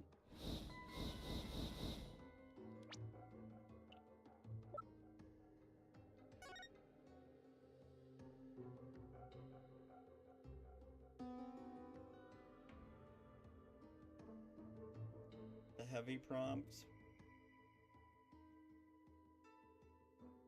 I mean, that'd be weird if it was the heavy prompt.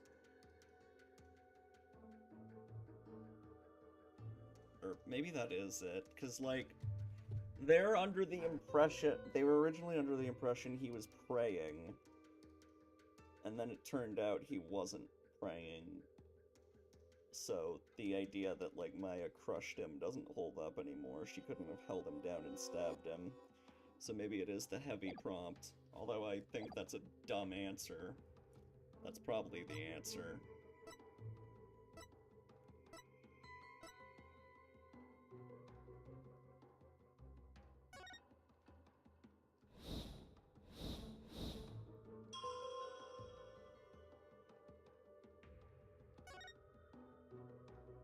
Objection! Alright, that was it. Blech. Nobody, yeah, I had to point out that he was pushing it, I guess. Hate ass. The victim was originally thought to have been stabbed while bent over in prayer. He was actually standing with his hands against the stone slab. So the question is, where did this sensation of something heavy come from? Yes, I see your point. Yes, you are, Das. Since the victim was standing, he couldn't have been held down. Eep! Then tell us, Mr. Wright, what was that heavy sensation felt by the victim? What caused the heavy sensation Zelot felt?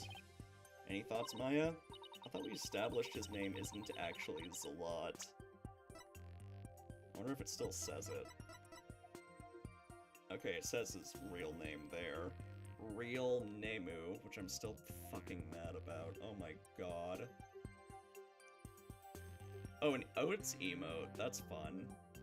One of my furry friends who introduced me to the fandom is gonna do a run for Fastest Furs FWA speedrun marathon in like 5 minutes. Oh, that's cool. I mean, we already found Oats once.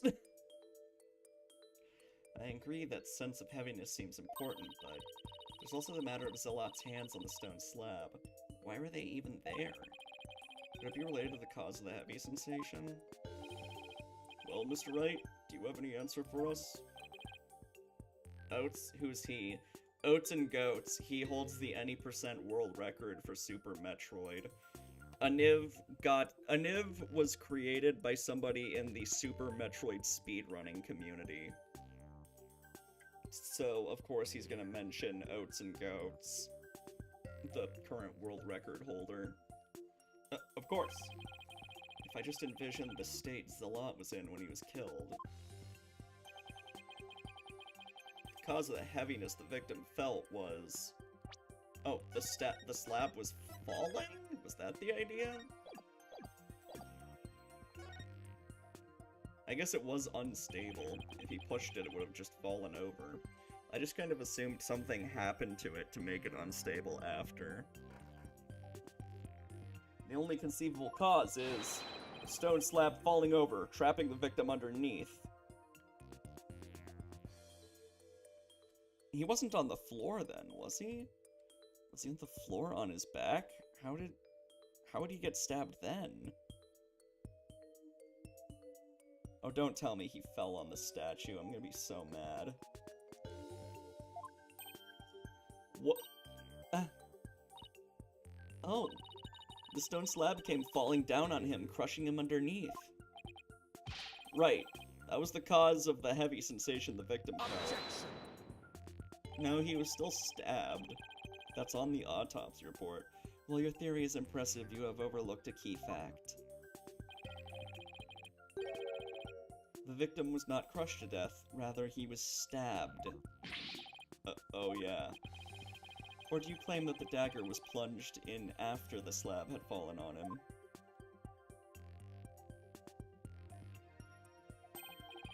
Plus, had the killer been behind the victim, they would have been both crushed together.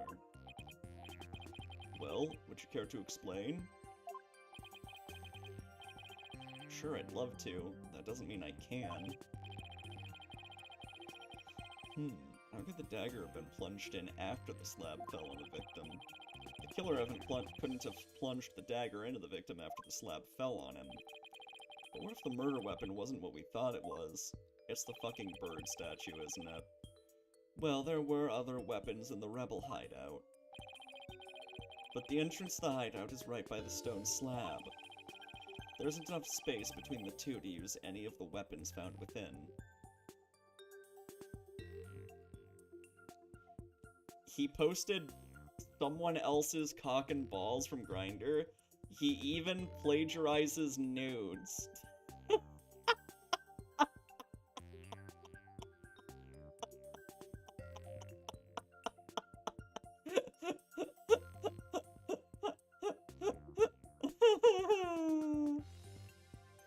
The statue killed him. Yeah, the thing I said like 3 minutes ago, Electrica. There isn't enough space between the two to use any of the weapons found within. Yeah, there's not much space by the entrance, is there? Prawn? So, what was the real murder weapon then? I better think of something. Oh, hold on. Gotta break the recording. I let it go overtime again. Not that it really matters. No idea when I'm actually gonna upload these.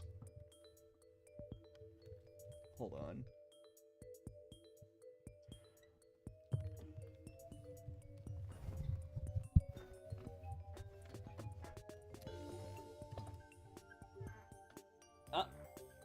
Ow, ow. Ah. Okay, we're good.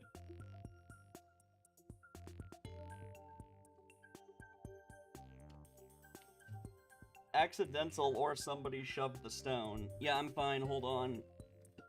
There's a little, turning wheel thing that controls my volume. And I knocked over, I think, like a pill bottle, and it caused the volume knob to fall down, and when I, like, tried to grab it, I accidentally turned the volume way the fuck up. You wouldn't have noticed, though. It only affects headphone volume. So it's only louder for me, not you guys. So what was the real murder weapon, then? If the murder weapon wasn't the dagger, then the dagger must have been plunged into the victim after he was already dead. That means he was stabbed at least twice, but the autopsy doesn't mention that. And he must have been stabbed in the same spot with something shaped like the dagger.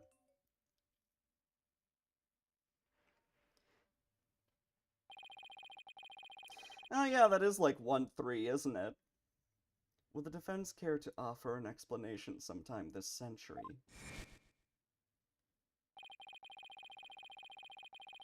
Wait, wasn't there something dagger-like near the scene of the crime? Something that had a shape similar to the Warbad dagger? Also 1-5? Oh yeah! Well, that wasn't really an accident in 1-5. Damon Gant, like, shoved him intentionally. Present your evidence at this time, Mr. Wright. This shows what really killed the victim. Okay, can I finally use the fucking statue? You were talking about my volume knob?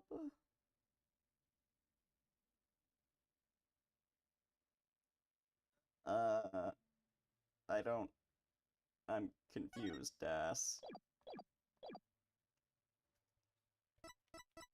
Take that! Is this not the photo from the scene of the High Priest's murder? Are you suggesting the murder weapon is hidden herein?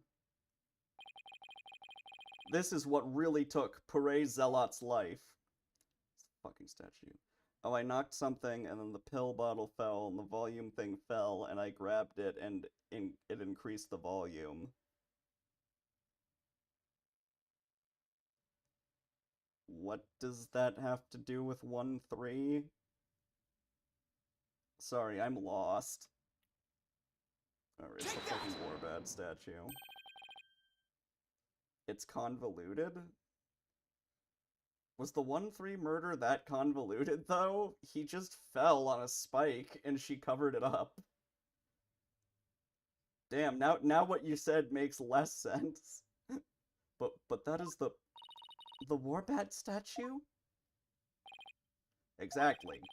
The Warbad statue has daggers like feathers protruding from it. Pill bottle thing? Well, yeah, there was a pill bottle, but that was just to, like, drug powers. Whatever, who cares? Let's get back to this. That is what really took the victim's life. You imbecilic fool. The statue was outside of the hideout.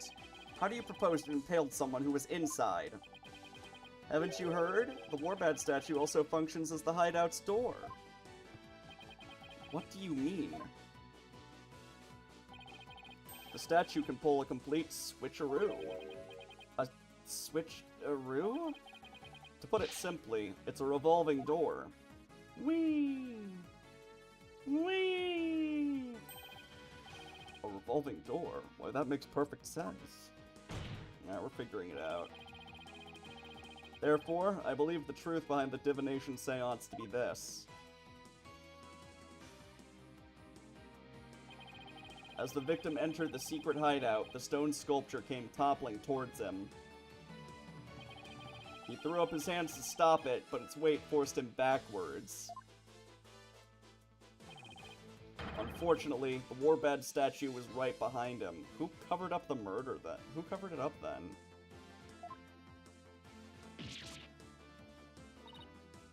This cannot be.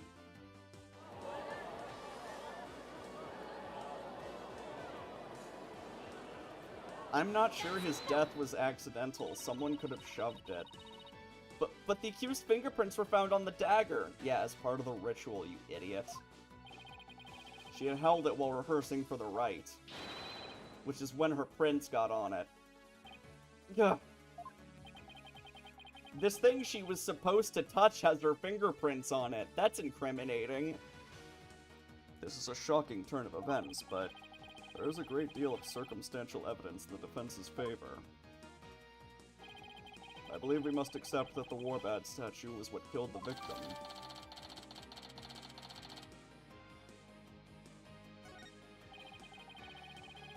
Now that we know how Acolyte Zealot really met his demise, there's no basis for claiming my client committed this crime. Nice work, Nick. How can this be happening yet again? The divination seance is the only truth. Yeah, that's just religious bullshit. Your parents hammered into your fucking head. Get over it. Know your benevolence. It's not the truth itself, but it is a means for shedding light on the truth. You understand now? Your kingdom needs lawyers so they can interpret your insights. But that means I have been misinterpreting the voices of the spirits all this time? Yes! Your benevolence, are you unwell? All the color has drained from your face. Yeah, people were put to death. I will be fine. You killed so many people. In her defense, she was just doing what her dipshit parents told her to do. Continue your proceedings without me. Like, she had no reason to believe the visions could be wrong. Like, this is religious bullshit that was, like, hammered into her head by the corrupt fucking leaders. Yeah, Rafa is literally having an "Are we the baddies" moment. Are we the baddies? Continue your proceedings without me. As you wish.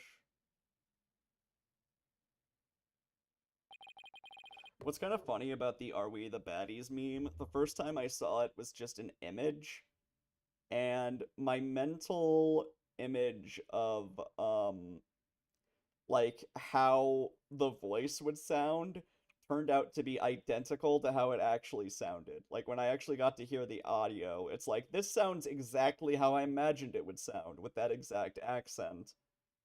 Are we the baddies? I feel kind of bad for her. Now then, I would have the defense continue. Please explain what you have learned now that we know how the victim actually died. Yeah, I guess the fact that it said baddies immediately told me, like, okay, this is probably a Brit. we don't say baddies very often in the US. Acolyte Zealot was killed in the hideout before the High Priest murder. That means the body found at the Plaza of Devotion was moved there by the real killer. But only after the Warbad dagger was thrust into him, to make it look like the murder weapon.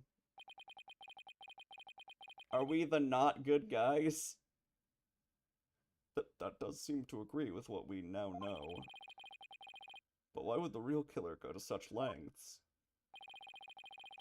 I believe stabbing Acolyte Zealot's body with the dagger and moving it to the plaza was...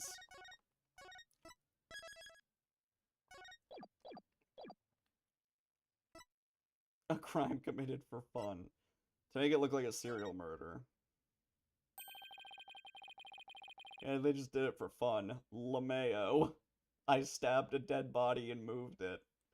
It was an attempt to make my client look like a serial killer.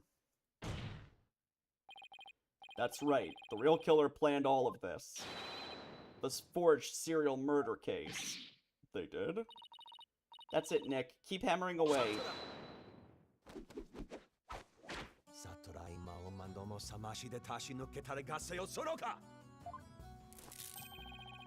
Your reasoning has more holes in it than that cheese you foreigners so enjoy. Okay, but Swiss cheese is based, alright? What? Like those putrid hole-riddled clumps of curds that only a rat like you could love. Oh, you did not just shit on Swiss cheese. Fuck you, dude. Your reasoning, much like your putrid hole-riddled brain, has putrefied. What's his deal with things going putrid? Swiss cheese is from Sweden, dumbass. Maybe it is. French fries aren't from France, but, like... I don't know, it's just a dumb thing. You have yet to overturn my argument the accused is the killer. A careful analysis of the chain of events up to the killing exposes the truth as follows.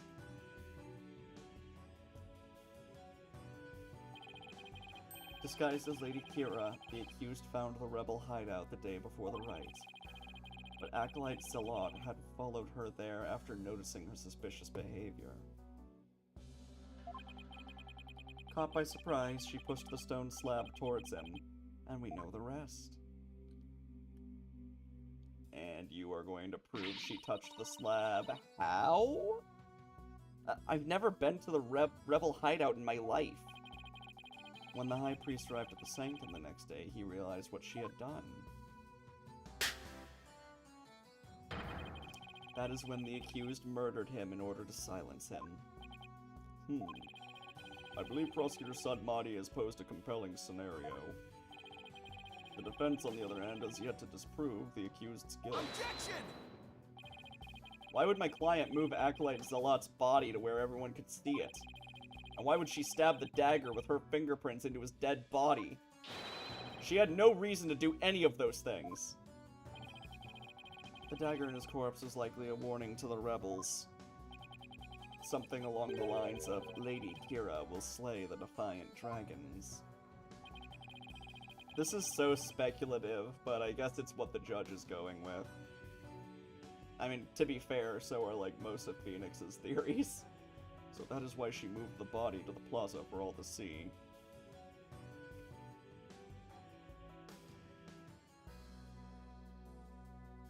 Okay. So Swiss cheese actually is Swiss. Neat. Now he has the judge convinced too? I thought I'd finally made some headway. Well, Mr. Wright, about time for one of your groans of distress, is it not? Groan of distress? It kills me to admit this, but I've got nothing to counter his argument with. And I still haven't disproven the allegations against Maya. This is when you have your groan of distress, and then, like, put your head on the desk, right? And then also your assistant makes an annoying ladder joke. I know how this goes. I still haven't disproven the allegations against Maya. It is not time to end your is it not time to end your futile struggle? You were already judged guilty yesterday. That makes you a dead lawyer walking. Accept the death that now awaits you, and in doing so, finally know peace. A dead lawyer walking indeed. Then again, are not all lawyers who practice in Kurain? But I must admit I misspoke earlier. Allow me to amend my statement. I had said the defense's reasoning had a putrid cheese-like smell. But I now realize the stench was from his own putrid body on the verge of death. You have BO, right? Now I'm a rotting zombie. Think, who could have killed Zealot the day before the rite? Yeah, there have been several instances where the prosecutor, his insults towards Phoenix is just, you stinky. VR chat is ass, or VR cat is ass? Who knew about the rebel hideout, and could gain access to the inner sanctum? Only those involved with the rite can enter the sanctum, so... Wait a second. Only a rebel would have known about the secret hideout. The only person who was involved with the rite had access to the sanctum. I don't really use VR chat. I have it installed. I guess I could use it, but like, I only used it like once and didn't really know what to do. I am a bit tempted to commission an avatar, though. I just know that's expensive as fuck. And the only person who was involved in the rite had access to the sanctum, and was suspected of being a rebel is... Ah! Did somebody come to mind? Did the abbot kill him? Yes, except there's one huge problem. A huge problem? What are you two going on about? Plotting your escape from this sacred hall? I would not put it past you, considering you have no means to raise further objection. If I don't do something, Prosecutor Sadmati will have this one in the bag. Only a rebel would have known about the secret hideout. The only person who was involved with the rite had access to the sanctum. Yeah, I guess the killer was the abbot. If I don't do something, Prosecutor Sadmati will have this one in the bag. I'll just have to bluff my way out of this, regardless of that huge problem. Your Majesty, I believe there is another suspect in Puree Zealot's murder. Objection. Even the most benevolent Holy Mother would not forgive such a desperate lie. After all, you know very well that such a person does not exist. No, there is one person who knew everything. Does such a figure truly exist? Tell us, who might that be? I believe the prime suspect in Acolyte— Ah, god damn it! I accidentally picked fucking... I accidentally picked the fucking kid. God damn it. It was a misinput. It was a misinput. You calm the fuck down. Yeah, the killer is the kid from case 1, who I already proved innocent of a different murder. That's it. Now I gotta go through all this text again. I'm a clumsy fuck, I'm sorry. Objection.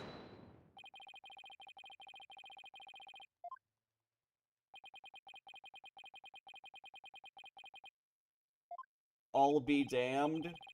And that's the story of how Kiwi got banned.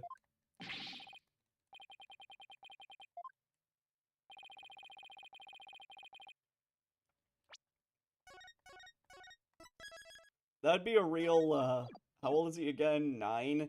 Yeah, that'd be a real, Nanako is the killer situation.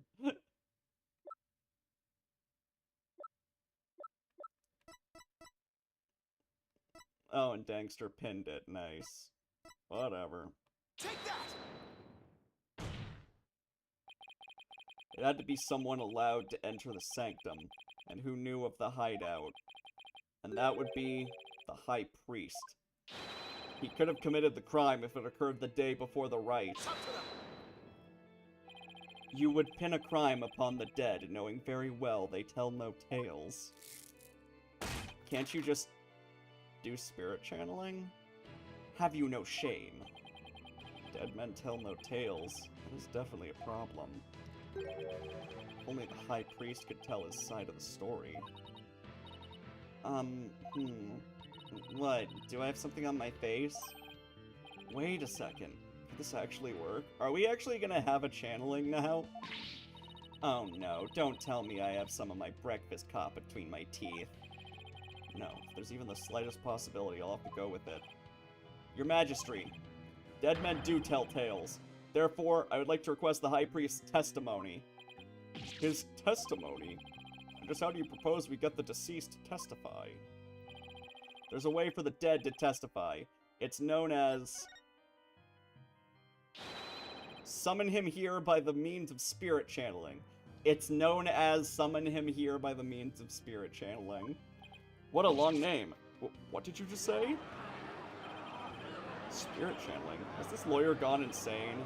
This is sacrilege. May the Holy Mother strike him down. Peace. I am frankly astonished you even know of such a thing. But spirit channeling is a secret art that only Her Eminence Queen Garon can perform. Wait, she's the only spirit channeler? Really? And Her Eminence is far too busy with other duties to perform it at our pleasure. I suspected as much. That means our only hope is... It's okay, Nick. You can tell them. Can we please fly in Pearl? She's better at it. I'll pay for her plane ticket. Just wait, like, I don't know, 8 hours or something. But Maya, I thought you wanted to keep it a secret here in Kurain. Don't worry, it's not like it's against the law or violates some religious precepts, so I don't think we'll be punished. At least I hope not. But this is a crucial period for you. It'll decide whether you become Master of Kurain. Well, either that or she fucking dies. We don't have any other choice now, do we? If I'm found guilty, it'll be a lot worse than not becoming Master of Kurain. Alright, thanks, Maya. Actually, there is someone here capable of channeling spirits. But even her benevolence, Princess Rafa, finds the divination seance to be a challenge.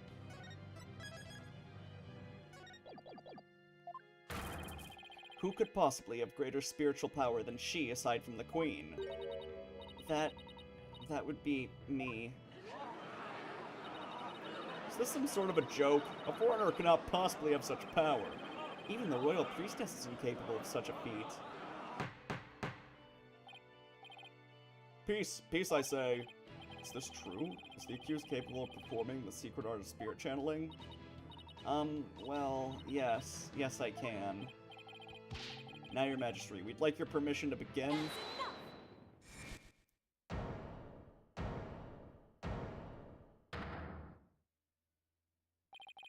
your benevolence. This is an outrage. An outrage, I say. First you make a mockery of the divination seance, and now spirit channeling? Her benevolence speaks the truth. Spirit channeling is a sacred right. Foreign devils, I say they should be put to death immediately. Still your voices. Bobbed head, spirit channeling is a most sacred and secret of arts. Are you prepared to face the consequences of what you propose?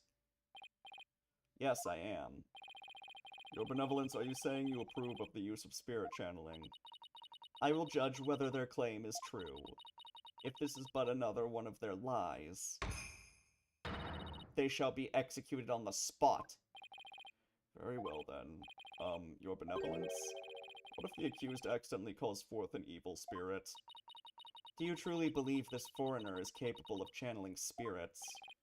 Oh, no, but I wanted to be sure, as I am responsible for the safety of all present. Well, an inexperienced practitioner could inadvertently call forth a dangerous spirit. But do not fear, for I have my Magatama of Parting. With it, I can send spirits back to the Twilight Realm by halting the flow of spiritual power. How convenient. Dahlia Hawthorne would like to know your location. That is a relief indeed. These foreigners have thrown down the gauntlet. Let us not shirk from their challenge. We must prove them guilty and deliver their last rites.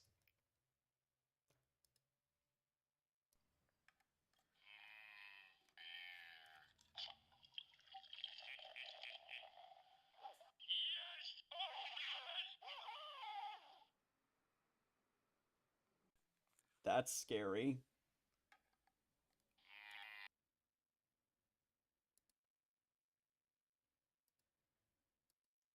Very cursed. Let us not shirk from their challenge. We must prove them guilty and deliver their last right. It gets better? Alright, hold on.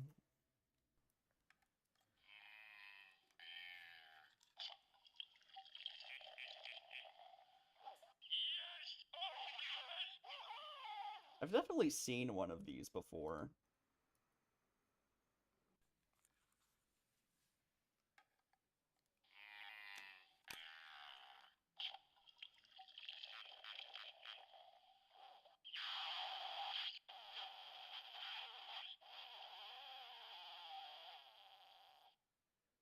That is demonic. What the fuck?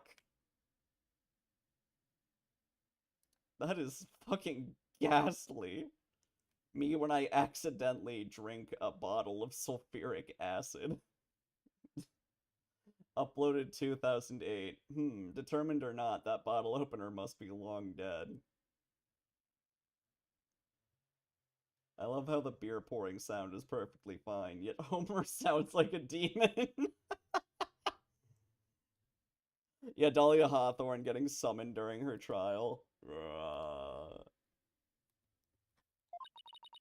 Do I make myself clear, Prosecutor Sadmati?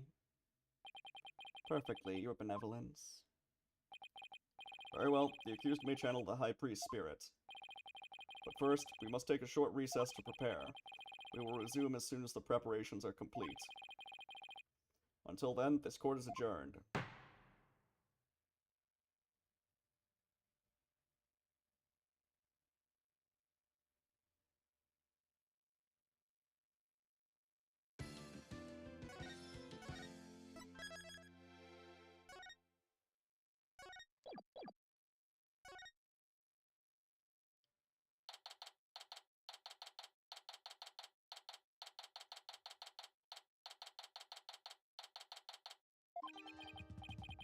Maya taking up this much of the screen is cursed. I guess it's just because she's shorter in the previous games. I don't remember her top not touching the top of the screen. Sorry, Maya, but this was the only way. Sure you're up for this? Thanks for believing me in... Thanks for believing in me, Nick. Even though I don't know if my channeling ability is on point yet. Oh, right. Before she started training here, her success rate was only about 30%. I know you can do it, Maya. At least I hope she can. We're gonna have a scare where it seems like she can't do it, and then they're gonna, like, threatened to pull her out of court, and then suddenly she's going to be the abbot. So you sure you're ready? Yeah, at least I think so. You don't sound so confident. What about all your training? Training's one thing, actually doing it is another. Oh, I see. Uh-oh. If she fails to channel the High Priest, we're as good as dead. Relax, Nick. You can count on me. I'll show you what my training's done for me. This will be a moment you never forget. Okay. I just hope it's unforgettable in a good way. Once we hear Abbot Inmi's story, I'm sure the truth will come to light. I hope so. But he was hiding the fact that he was a rebel, so I doubt it'll be as cut and dried as all that. They are ready for you. Please return to the Hall of Justice at once. Okay, Maya, I'm counting on you. You got it. Here we go.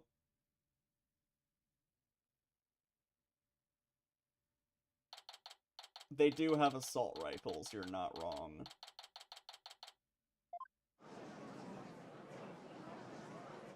I guess.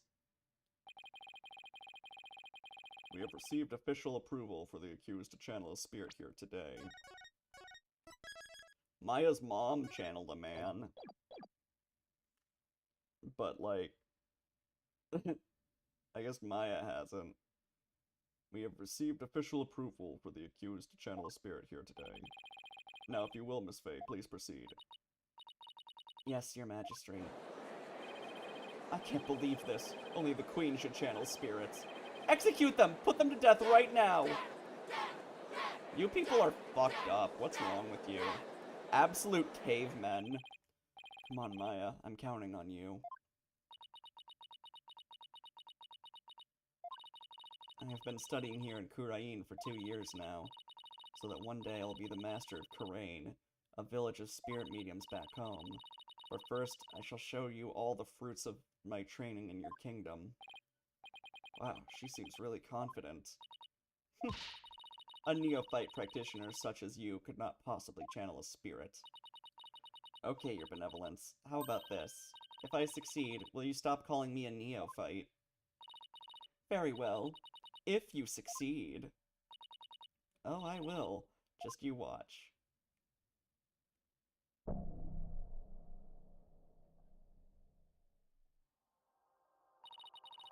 O spirit of Tarast in me, slumbering in the Twilight Realm, return now to the world of the living.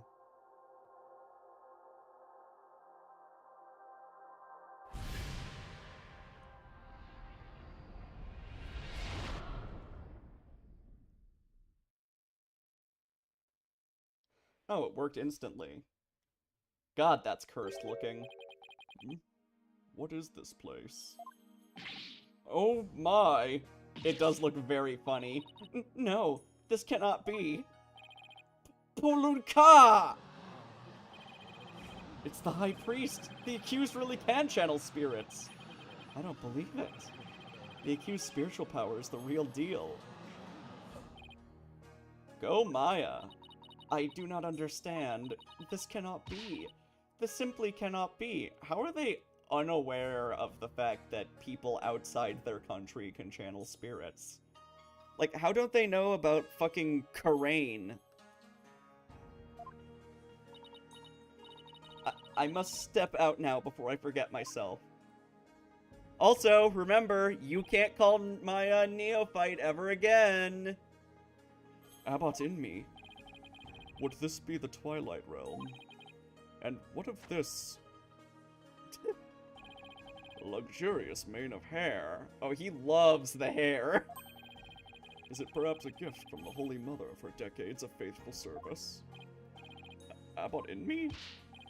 Aye, but if it isn't his majesty, have you two shuffled off that mortal coil?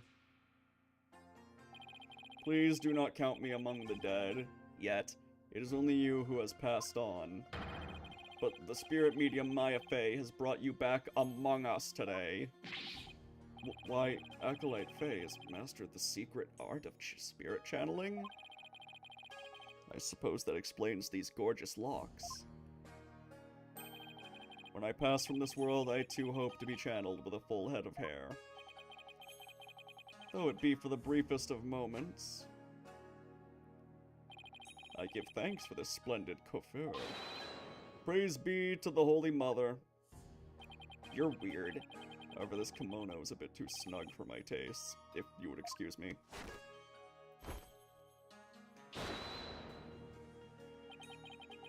There, that is better.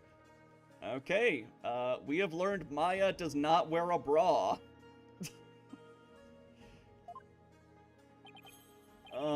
Could we get to his testimony now? And I wish he'd kept his top on. Why? You're that foreign lawyer the people spoke of as of late. And is this not the Hall of Justice? Why have I been summoned here? Forgive us for calling you back from your eternal rest. But you have been accused of murder. Might we ask you to testify on your own behalf? I have been accused of murder.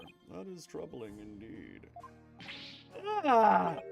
Well, what's with that crazy pose? Is this really cause for such astonishment? It's terrifying. Even the lowliest of monks can achieve such body control with proper training. Oh, I wonder if Albie will be able to do that one day. Maya does not have tits either. Well, no, it's his body now, but like, he has her clothes and hair. It's weird. I don't know what else to say. Will the defense please explain the situation to the High Priest? I'd be happy to. Your disciple, Pure Zealot, has been murdered. It happened on the day before the Purification Rite. And the crime occurred in the rebel hideout hidden within the inner sanctum.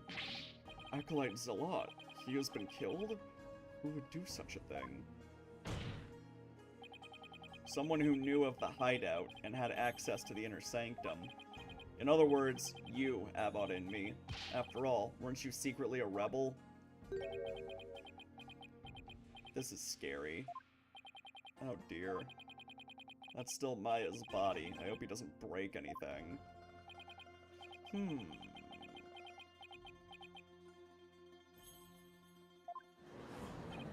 Wow, the High Priest is amazing. To think he had mastered such an advanced prayer pose. He's still worthy of our veneration, even if he is a rebel. Praise be to the Holy Mother! Praise be to the Holy Mother!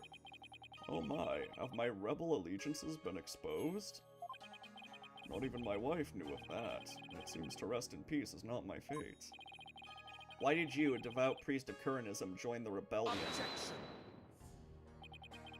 The High Priest has come back to us for but a brief time, Defense. Shall we not cut to the chase and ask the most pressing of questions? Oh, right. Yeah, his wife is probably the killer. Abbot in me, the prosecution believes the one who slew both you and Acolyte Zealot to be Maya Fey, who had been playing the role of Lady Kira in the rite. Being that as I was dead until just a moment ago, my memory is a bit hazy. Could you please do your best to remember? Objection! The High Priest says his memory is hazy. It is all coming back to me. It is as Prosecutor Sadmati concluded. I was slain by none other than Maya Fey. What? Oh, that ain't good. The High Priest's statement has proven my assertions with regards to his murder correct. No! But what about Acolyte Zealot? You were the one who killed him, weren't you? I know not about my disciple's murder. Furthermore, I have an alibi of my own. An alibi? Seriously? It seems the testimony the defense had been hoping for is working against him. Yeah, it's probably to protect his bitch wife. Now, Abbot in me, your testimony if you please.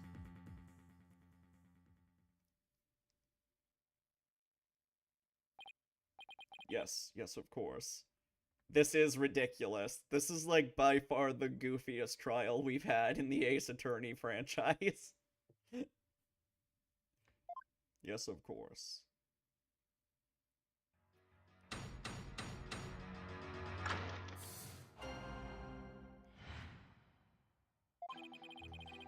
I have an ironclad alibi for the time during which the murder took place. Just past noon on the day before the rite, I was entertaining guests at my home. So far, yeah, there might be something worse later on in this specific game. Kai 6-3 may not be as bad as we thought it is. Still not good, though. Yeah, this isn't, like, a good case, but I don't hate it anymore. To be perfectly honest, anytime I'm not dealing with that stupid divine seance thing, the case is fine. I believe my guests can corroborate this. You had guests. Just past noon. That's right about the time Zalat was murdered. I agree. Yeah. This case is, I guess average, I'd say. Aside from being, like, really unusually goofy. Like, quality-wise, this is just, kind of mid. Just past noon. That's right about the time Zalat was murdered. I think we're just, like, not... The issues with the, divine seance is probably what annoyed us, and also having to deal with Rafa. Yeah. Are you sure about that? Absolutely. Yeah, I'm guessing the divine seances are not going to be in Great Ace Attorney. Come to think of it, Rafa told me about a spirit's memory.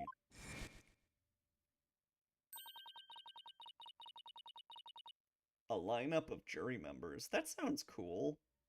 That sounds way more interesting. A spirit's memory is cut off at the moment of death. So even a spirit that's brought back after centuries doesn't sense any gap in time between the moments of its death and the moment it's channeled. Yes, and yet it clearly recalls all of the memories it had in life. The High Priest seems to know exactly what he's talking about.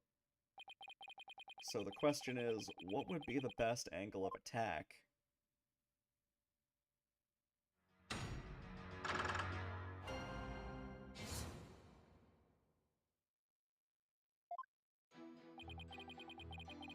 I have an ironclad alibi for the time during which the murder took place.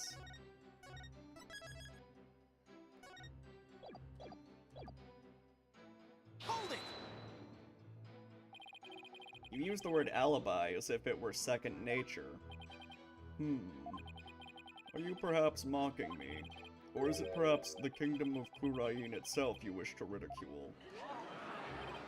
Come on, everyone and their grandma knows what alibi means.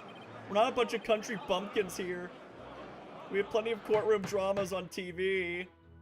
Peace, peace, peace, I say. Mr. Wright, would you care to clarify your last statement? Please don't take it the wrong way. It's just alibi is a rather technical term for a priest to use so naturally.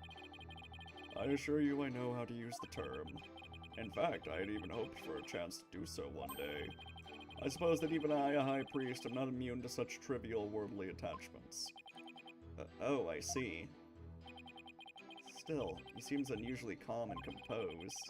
It's almost as if he prepped himself for something like this. Phonetic British accents? Yeah, whatever. I prefer phonetic, easier to read. Just past noon on the day before the rite, I was entertaining guests at my home. Hold it! Guests? And you were entertaining them personally.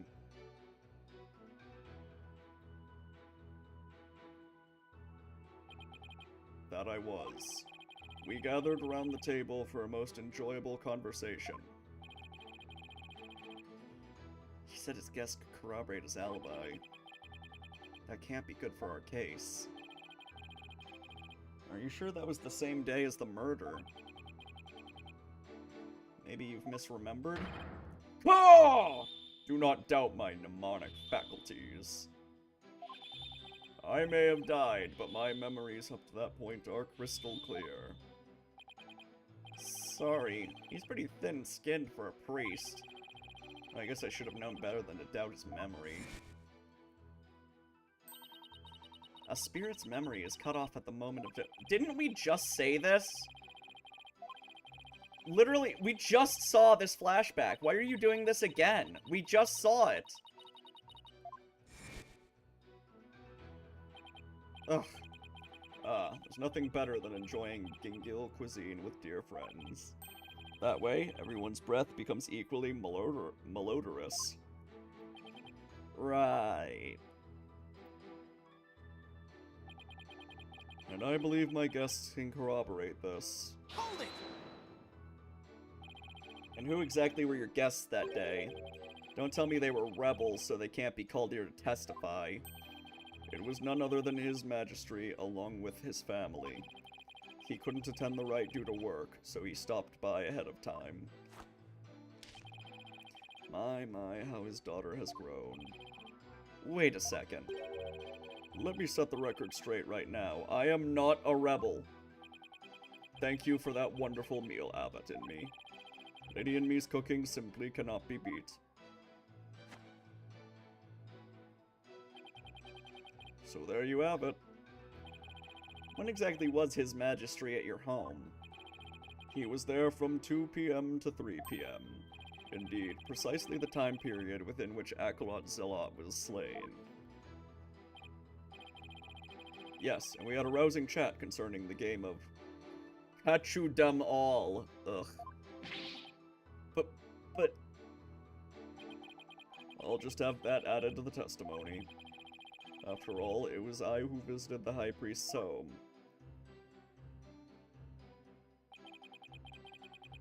My guests that day were His Majesty and his family. They visited from 2 p.m. to 3 p.m. Isn't that, like, when you died? Yeah. Oh no, that's a.m.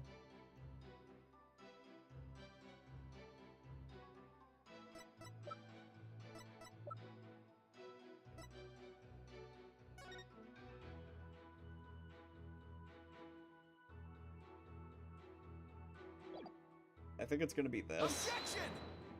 No.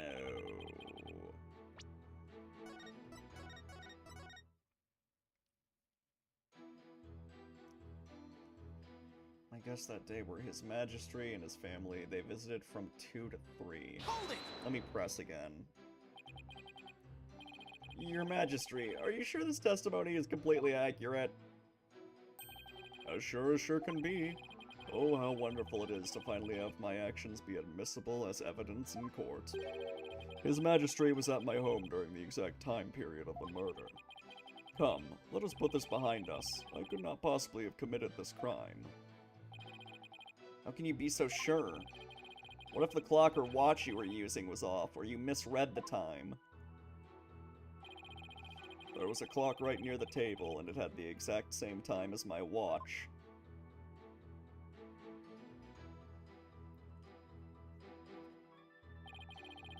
Now do you understand, lawyer? Oh, it's one of those things where there are no contradictions, I guess. As you can see, my alibi is airtight. Or do you still think I could have killed Acolyte Zealot? Ugh. His Majesty's a witness? Are you satisfied now? There is not a single discrepancy in Abbott and me's alibi. If I give up now, it's all over. Now hold on a second. So there's anything wrong with the High Priest's testimony. Well, there's gotta be something. There is a discrepancy in the High Priest's testimony. There is? Well then, perhaps you could explain what it might be. This is what was wrong with his testimony.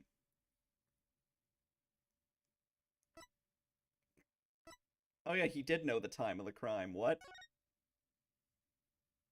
Oh, and Kiwi just pointed that out. That's funny. After Abbott in me was channeled, no one ever stated what time Acolyte Zealot was murdered. Now that you mention it... Despite that, you claim to have an alibi from 2 p.m. to 3 p.m. That means you knew that Acolyte Zealot was dead. When you were still alive.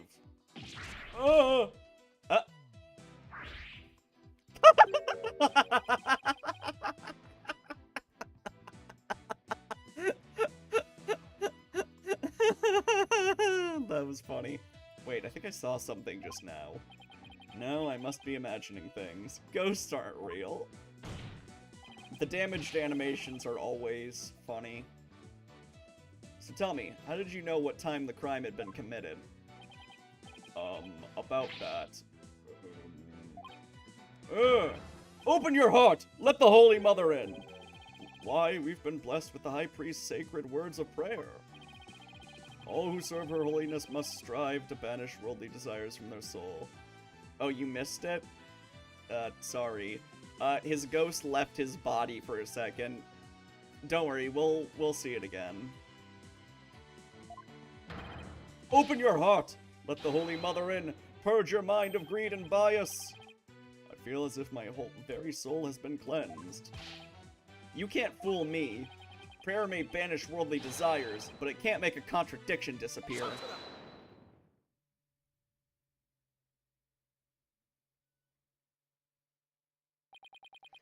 How can you be so sure? What's that supposed to mean? This lawyer seems to think little of the power of Kuranist prayer. Huh?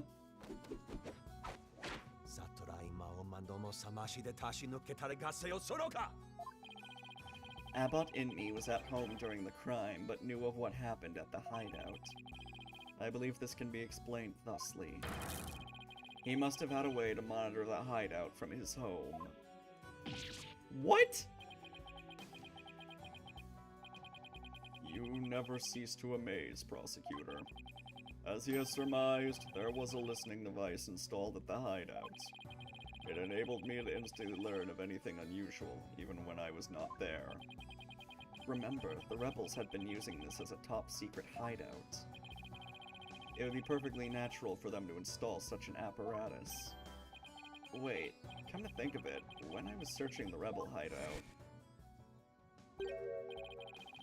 There's something under the banner. A microphone. What's this doing here? I guess it's not that well hidden. Was someone trying to record something with it? That was a listening device. It starts recording whenever it detects movement. And I heard just such a recording after His Majesty and his family left. If you look in the desk in my study, you will find the tape in question. Alright then, bailiff. Yes, your majesty. Go retrieve the tape in question from the High Priest's home. At once, your majesty. The power of Kuranist prayer. Even a putrid brain such as yours should understand it now. It's like the contradiction really did vanish. We shall ascertain the content of the recording once we have the tape. In the meantime, I would ask Abbot Inmi to continue with his testimony.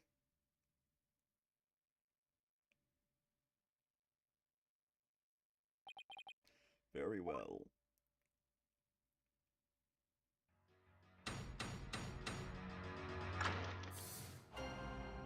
I'm honestly getting tired of how often he says the word putrid. I was entertaining His Majesty and his family when the crime occurred. When I listened to the tape later, I heard a man and a woman quarreling.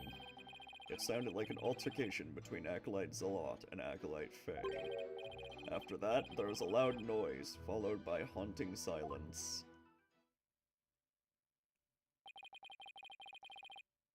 I have to find some way to attack his alibi. If only Maya were here. She has a way of putting me at ease. But seeing her like this is only creeping me out. Though the High Priest was a rebel, he was still a Kuranist holy man. Therefore, take care in your questioning, lest you invoke the ire of our people. How dare he suspect the High Priest? May the Holy Mother strike him blind! The High Priest was a rebel, guys. Good night, November. As if this wasn't hard enough already. Nice try, but I'll stop at nothing to find the truth. Oh my god, it's almost 5 p.m. God damn.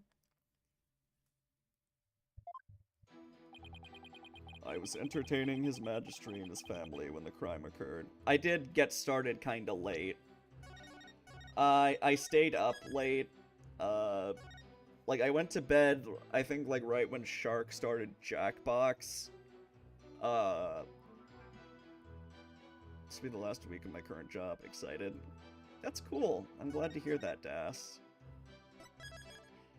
So I was up till, like, 2 a.m. or something, and then I woke up after, like, only 5 hours of sleep and forced myself back to bed. I was entertaining His Majesty.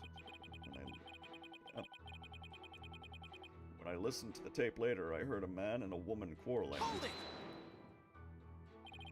You heard everything from a recording? Indeed.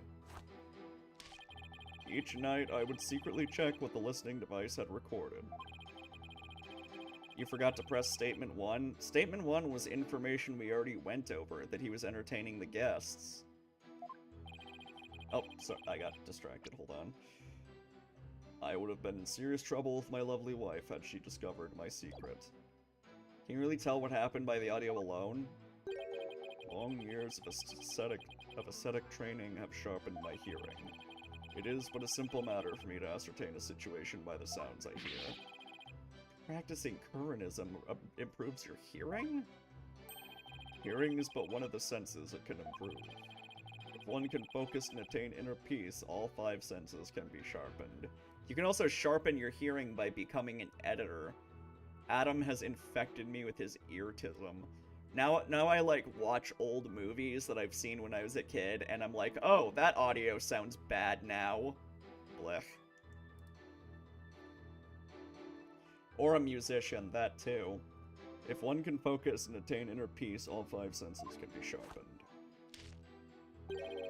Why, the warbat over there in the bazaar just cried. Did you not hear it?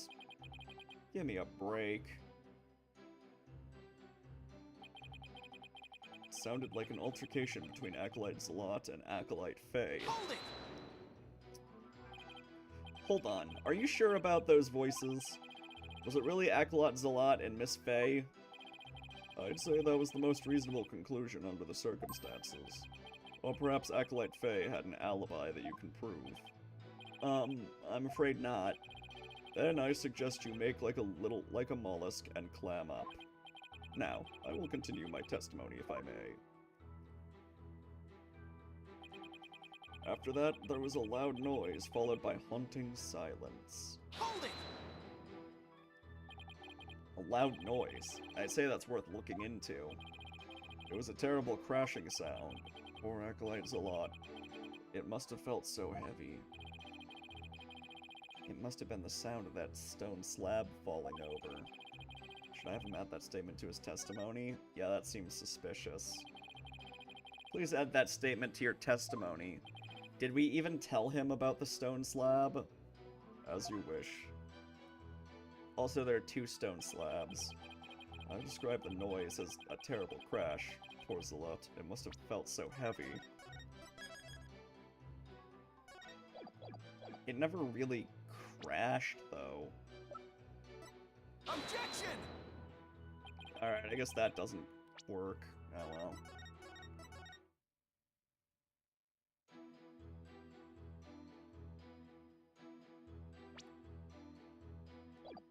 Hold it! You believe that terrible crash is connected to Acolyte Zalot's death? Yes, the sound no doubt was poor Zalot's death knell. Such a tragedy, for he was a fine disciple.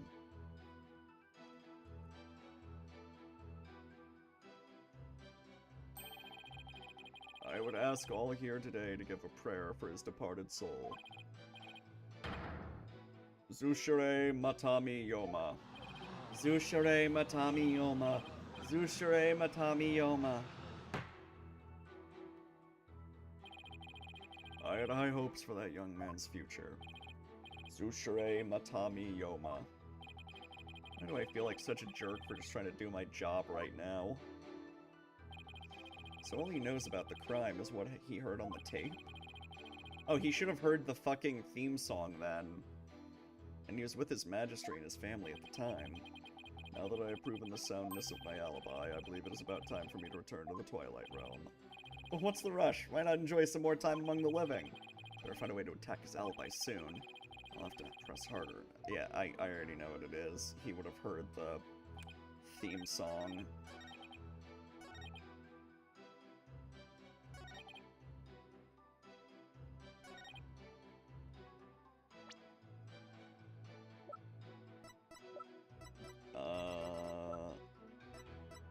Oh, the clock isn't an option. Maybe I present it here? Objection! What? Like, he didn't mention the theme song, which would have been happening when he died.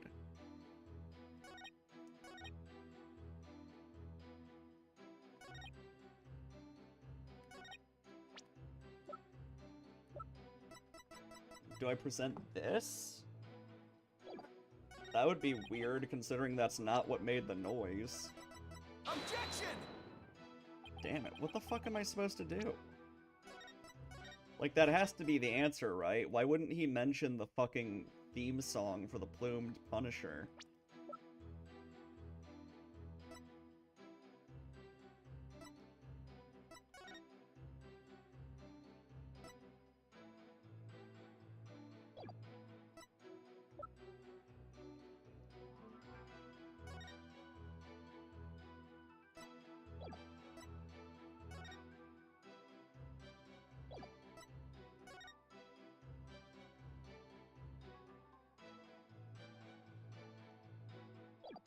Press the statements again. Alright, I'll press the first one. Hold it! You were entertaining His Majesty and his family during the crime. Indeed, my wife believed was treating them to her wonderful home cooking. Your wife was there that day? Yeah, I'm still annoyed. That's why I was still pouting, but I'll switch. IOL. Why yes, she was in the kitchen cooking up a storm the entire time. Come to think of it, I don't think I saw her at all that day.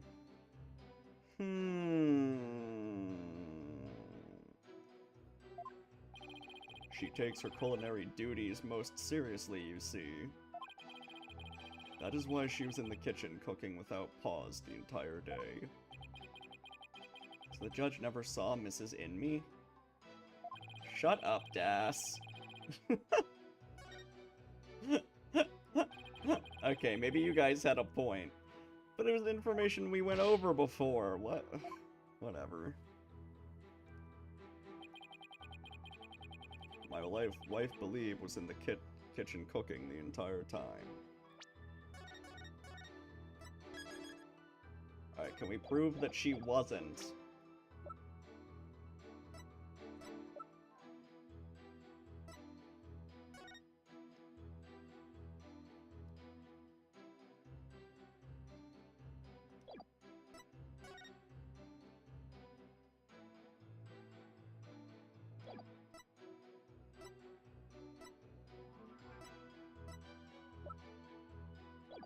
Hold it! What was your wife making that day? The menu that day featured Hotten's Surprise and Melton Moat. They are both traditional Koreanese dishes. His wife does have a steel samurai watch. Oh. Yeah. Yeah, she definitely pushed the rock on the guy then. That was probably her watch going off, not the clock, or whatever. Whatever. I can't even begin to imagine what those are. Ah, yes. The exquisite zest of Hotten's surprise and the supreme texture of Melton Moat. Lady Inme's cooking that day was utterly unforgettable. Thank you. It brings me great joy to know you enjoyed your meal. Now, once His Majesty and his family had left...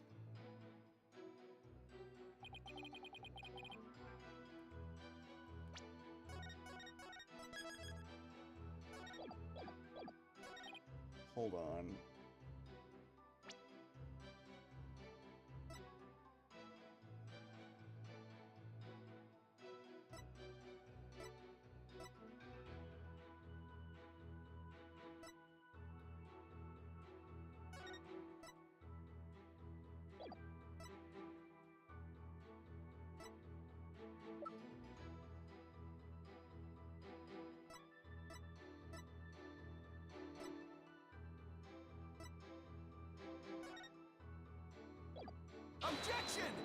Yeah, that didn't fly.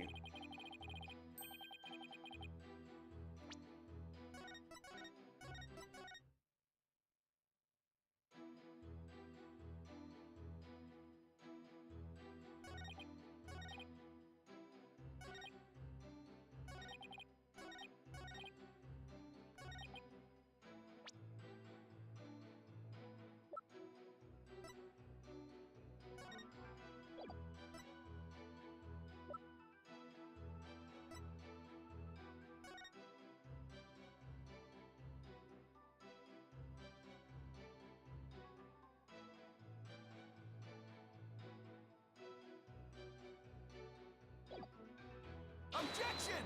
That's not it. Do those dishes have gingly? I don't know.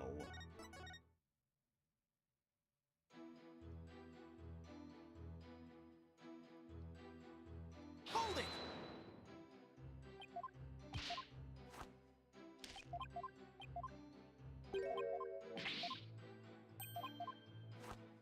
Yeah, I'm gonna keep pressing.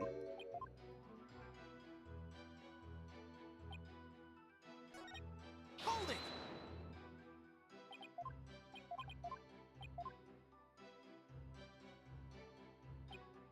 Hold it!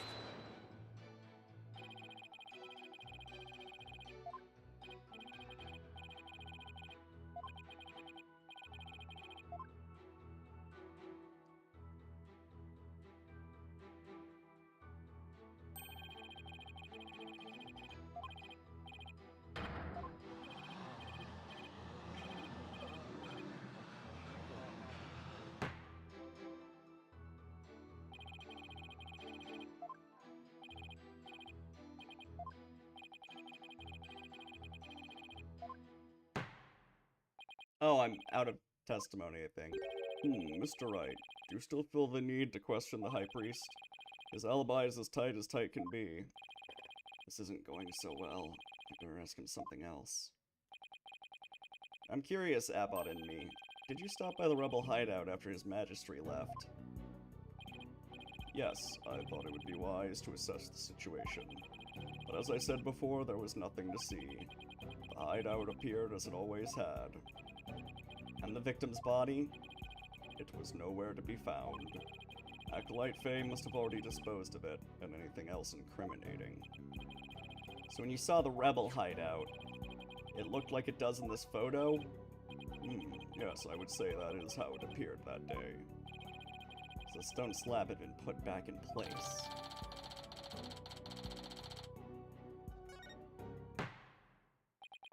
Mr. Wright? Is it not time to concede defeat? No, wait, I just need a little more time. If you insist. Oh, we're back to the testimony. Oh, can I point out the contradiction now that he didn't bring up the song?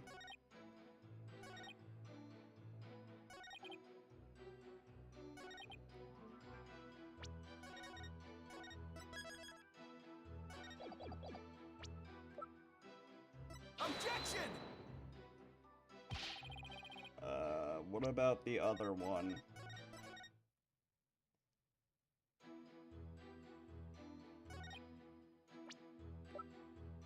Objection! There it is. Abbott in me, you said, and I quote, "Poor Zealot, he must have felt so heavy."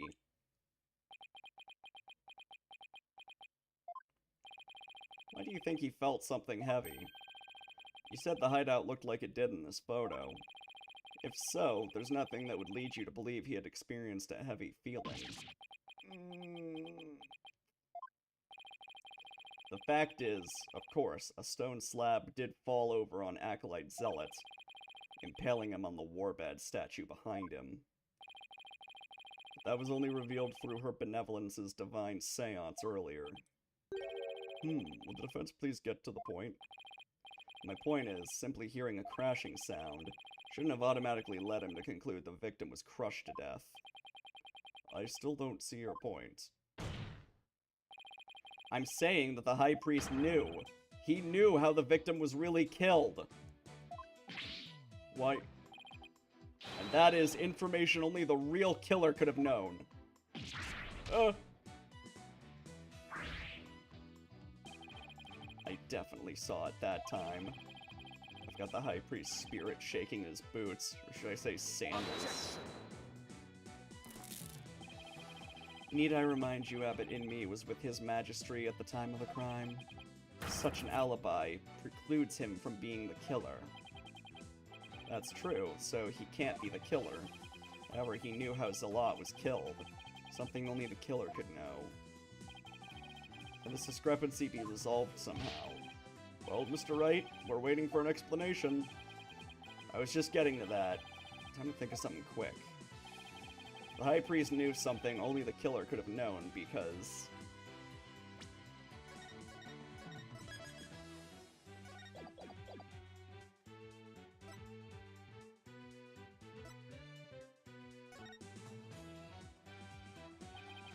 he must have heard how the victim died from, the real killer.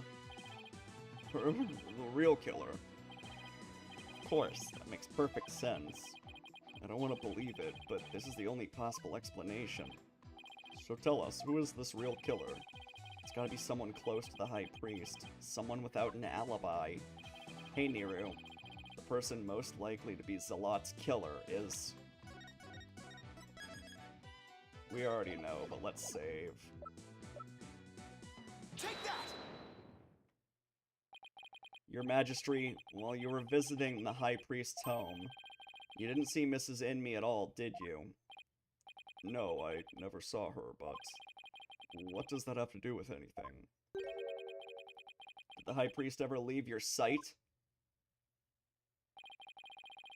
No, we were talking the entire time, and the food was brought right to the room's entryway. So the High Priest has an ironclad alibi. But his wife does not.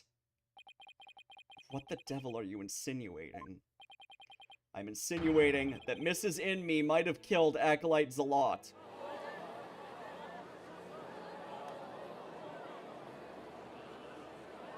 Objection! You have a lot of nerve making such baseless allegations.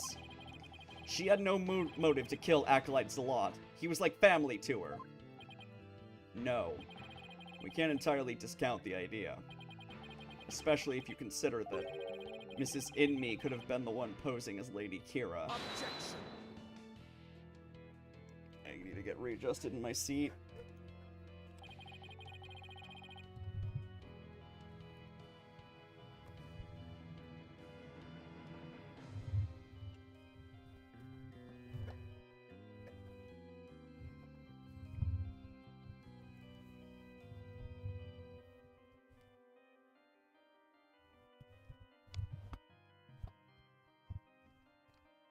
Even a fool must temper his foolishness at times.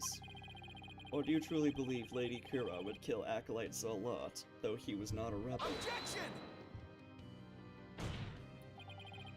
As we all know, the High Priest was secretly a rebel. It would follow that his favorite disciple could very well be a rebel too. Are you suggesting that Mrs. Inmi killed her husband as well? As sad as it is to think she'd kill her own husband to rid the kingdom of rebels, I don't think we can rule it out. Hold it!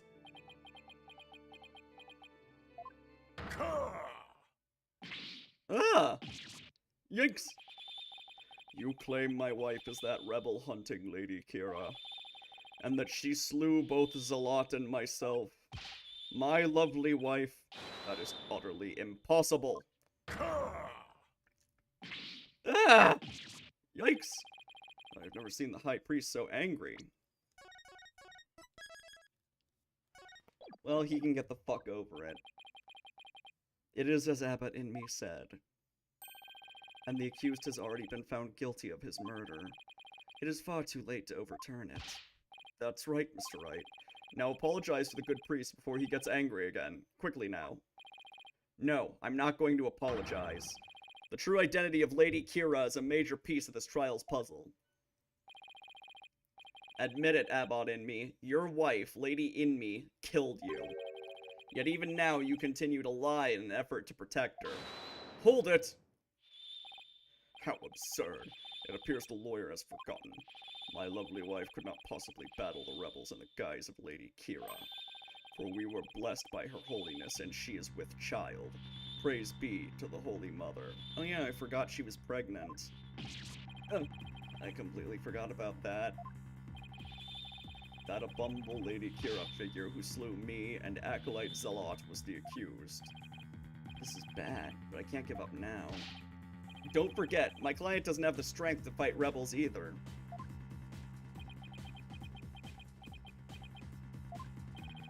How could a weak young woman like her possibly...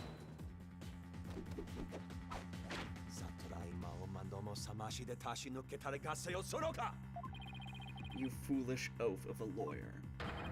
If only you were as blessed as Lady Enemy. What?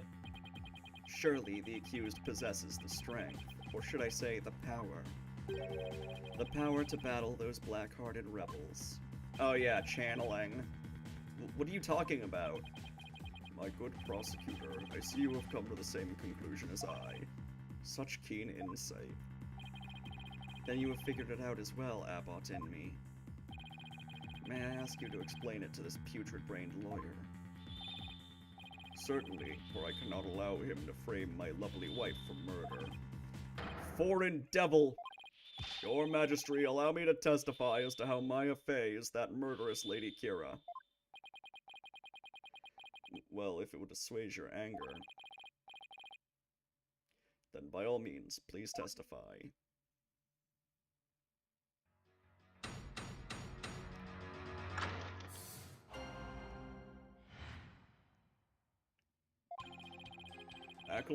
Acolyte Faye channeled Lady Kira's spirit.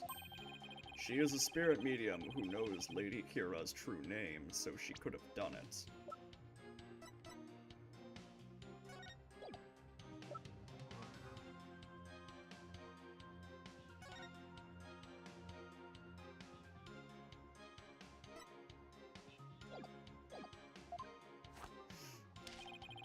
So, it was the real Lady Kira who returned to root out the rebels among us. She attacked and killed me with a strength far beyond any mortal woman. But...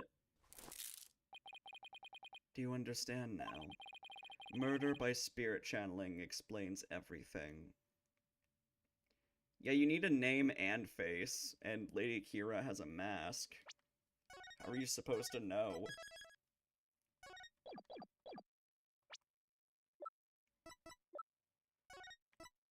Even in the drawing, she has a mask on. Murder by spirit channeling explains everything. This is the only way the accused could have defeated one rebel after another. Indeed, I am a living, or shall I say dead, proof of her terrible power. Ah! Maya's ability to channel spirits. It's come back to haunt her. Now, is it not time to let it go and move on, Defense? No, never. I'll never give up. Now what? Think. How can I prove that Maya couldn't have channeled Lady Kira?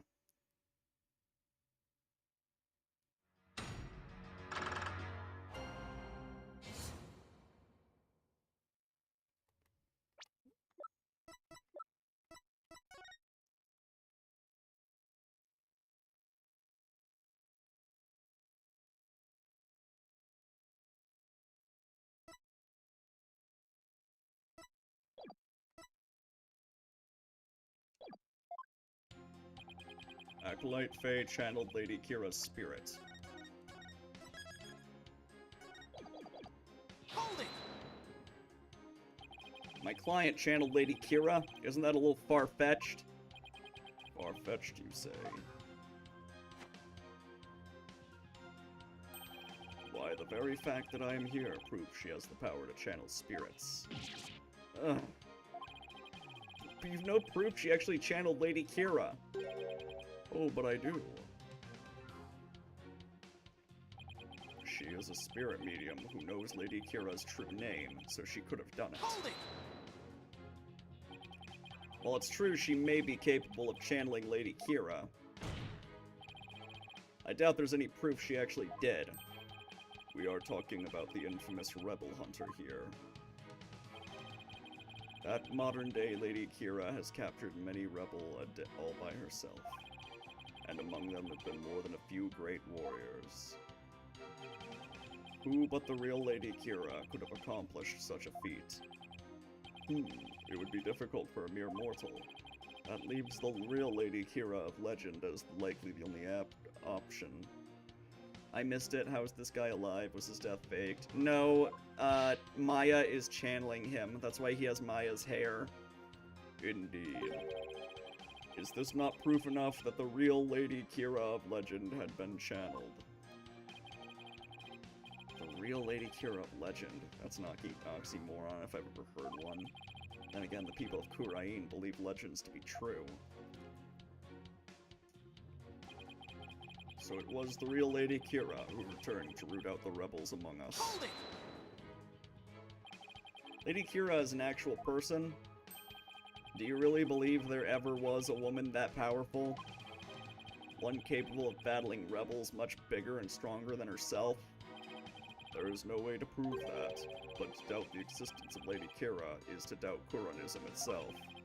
It is not for us to question, we must simply believe. Because you're dumb. Yeah, how dare you doubt our legends? You'll regret saying that, you Poluka. Lady Kira's gonna strike you down. Oh. I won't get anywhere until I can refute their claims with some evidence. She attacked and killed me with a strength far beyond any mortal woman. Hold it! A strength far beyond any mortal woman, and just how strong would that be? You need but look at the wound she inflicted upon my body, though I had hoped to never have to think about that again. Your wound. It was pretty deep, and there was a tremendous amount of blood. Yeah, how does he know about the wound? That's what I'm wondering. And while Acolyte Zalot was rather small in stature, he was strong.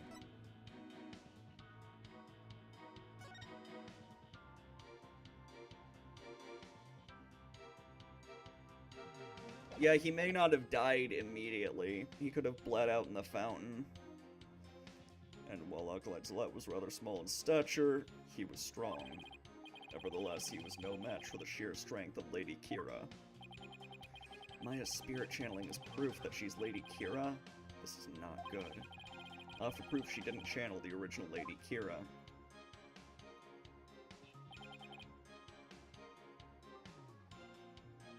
No, that was not Zalot's autopsy.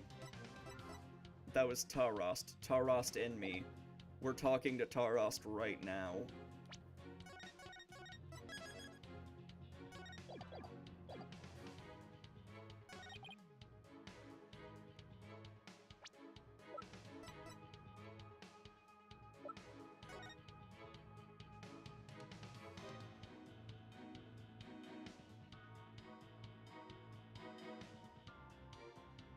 Yeah, Kira having a mask is like the first thing that comes to mind. Will it actually take it though? Objection! Alright.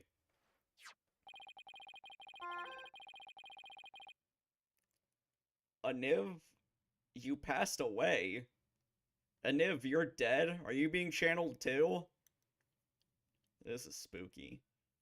The Tome of Secrets is only given to the priestess who performs the purification rite. Aniv was dead all along. Crazy twist. Is this your proof that my client could have channeled Lady Kira? Yes, indeed. For it contains the true name of Lady Kira, a secret only revealed within.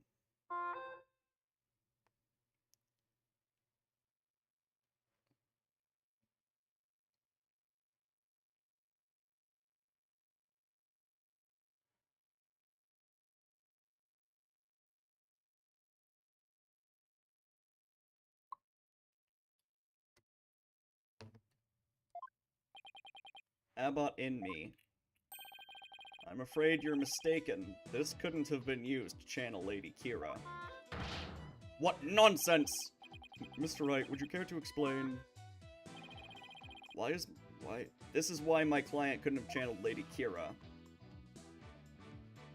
Take that! Lady Kira's face is hidden behind a mask in the Tome of Secrets. You need both a name and a face to channel a spirit. It can't be! Without a face, it would have been impossible for my client to channel Lady Kira. Oh my. Therefore, the claim that she became Lady Kira by means of spirit channeling is patently false. Yeah. And with Lady Kira out of the equation, my client had no motive to commit murder. But then, who is the rebel-hunting Lady Kira we've been reading about in the paper?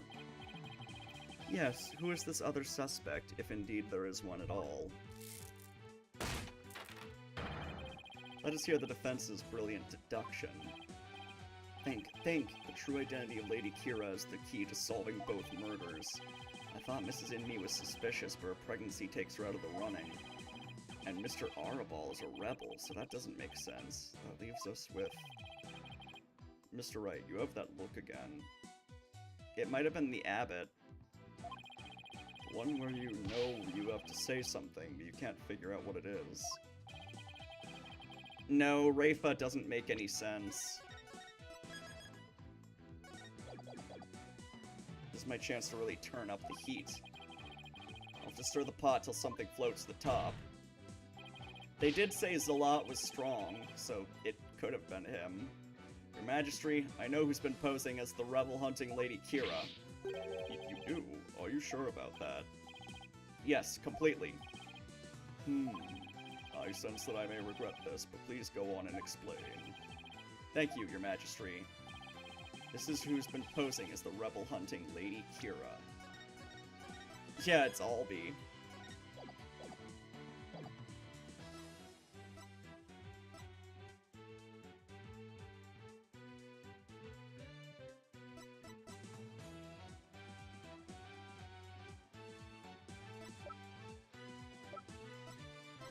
It has to either be Tarast in me or Praise Zalat.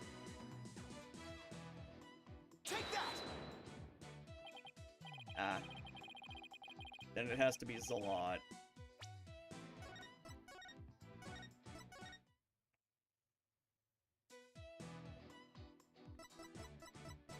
Take that! The true identity of the rebel-hunting Lady Kira we seek is... Hooray Zealot! What's this? High Priest's murdered disciple was Lady Kira, you say?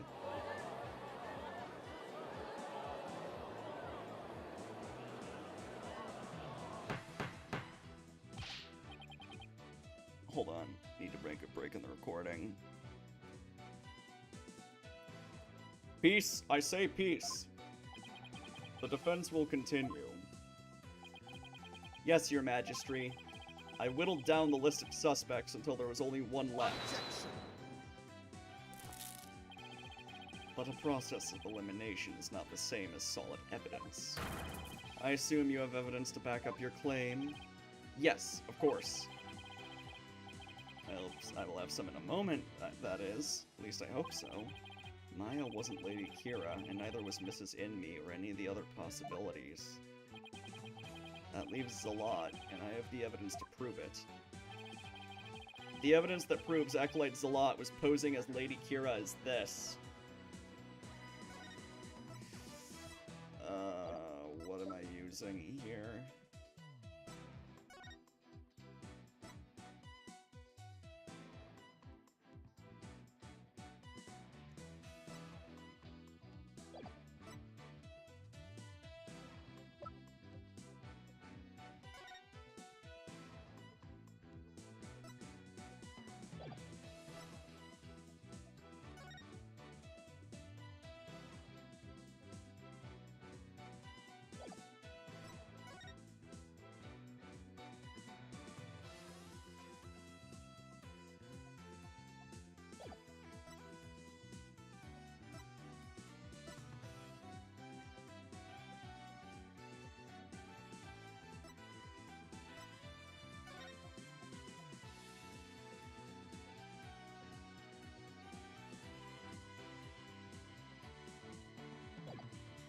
The warning letter?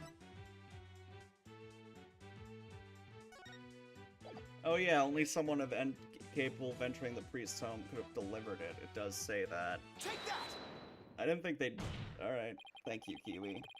This is what proves that Acolyte Zalat was Lady Kira. Lady Kira's warning letter. How absurd.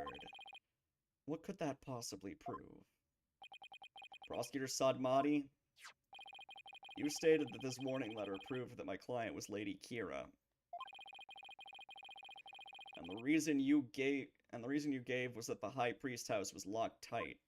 But there was another member of the family who lived there.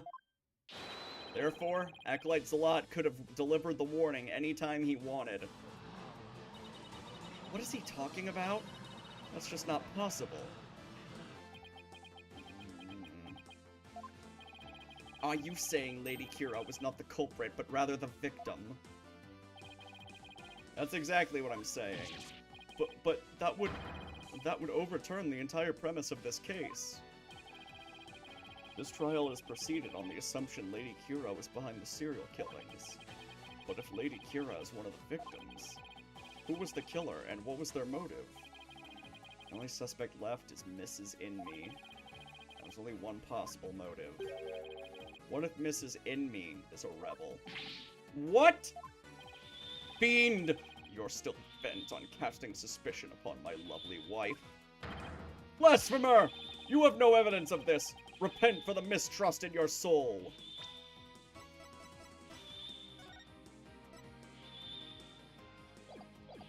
Objection! Well, you have no evidence either. After all, the dagger with my client's prints on it wasn't what killed Acolyte Zalat. And the Plume Punisher theme that he heard could have been the alarm clock. That means all of the evidence linking her to the crime have been called into question. Was Lady Inme a rebel, and did she pose as Lady Kira to kill Acolyte Zalat? Or was Acolyte Zalat a rebel, and was the accused Lady Kira who killed him? What? Or was Acolyte Zalat a rebel, and was the accused the Lady Kira who killed... Oh. The lady... Okay, I get it. That does make grammatical sense. I would say either scenario is just as likely. What are we to do now? Hold it! The alarm clock, you say. Do you mean the one in the rebel hideout? Yes, but what of it? So that's it. What's gotten into him?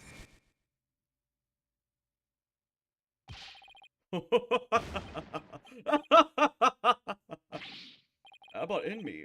Just what is so comical?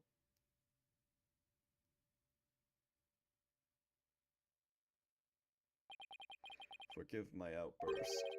That has simply tickled my funny bone. What did? The theme song came from the Plumed Punisher clock, you say? That alarm could not possibly have gone off. What makes you say that? The clock was working just fine the last time I checked. Try using your head for a change. Would not the existence of a secret hideout be given away if an alarm kept going off? Wait, you don't mean... Indeed. We leave the alarm switched off at all times. Okay, that makes sense, actually. No!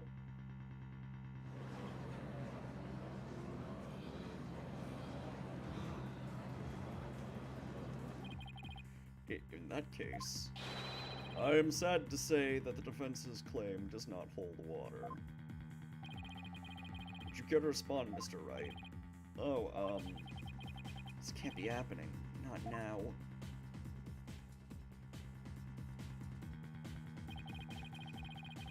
This should put an end to the lawyer's futile struggles. The theme song the victim heard was from the accused's strap, just as we suspected. Therefore, the accused is the rebel hunting Lady Kira and the victim's killer. No. No, it's not. And I know why. You guys thinking what I'm thinking? The plumed Punisher's theme is literally a ripoff of the Steel Samurai. And what the fuck is this little watch here? I need something. Something I can raise an objection to. That Plume Punisher theme song echoes a lot heard in his final moments. I too heard it, by the way, with the listening device. But did you really? If you had heard it, why didn't you testify to the fact before? Is it not obvious? I did not know such a tune could become a key matter of dispute. Yes, the matter of the theme song came up before Abbott in Me was channeled.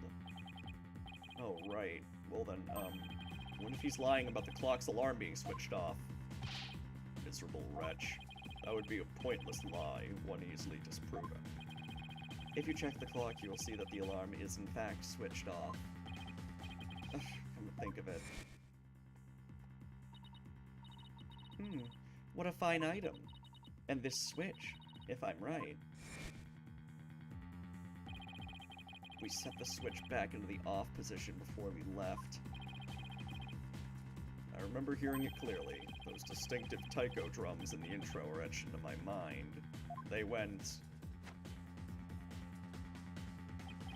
da da da da da da da da da.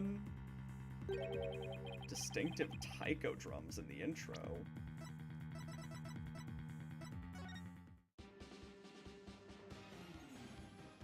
I don't hear no fucking drums.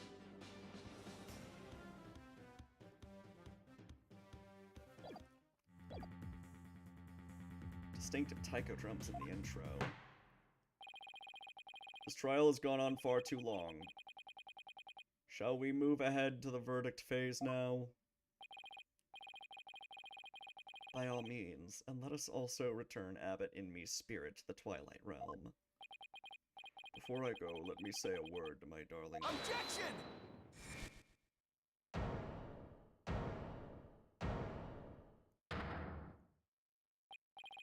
Now hold on just 1 minute.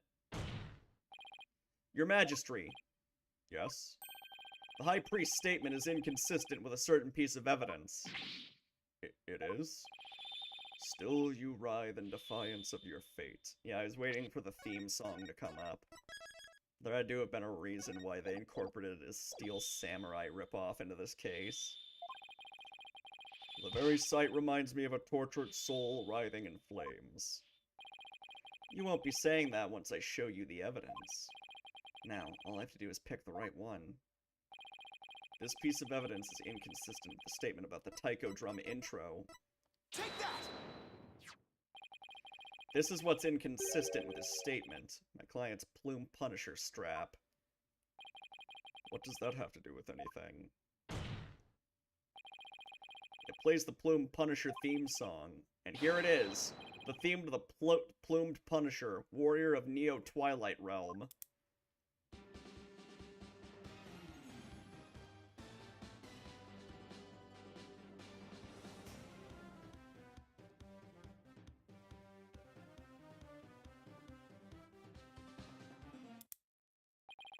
Do you see what I mean? The music the victim heard in his final moments might not have been the Plumed Punisher theme song. I'm afraid I am not following you. What was it if not the Plumed Punisher theme song? In his final moments, Acolyte Zealot heard...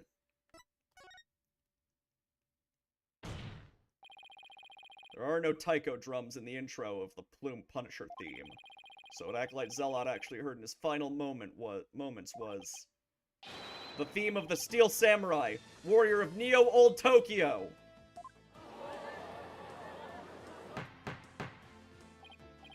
Peace, peace, peace, I say! Mr. Wright, what is this Steel Samurai of which you speak? The Steel Samurai, Warrior of Neo Old Tokyo, is an action hero show from America. Yeah, America. The Plume Punisher theme is a total I mean... If you didn't know about the Steel Samurai, you could easily mistake the two. It is very similar to it. But the fact that Acolyte Zealot heard music from an American action hero show is irrefutable evidence that the accused was in the secret hideout. Actually, no. You have it backwards. backwards. That's right. Miss Faye met an avid Plume Punisher fan here in Kurain. And as a token of their friendship, she traded a certain Steel Samurai item she had for the Plume Punisher strap. And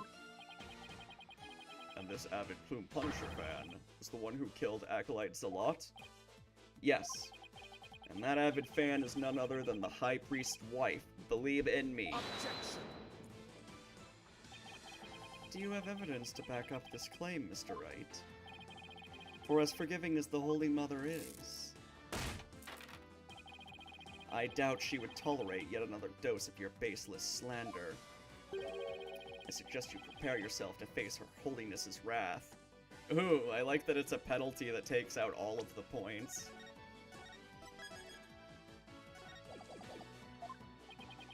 Oh, I'm prepared to turn this entire case upside down, that is. Yeah, it doesn't really matter. I don't see a reason not to save Scum. What is the penalty for me losing? Having to sit through more cutscenes that I've already seen? Like, I just go back to the last save point anyway. This is my last chance. I better take a deep breath and review the evidence. I like Ace Attorney, but this has always kind of been an issue I had with the series. The health bar really doesn't mean anything. Very well then, please present your evidence if you would, defense. Pretend stakes. Yeah, that's about it. The evidence that proves Mrs. Inme was the one who killed Acolyte Zalot is... Take that! It's right here in this family photo. Proof that Mrs. Inme and Miss Faye traded items featuring their favorite characters. A family photo. And what exactly should we be looking at here? The proof that they exchanged items featuring their favorite characters is right here. Take that! Look at Mrs. Inme's left wrist. You can see the Steel Samurai's trademark top knot right there. Which clearly makes this a Steel Samurai watch.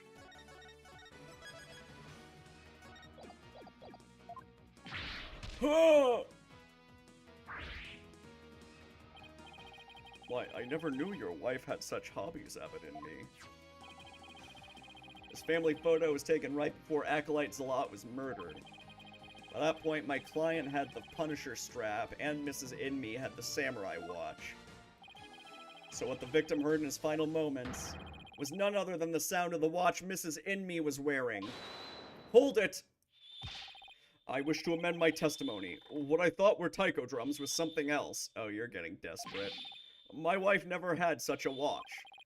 It's the truth, I tell you. You must believe me, your majesty.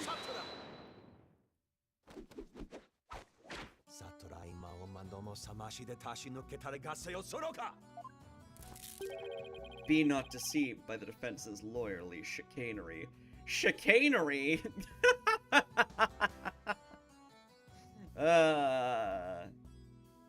Bro called Saul. Now what? He's been pretty quiet up to this point. What does he have up his sleeve? There's a big gaping hole in his flimsy claim. A big gaping hole? I don't think so. Oh no, I'm afraid it is there, alright. Just like the big gaping holes in your putrid brain. My brain is neither putrid nor full of holes. I'm not a zombie, after all. Says the dead lawyer walking. He who is narrow of vision focuses on what is before him, never seeing the big picture. This guy is so fucking immature. Oh my god. Are we talking about my SPH again? Or as they say in your country, you cannot see the forest for the trees. For it is as you said. And Lady Inme, the rebel, slew Acolyte Zalot, the rebel hunting Lady Kira. Then the rebel hunter would have been dead before the High Priest was slain. Ah, that means the High Priest could not have been slain by the rebel hunting Lady Kira. And he wasn't. How could I have missed that? So tell me, who are you going to say killed the High Priest now? No!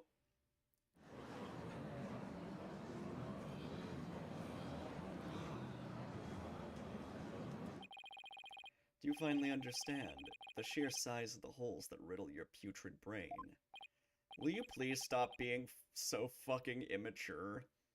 Like, he uses flowery language, but when you break down everything this prosecutor says, it's just childish insults. Like, he's literally just been calling us a stinky brain this entire time. I'm in hot water now. I don't have any other suspects in the High Priest murder. You mindless zombie, you should have begun your journey into the Twilight Realm long ago. Yeah, also, it's an ad hominem. Like, he's way nastier than, like, most of the other prosecutors, to be honest. Now let it go and move on. Except for maybe Franziska. I mean... yeah, Black Will is still better. Even though he's, like, literally tried to kill us. No, I will never give up. I just need to think things through and figure out who really killed the High Priest. Oh, end of the case. Finally. If Acolyte Zalot had been... let me save. If Acolyte Zalot had been Lady Kira, he couldn't have killed the High Priest. So the question is, who did? Maybe I can get to the bottom of this by reviewing the events of this case in order. What evidence could tell me something about the crime scene before the murder? What was Maya's testimony again? Already stained red. Yeah. The spring was stained red before the rite. Oh, right. Maya said that the spring had been stained red before the rite even began. The spring was already red before the High Priest murder because of...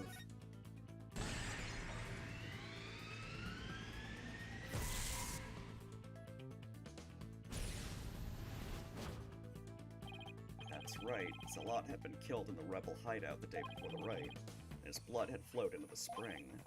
Wait a second, the High Priest knew that Zalot had been killed in the hideout, so why didn't he report it to the authorities? If Maya had been the killer, he could have easily had her arrested on the spot. Why didn't the High Priest inform the authorities right then?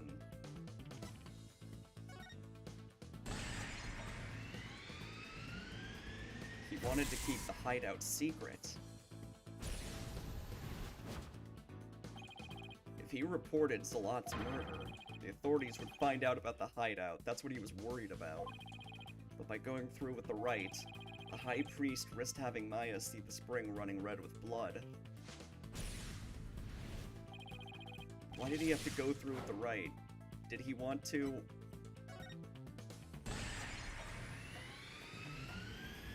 use the rite to cover things up?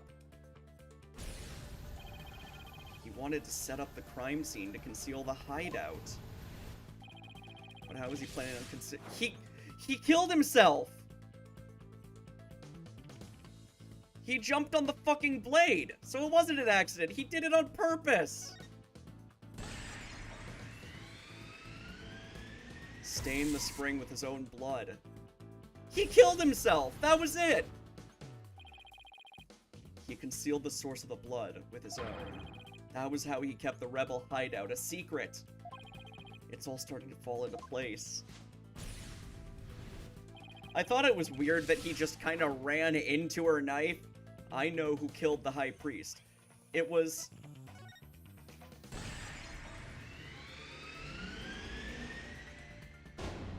Taras's death was a suicide.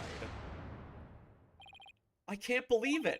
The High Priest took his own life to keep the rebel hideout a secret!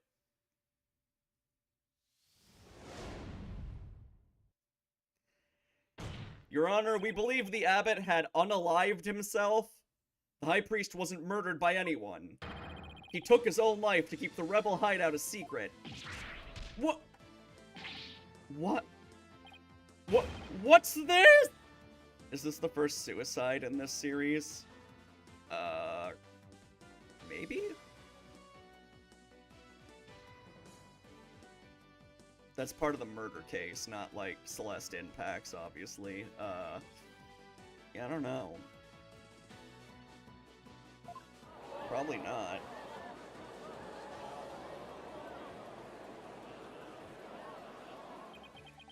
Oh, that's right! Magnifi Grammary killed himself. Alright, thank you, Electrica, I forgot. The High Priest committed suicide. I have never heard anything more absurd. Objection. The lawyer has placed a stain on the good priest's death with his putrid brain. Your Honor, the accuser played Minecraft in real life. Its putrid gaping holes are as large as the hole in his logic. What hole? You still fail to understand. You truly cannot see the forest for the trees. You claim the High Priest took his own life. But have you considered who brought the dagger to the Plaza of Devotion? Ah. After the High Priest was killed, the dagger was thrust into Acolyte Zealot's dead body by the wife.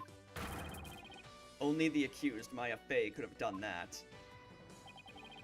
It is as Prosecutor Sadmati says. Your claim is rather porous in its logic, and your evidence is too weak. You cannot prove that the High Priest took his own life to conceal the rebel hideout. Alright, the dagger was impaled in Zalat's body, but his body had been placed at the plaza the previous day. Well, Mr. Wright, would you care to respond? Zalat's body was already in the plaza the day before the rite, but what if the dagger was also already in him at that time? The dagger was never at the inner sanctum.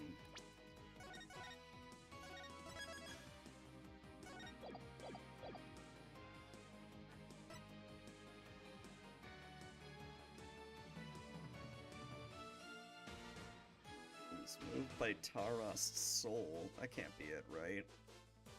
Like, he didn't possess Maya and then move it, did he? No, that doesn't make sense. Of course, that's it! What is it? There was no need to move the dagger. It had already been stabbed into the acolyte. Oh god, damn it. That goes against your own. What does that mean? It means the dagger wasn't the weapon that took the High Priest's life. Or I thought that contradicts it. But no weapon was ever found at the inner sanctum. If you will not listen to reason, then I insist you prove your assertion. Show us what you believe the real murder weapon to be. The real weapon? I've got nothing, but I know... Okay, maybe I was on the right track. Yeah, it is the statue, I'm pretty sure. But I know there had to have been a weapon there. Maybe if I think back on the trial this far, I'll spot a clue I need. It was the statue. Well, would the defense care to tell us what the real murder weapon is? This is what really killed the High Priest. Which I predicted a while ago. What?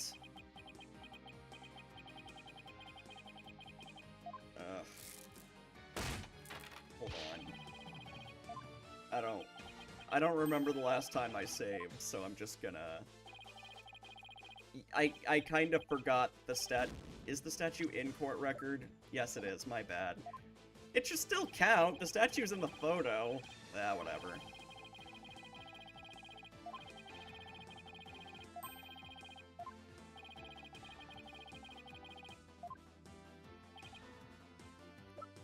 Take that! What really killed him has been at the inner sanctum all this time. Its lethality has already been demonstrated by the late Acolyte Zalat. That's right, it was the Warbat statue. Polunka! You believe that the statue claimed both victims' lives. Would you care to chime in, Abbott and me? No, he lies! Pay him no heed! Why, it's... Oh. Lady Inme. Darling, don't you think this has gone on long enough? Hold it. Believe, no. Your Majesty, my wife knows nothing! Please, Abbott Inme, let your wife speak. Now, Lady Inme, please continue if you would. It's that time again. And what time would that be? 2:30 in the afternoon. The time my husband conducts his daily prayers, and the time Puree was slain.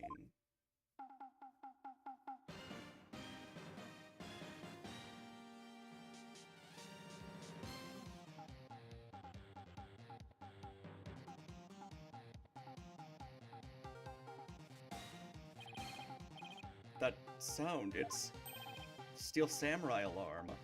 Oh, that was diegetic. I thought that was just the non-diegetic music. Oops. No, it's supposed to be playing. The Steel Samurai alarm. I too like to pray at the same time as my dear husband. So I set an alarm to remind me each day, but I had no idea it would come to this.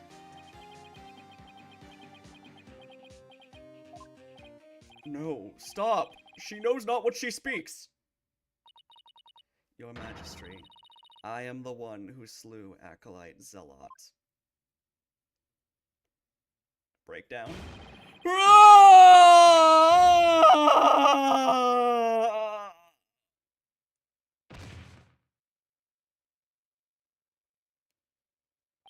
Well, how about in me? Bailiff, summon a physician at once.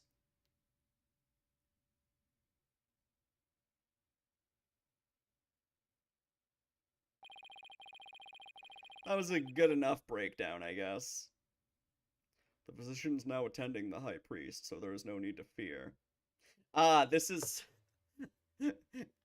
Maya is going to leave his body off screen, because otherwise we would have seen her titties right there in court.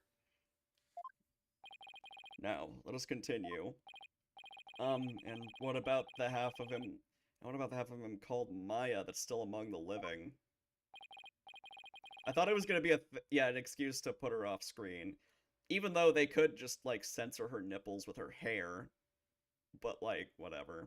Mrs. Inme, will you tell us everything you know? The truth is, I am a rebel, just like my husband. This tragedy unfolded before the rite, during the Feast of Blessings. I had gone to the rebel hideout to prepare it for Dat's escape. Yeah, that was a pretty boring breakdown, to be honest.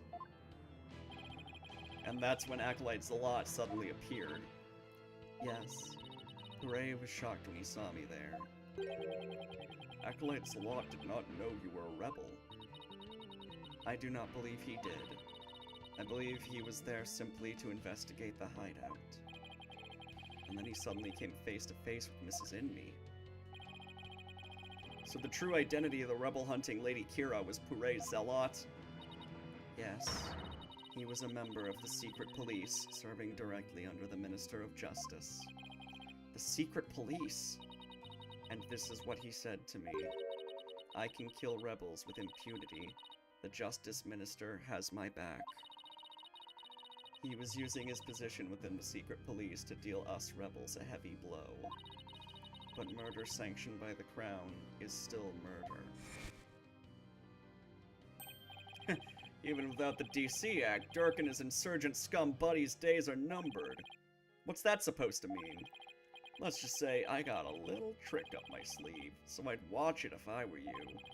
Because you got a defiant attitude, like one of them dragon dupes. Oh yeah, the bitch from 4-2, whose name I can't remember. Yeah, hers was like the lamest by far. At least this case was kind of interesting because of the suicide angle.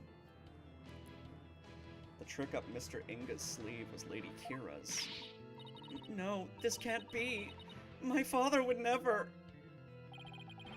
This must be a bolt out of the blue for Rafa. This explains why Acolyte Zealots abandoned his real name. Yes.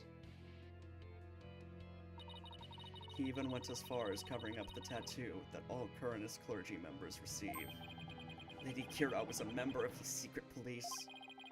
That explains why no order was given to investigate her attacks. I guess I'm not alone in hearing this for the first time. But, this cannot be. Is this true? The Justice Minister is sanctioning state-sponsored murder? Peace. Now, Lady Inme, please continue. Puree suddenly lunged at me. That's when I pushed the stone slab towards him with all my might. But I never meant for what happened next to occur. So his death was an accident. Oh, he's back. Allow me to take it from here. Abolinmi, are you sure you're alright now? I am sorry you had to see that, but you need not worry about me. I am already dead. Please, I need to know what was so important that you would take your own life. After I learned that my wife had accidentally slain Zalot, I chilled his body with snow to make it seem as if he died more recently than he did. Then I later moved the Plaza of Devotion and inserted the dagger into his wound. The plaza was empty at the time, for it was before prayer time had started. Finally, I placed his body in the prayer pose, knowing that no one would notice anything was wrong until the rite had concluded. It is perfectly plausible that no one would disturb him if he seemed to be praying. We do treasure our prayer time, after all. So you admit you tried to pin this crime on Maya Fey? Yes, this was all my doing. Wow, you're disgusting! You tried to get an innocent girl executed. You're a fucking monster. If there's a hell, you should be burning in it next to Dahlia Hawthorne, you sack of shit. I never told my wife of my plan, or surely she would have tried to stop me.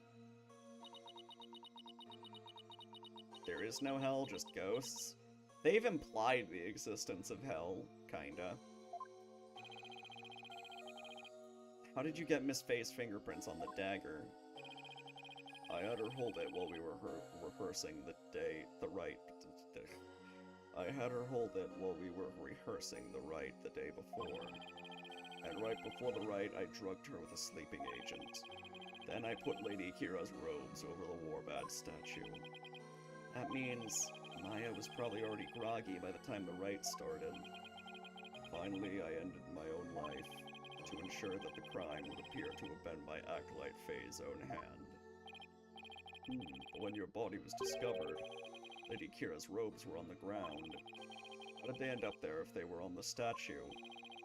After I impaled myself on one of the statue's dagger-like feathers, I used the last ounce of my strength to hurl my body backwards. As I did, I grabbed onto the robes, taking them with me as I fell back onto the ground. How terrible! What possessed you to do such a thing? You needn't have committed suicide simply to frame the accused. Prosecutor Sadmati, as one well-versed in our kingdom's legal system, I would expect you of all people to understand. Understand what? This kingdom's legal system, Mrs. Inme's crime, your suicide. It can't be. That would be sadder than sad. Why, I believe the defense knows of what the High Priest speaks. Yes, I finally understand. This explains why the High Priest took his own life.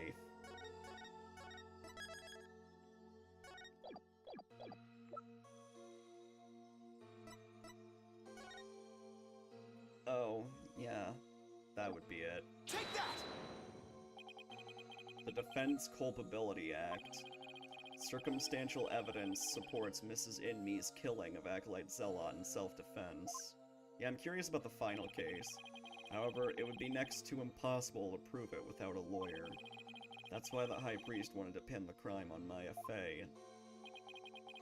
I failed to see what that has to do with his suicide.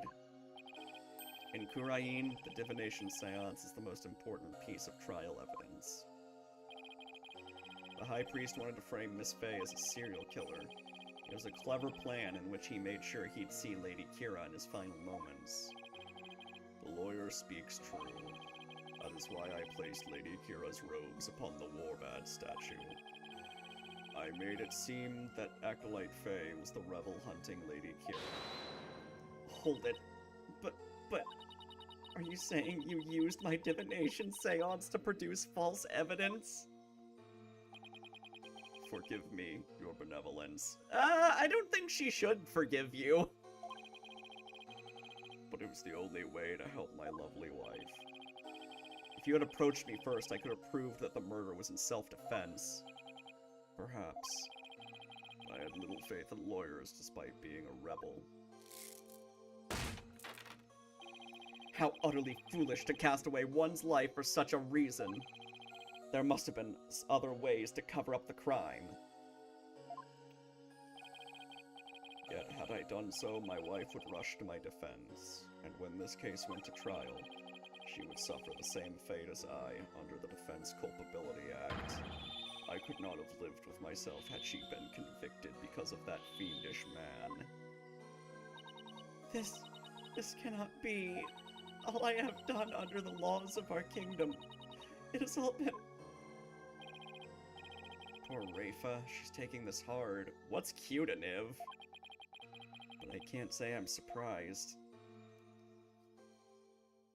It's really not an understandable motive. This guy is a piece of shit. Mr. Wright, it is time to show the might of your legal prowess. You mustn't allow another innocent soul to be charged under that despicable law. Of course. I'll do whatever I can. What I have done to you at Acolyte Faye is unforgivable. Yeah, you're right. You're right. I can only offer my most humble of apologies. Your Majesty. Yes. I ask that you please look after my wife. You have my word. Your benevolence. It is time that I return to the Twilight Realm. The Magatama of parting, if you please. Very well. Your benevolence. Please, allow me the honor. Yes, it would be more fitting for you to send him on his way. Mrs. Inme. Darling, I'm so glad I was able to see you one last time. Thank you for everything. I'm sorry to leave you like this, my love.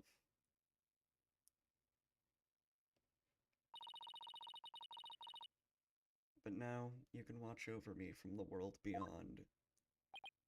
Yes, always and forever. And with every breath I take, my darling, I'll be thinking of you.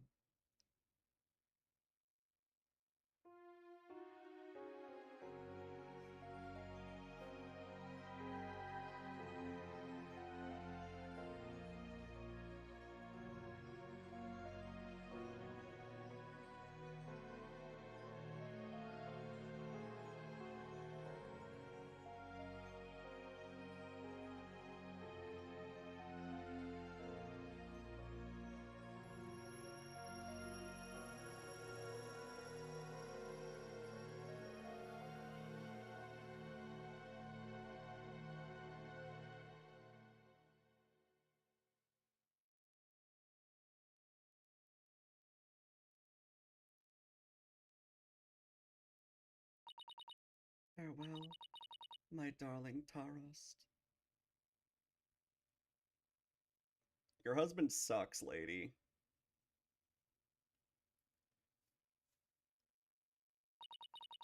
The High Priest has returned to the Twilight Realm.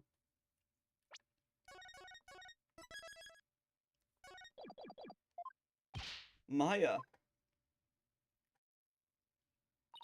I feel great. I guess that means he didn't leave any regrets behind. Oh, I guess that's why she passed out after Dahlia left her body. Because, Dahlia left, a good amount of regrets behind, didn't she? Oh, dear. Oh, but what about the trial, Nick? It's over. It was a sad reality born of love, and a great tragedy born of the Defense Culpability Act. Well, I see no need to continue this trial. Does the prosecution have anything to say? Mr. Phoenix Wright, I owe a debt to you, one that I will pay back in court someday. Now to deliver today's verdict and overturn that of yesterday's trial. With respect to all current and previous charges against them, I hereby declare the accused, Maya Fey, and her defense, Phoenix Wright, not guilty.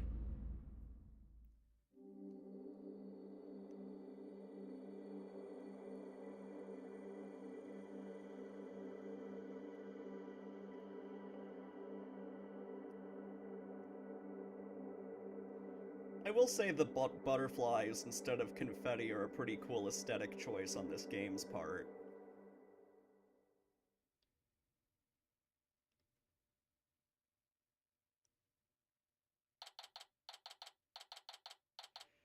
That is a long case.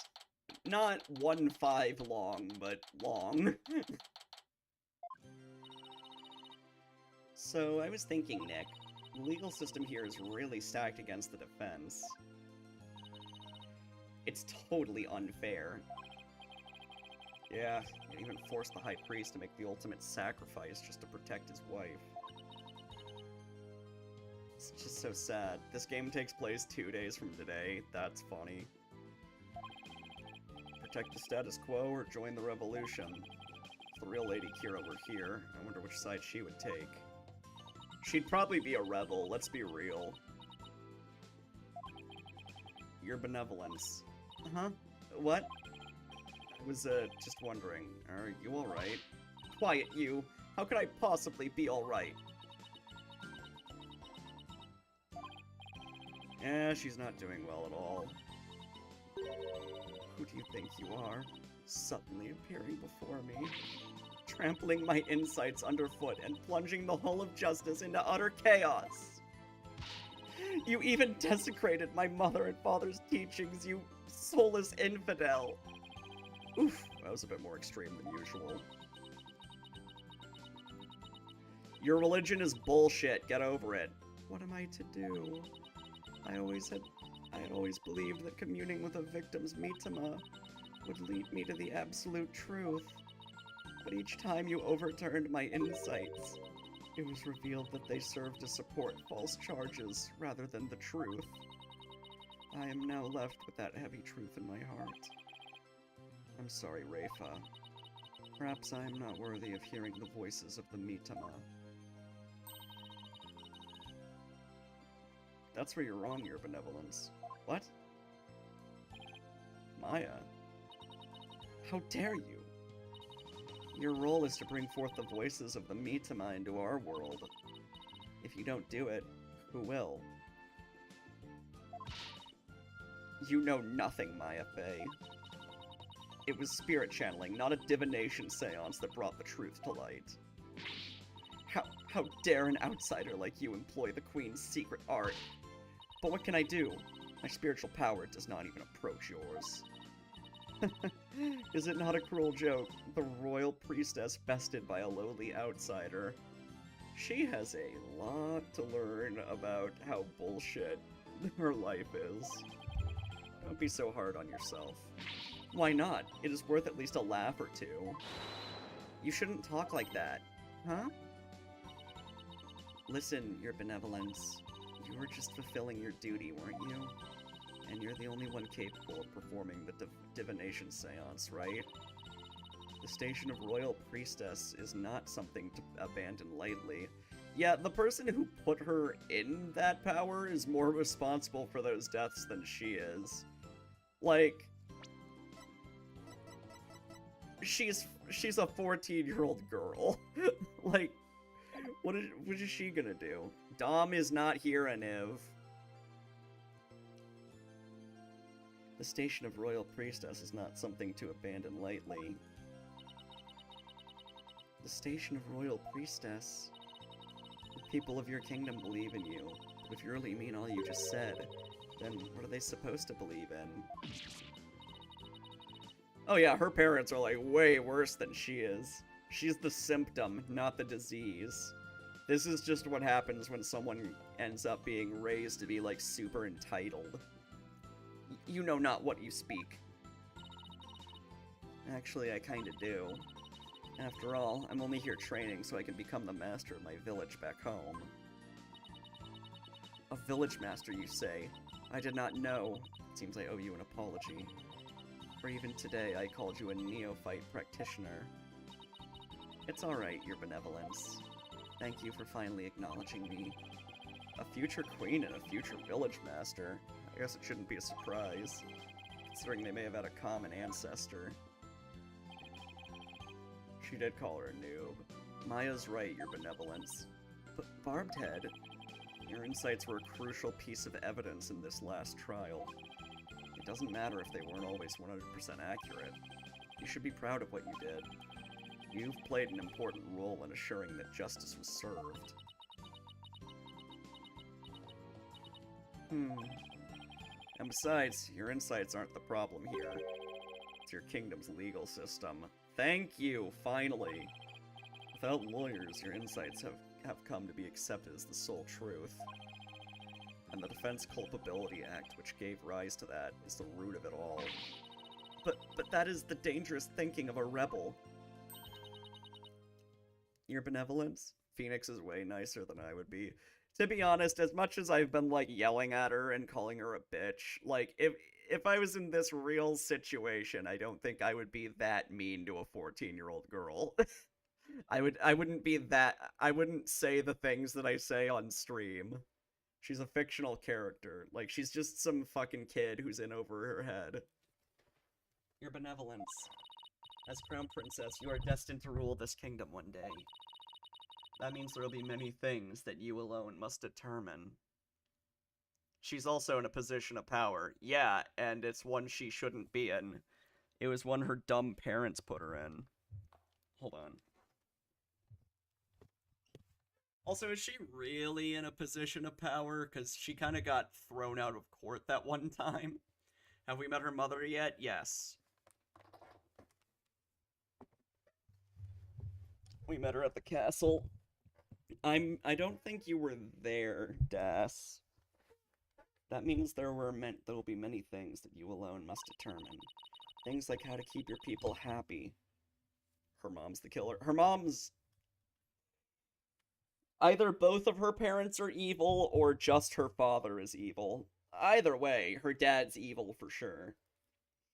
Things like how to keep your people happy, and what is true, what is false, and most importantly, what role you must play therein. The dad's the red herring. The dad could be a red herring. That's not impossible. It could be that the queen's the bad one. In fact, it's really weird that the dad was talking to Dirk in his hideout. It makes me think, is the dad a rebel?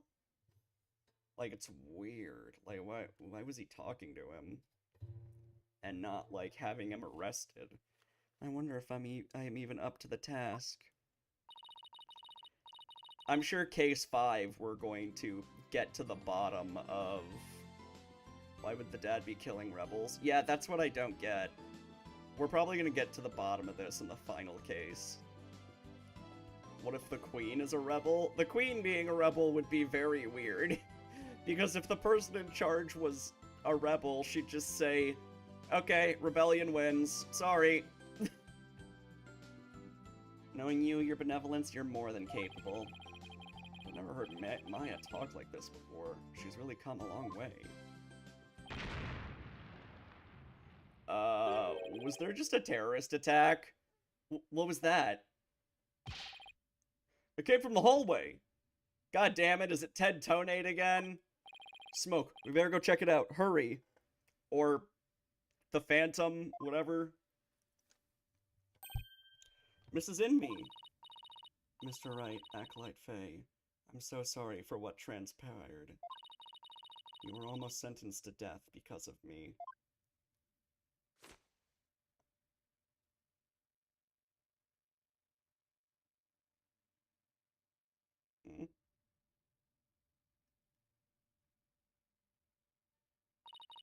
I will make amends by picking up where my husband left off. I will see the revolution through, so nothing like this can ever happen again. For that is the depth of my love for my dearly departed husband. Lady Inme, we gotta hurry! Yeah, she set off the bomb to distract them. Now she's gonna run off. That voice, is that Mr. Arabal? I must tell the people, they must learn the peace we enjoy is a false one. One built on the backs of innocents charged with false crimes under that odious DC Act. We have it in our power to forge a society in which the law judges all of us fairly. Hey there, PW! I wish we had more time to talk, but... Dirk, everything's ready. It's go time. Dirk? Oh god, there he is. Wait, was that the rebel leader, Dirk? After him! Don't let him get away! The power to forge a society in which the law judges all of us fairly. Yeah, I can't say I expected this trial to end with an act of terrorism, but that's pretty fucking funny. It's the start of a legal revolution. No, I think it's just a regular revolution. Hey Nick, hate to bother you while you're lost in thought, but I just got this great idea. What is it? The Steel Samurai versus the Rebel Dirk. I bet it'd make for another awesome TV show. I am invested. I'm curious to see where this goes. And if we threw the Plume Punisher in there, everyone would go nuts over it. I'll never get what she sees in those shows. But it's good to know that no matter what happens, Maya will always be Maya. Ba ba da ba ba da da da da. End.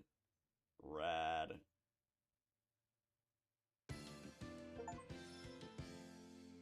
Alright, I'm gonna save.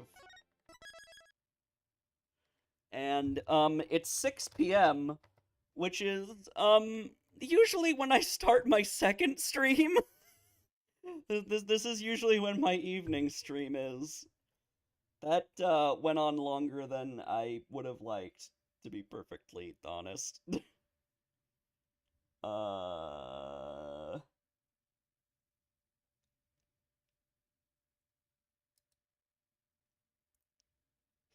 right, bingo. Odd personality change? Kinda. Bizarre character design. When Abbott possessed Maya? Yes. Stupid motive to kill somebody? Not really. Annoying character? Yeah, of course. Specifically Rafa. We're gonna be checking that pretty much every time Rafa's on here, except for maybe case 5. Double press? Did that happen? Maybe not. Rival prosecutor. Bad pun names. Bizarre breakdown animation. Nope. Major female character gets into trouble. No flirting. Banger. Mo level joke. I mean, in the pun names. Real Nemu. Yeah, that is a Mo level joke, but that's just a pun name.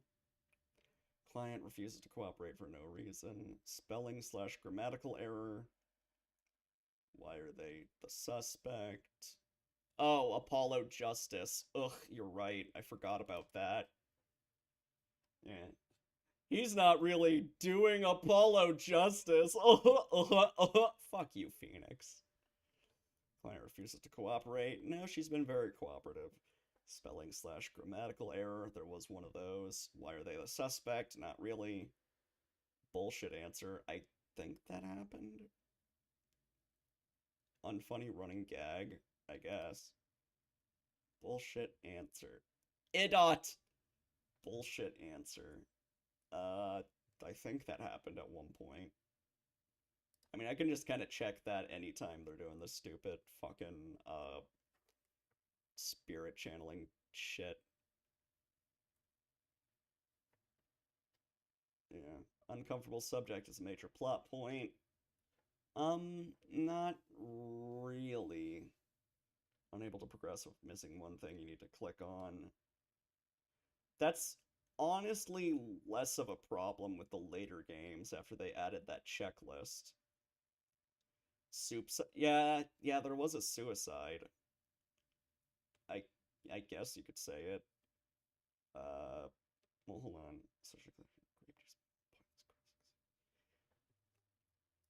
I guess if you count this, then yeah, it's bingo.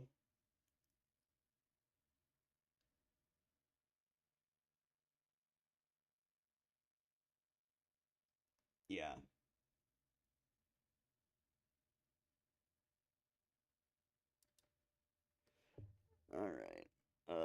What to do now? I guess I could try taking a nap. Like dinner and then a nap.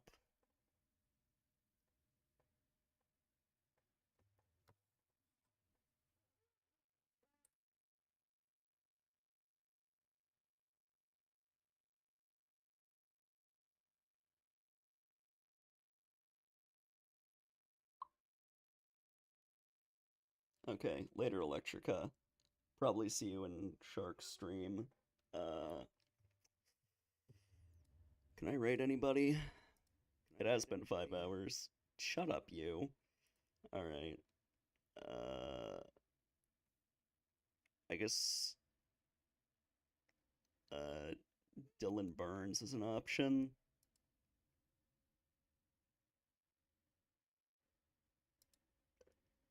Would I rather raid Mike or Dylan?